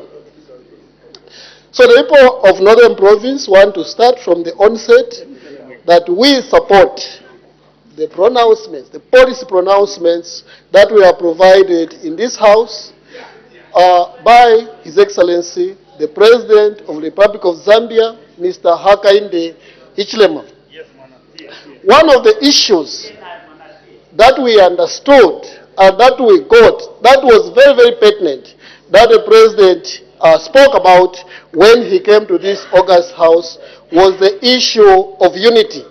I think that was the biggest issue that the President mentioned. This country has seen a lot of differences in the past. As a result of these differences that we have seen in the past, we have seen the country, instead of moving forward, we are moving backwards. What the President came here is to assure us that all of us here, the 10 provinces of Zambia, we are Zambians. There's no half Zambian, we are all Zambians enjoying the full status as a Zambian national. It doesn't matter where you come from. Therefore, as we are coming, even as members of parliament, coming from everywhere, all the 156 constituencies, the President made it clear that we come here to work for the Zambian people, and we must ensure that we work together. When it comes to government business, when it comes to the business of development, when it comes to the development of this country, let us unite. Let us not look at political affiliation. Let us not look at tribal. Let us not look at race. Let us not look at other issues. What the President wants us to move is moving together. That's why he's even inviting all members of parliament. Doesn't matter which political party you are coming from. If the President calls, I want to meet members of parliament, he wants all of us to work together because we are all Zambians and he's the President for all of us. Mr. Speaker, one issue again that the President talked about was the issue of tourism. As you may be aware, Mr. Speaker, Northern Province has really lagged behind in terms of development and in terms of tourist arrivals. We are almost at the list of the hierarchy in terms of tourism arrivals in the country. Despite the fact that our province, Mr. Speaker, is endowed with a lot of natural sites like tourist sites and a lot of other endowments that we shouldn't be at the position where we are. As a province, we have identified so that if we are going to grow and start participating and improve our contribution to the GDP, we need to start identifying which industries that we are going to look at so that we can move together with the country. As the country is moving forward, we don't want Northern Province to lag behind. We want Northern Province to take a lead and be part of the developmental agenda that this government has set up.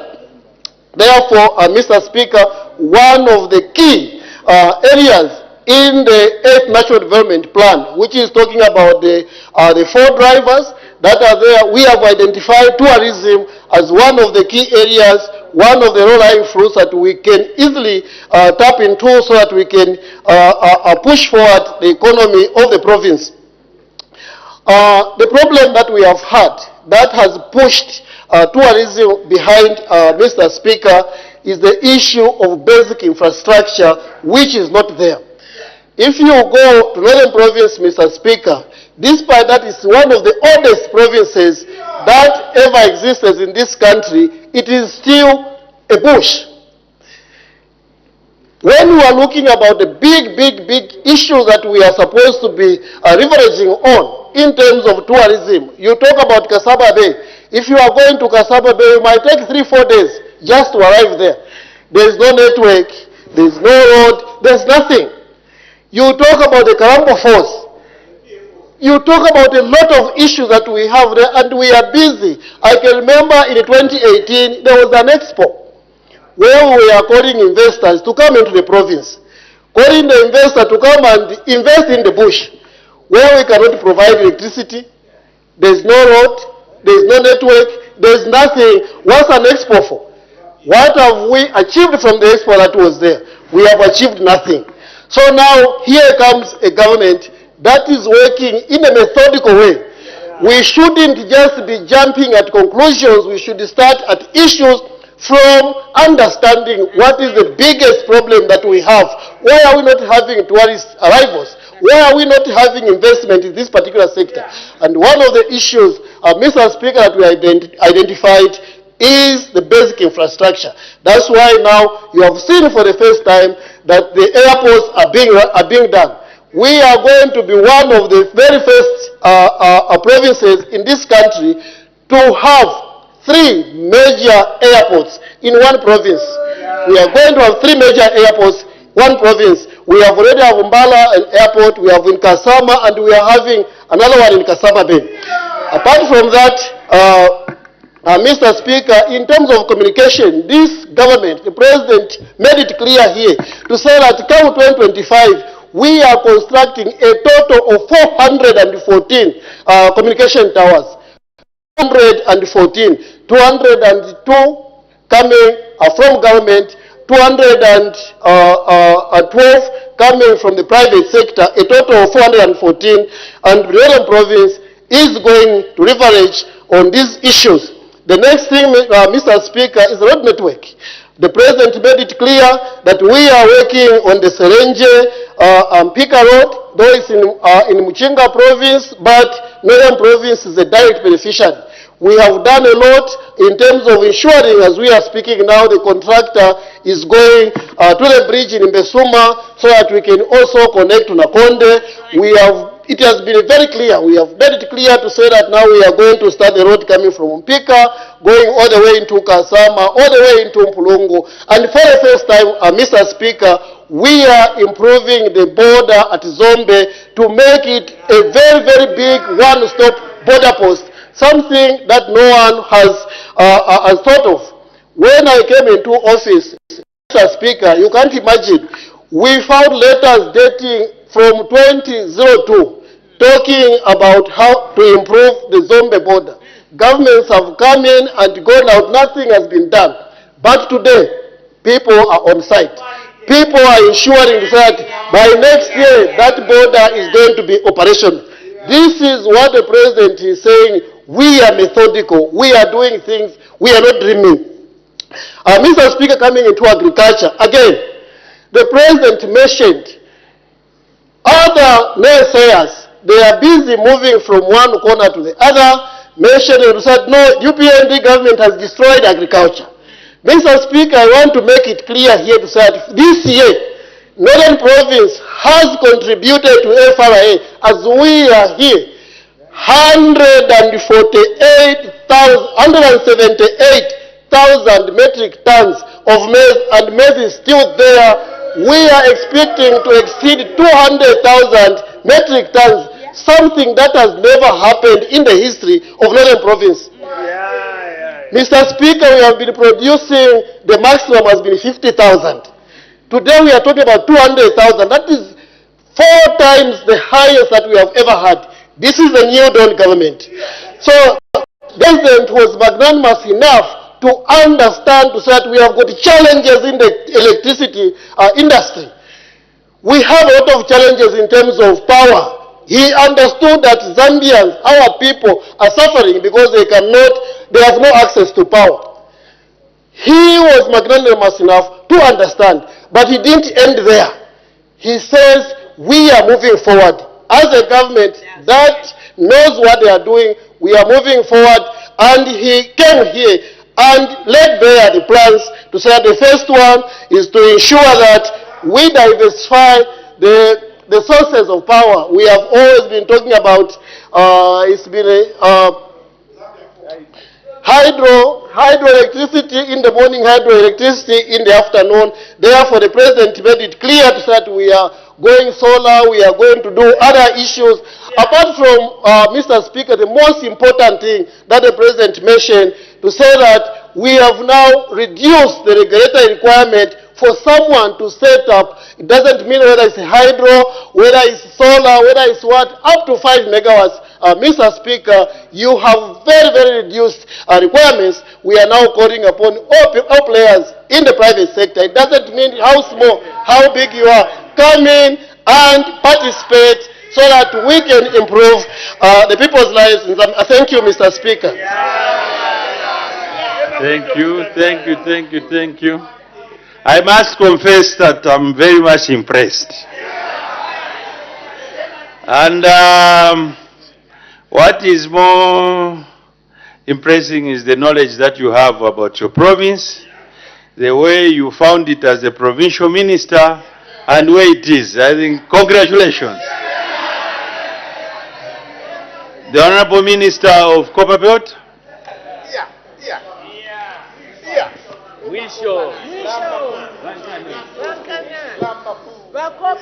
Thank you very much. Before I say anything, I want to pass my condolences on behalf of the people of Copperbelt on the loss of our gallant man whom we were putting to rest today, the late Honorable George Mpombo.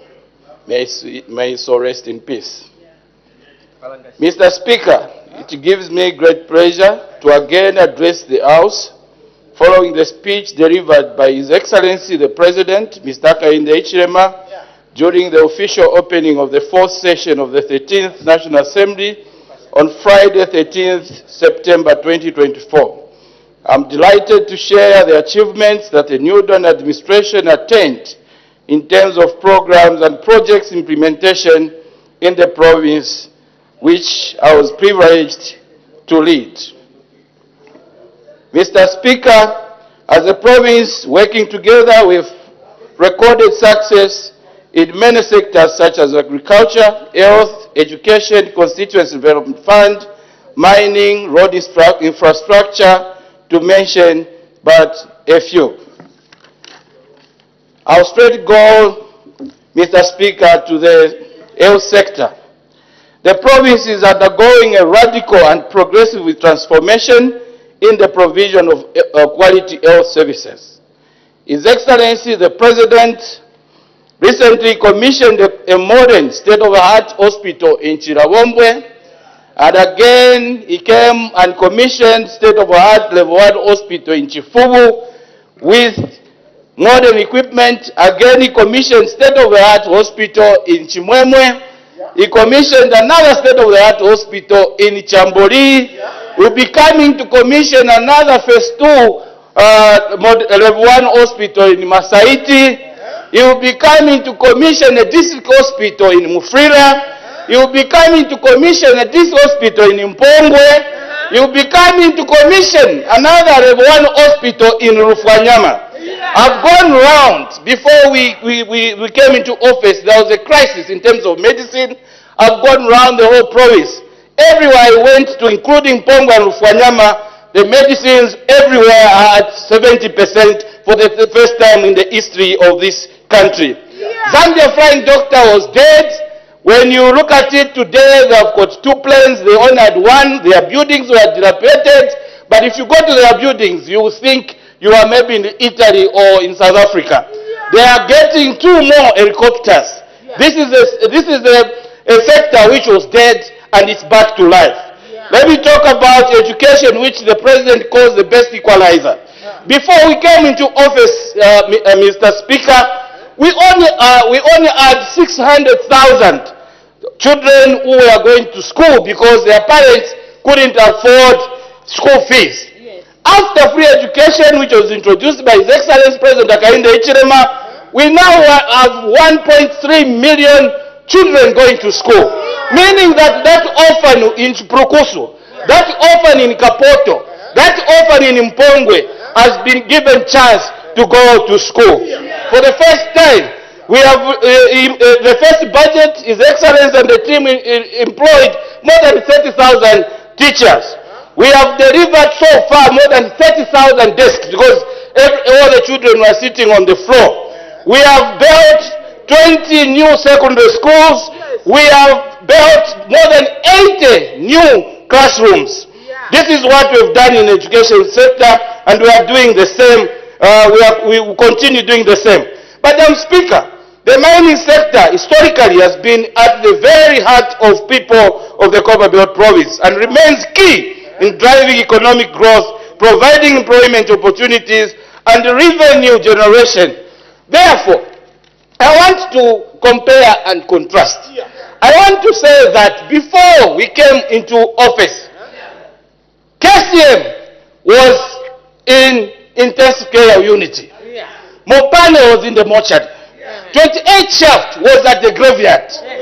After the coming of His Excellency President Hakainde Hichilema, in short, I'm saying Copper Belt was dead, completely dead, when it comes to the mining sector. After the coming of the new Dawn administration, the president who I've been referring to of having a spirit of resurrecting dead things, the 28 shaft which was at the graveyard was resuscitated, is back to life. In the next few months, we will be employing not less than 4,000 people in Rwanda. Mopane is back to life, which was on oxygen. In the next few months, the last few months we've been employing, I think we've already employed more than 1,000 people. The contractors and suppliers who are not paid for a long time, they received their money, including Kitwe City Council, which got 87 million kwacha. In return, they also paid the retirees who waited for their money for a long time. When we talk about Mingomba projects, where we have pumped in $2 billion, we are expecting to employ not less than 10,000 people there.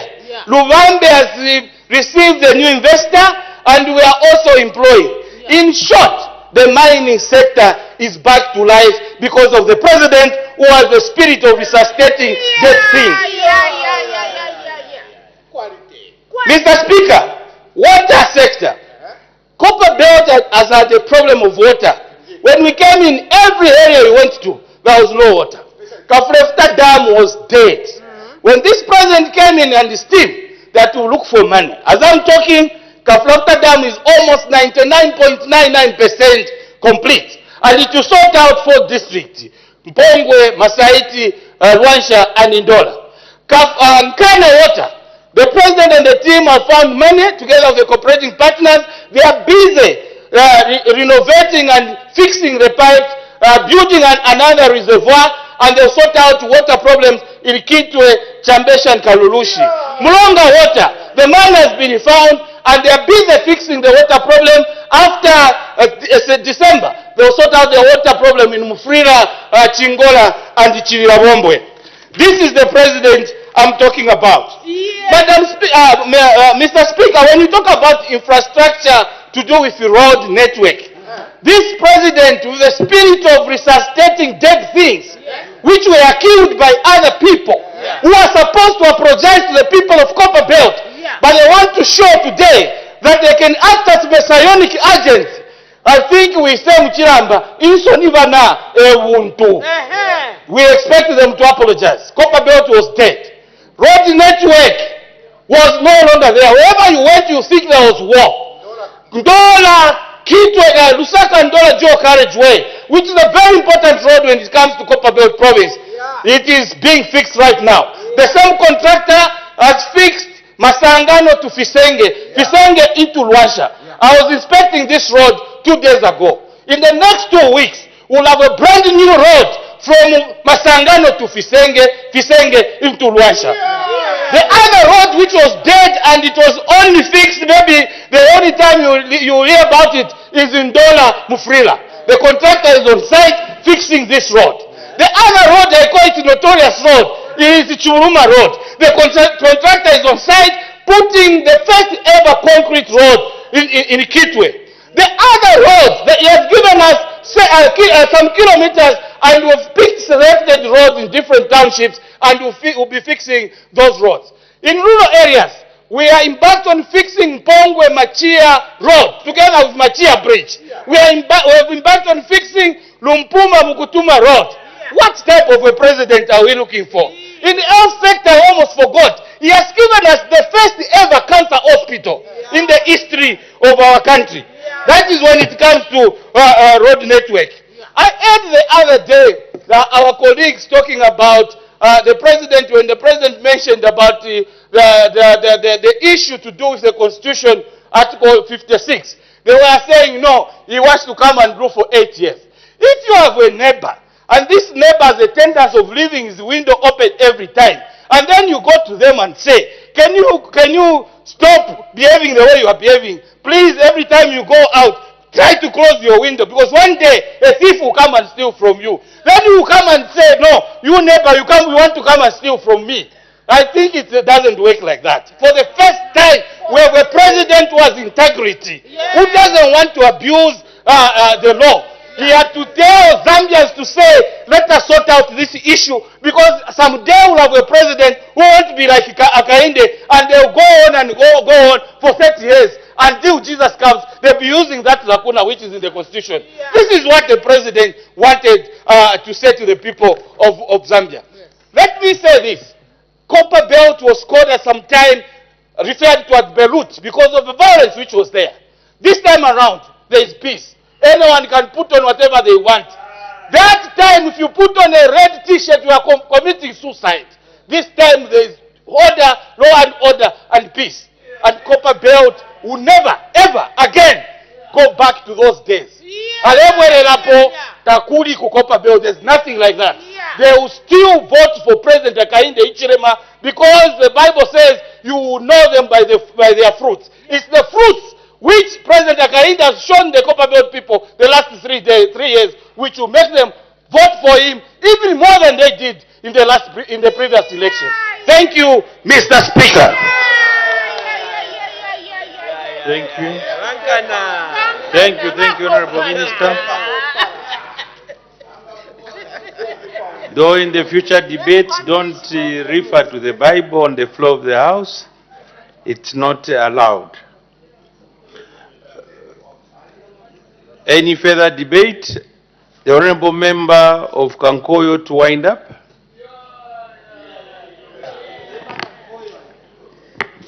I thank you very much, Mr. Speaker.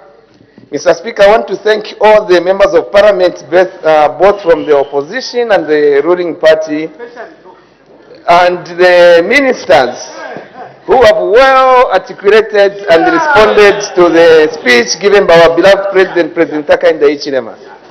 Mr. Speaker, allow me to just appeal to the Zambian people. I think you have been given a chance to hear both from the left side and the right side. You've heard from the people who took this country down, below the belt. You have heard from the people who are bringing hope and ensuring that, Mr. Speaker, come 2025, this country will be a different country.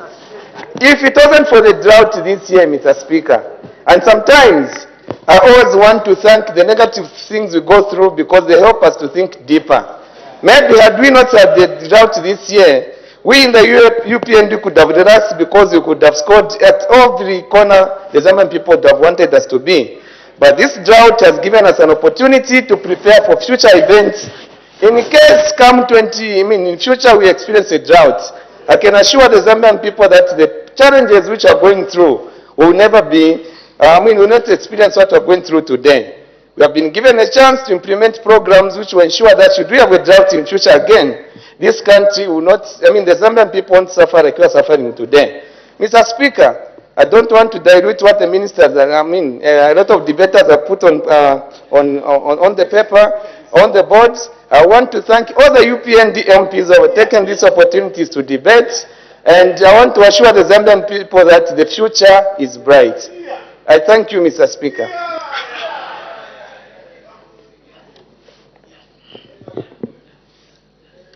I put the question. The question is that the thanks of this assembly be recorded for the exposition of public policy contained in the President's address.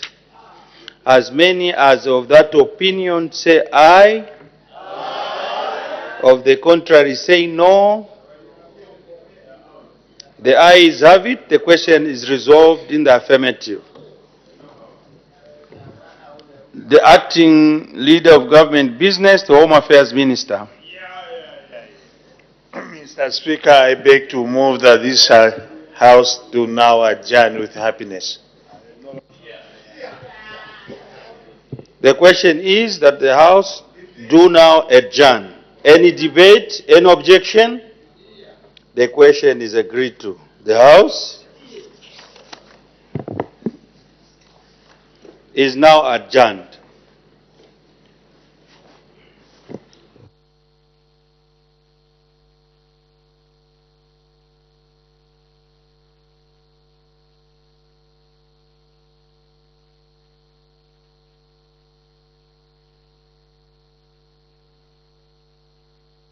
has been concluded and the House has adjourned.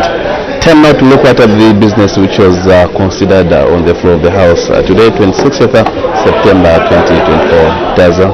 Exactly, Joe. When business resumed, Madam Speaker did make some announcements, and in our first announcement, Madam Speaker acquainted the House with the presence in the Speaker's gallery of honourable members of Parliament and staff from the Parliament of Ghana. Madam Speaker, on behalf of the National Assembly of Zambia, warmly welcomed the distinguished guests to the National Assembly.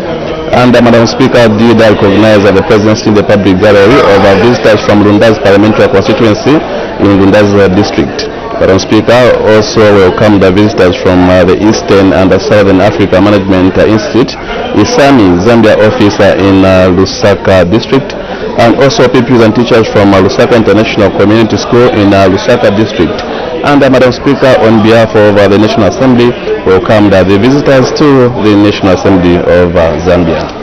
After the announcements, Madam Speaker did permit the Minister of Water Development and Sanitation, that's Honourable Collins Nzovu, to render a ministerial statement on the water situation in the country. And the ministerial statement was focused on the state of water supply in the country, challenges of water supply in Kauma district, shutdown of water supply to Katete district, challenges of water supply in Solwezi and Kasempa, challenges of water supply in Lusaka, and the mitigation measures the government has put in place to minimize the impact. The minister did say that the severe drought has had a dual effect on water supply in the country. He said that drying up of surface water sources and dwindling levels of groundwater in some parts of the country have resulted in low abstraction and subsequently reduced water production by water utilities. The minister added that water sources such as Katete Dam in Katete, Likwele Dam in Pemba, Lufupa River in Kasempa, and Mwambash Dam in Kalulushi have completely dried up, while water levels in the Kafue and Solwezi rivers, as well as water levels in boreholes in most parts of the country, have drastically reduced.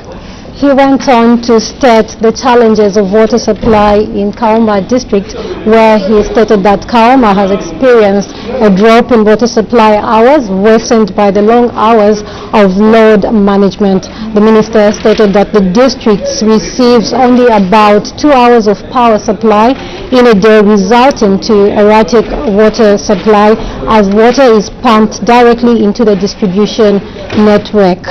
And on the shutdown of water supply to Katete district, the minister did indicate that Katete district has been experiencing erratic no water supply because of Katete Dam, which is the only source of water for Katete district, has also dried up. The minister stated that April 2024 and by August 2024, the water levels had reduced drastically, making it impossible for Eastern Water and Supply and Sanitation Company to abstract sufficient quantities of water supply. He went on to state the challenges of water supply in Solwezi and Kasempa districts, and the minister did state that the Lufumpa River in Kasempa district has dried up, while the water level in Solwezi River in Solwezi district has reduced to alarming levels. He stated that this has resulted in reduced water production and subsequently erratic to no water supply in the two districts. Among the areas affected in Solwezi are low density, urban, Messenger, Kizomba, Kiawama, Nagrada and Kamisala town center in Kandundu. And on the water challenges in Lusaka, the minister did say that parts of Lusaka have been experiencing erratic water supply, particularly those supplied by boreholes. These areas are such as Baulen, Chazanga, Avonde, Chainda, Kabanana, Ndeke, Kwamwena, Vona Valley, Chalala, and parts of Kamala South, and among others. The minister did say that this is as a result of the electricity load management of over 18 hours per day. And the minister further went on to mention the mitigation measures government has put in place to minimize the impact, and he did state that in order to mitigate the effects of the drought, his government, through his ministry, has put in place several measures in terms of water resource management interventions. The ministry, through WAMA, has intensified compliance efforts to safeguard water resources from illegal and undesirable human-related activities. The minister also further stated that as of 6th August 2024, the authority had issued 99 stop orders related to various illegalities, and further the authority had issued 16 penalties for various offences. He also further stated that in addition, a total of 145 commercial water users were inspected, comprising of 85 surface water and 60 groundwater users. And so those are just basically some of the details that was contained in the ministerial statement. We take a look at the other business that the House considered on the floor of the House.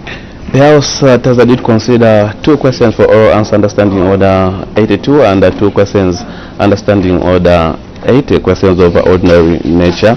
So we look at question 20, which came from Mr.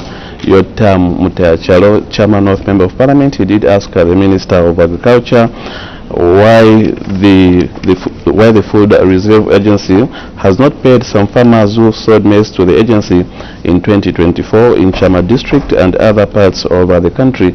And the minister did say that government is aware of the balance yet to be paid to all the farmers who are owed money by the government. In answering part B of the question, which stated that when the affected farmers will be paid so as to enable them plan for the forthcoming 2024 to 2025 farming season, the minister did assure the farmers in Lundazi district that they'll be paid their money as soon as possible. And question 21 did come from Ms. Brenda Nyerenja, who is Lundazi Member of Parliament, and her question was directed to the Minister of Agriculture. In A, she wanted to know whether the government has decided to exclude all old cooperatives from the Farmer Input Support Program for the 2024 to 2025 farming season in preference for newly created cooperatives in Lundazi district. And the minister did respond that government has not decided to exclude any of the old cooperatives. In part B, if so, why the old cooperatives have been excluded from the program? This question did fell off.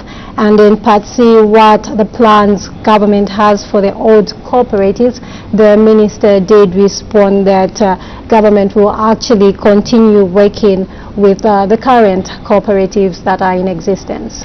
And the other question came from Mr. Kanengo Kavushi, constituency member of Parliament. He wanted to find out from the Minister of Education, in A, when the teachers who retired as far back as 1989 and are still occupying institutional houses in Kavushi Parliamentary constituency will be paid their repatriation allowances, and when the retired teachers will vacate the houses to leave room for serving teachers. So the minister did say that no teachers who retired in 1989 are occupying institutional houses, but did state that teachers who retired in 2006 are still occupying those houses in Kavushi. And in answering part B, the minister did say that government remains committed to pay teachers by the end of 2024 in order to allow new teachers to occupy those houses in Kavushi constituency. And so after the consideration of questions for oral answer understanding order 80, the House went on to consider the motion of thanks. So there was resumption of debate on the motion of thanks, a motion of 17th September 2024, a motion that was moved by Mr. Hudson Maveta, that the thanks of this assembly be accorded position of the public policy contained in the President's address. And today we did see quite a number of the executive debate to this motion, and this motion has since been concluded and it has been agreed to. So basically that's the business that the House considered today, Thursday, 26th September 2024. And on behalf of Joe Akatama and the entire production crew, it's bye-bye for now.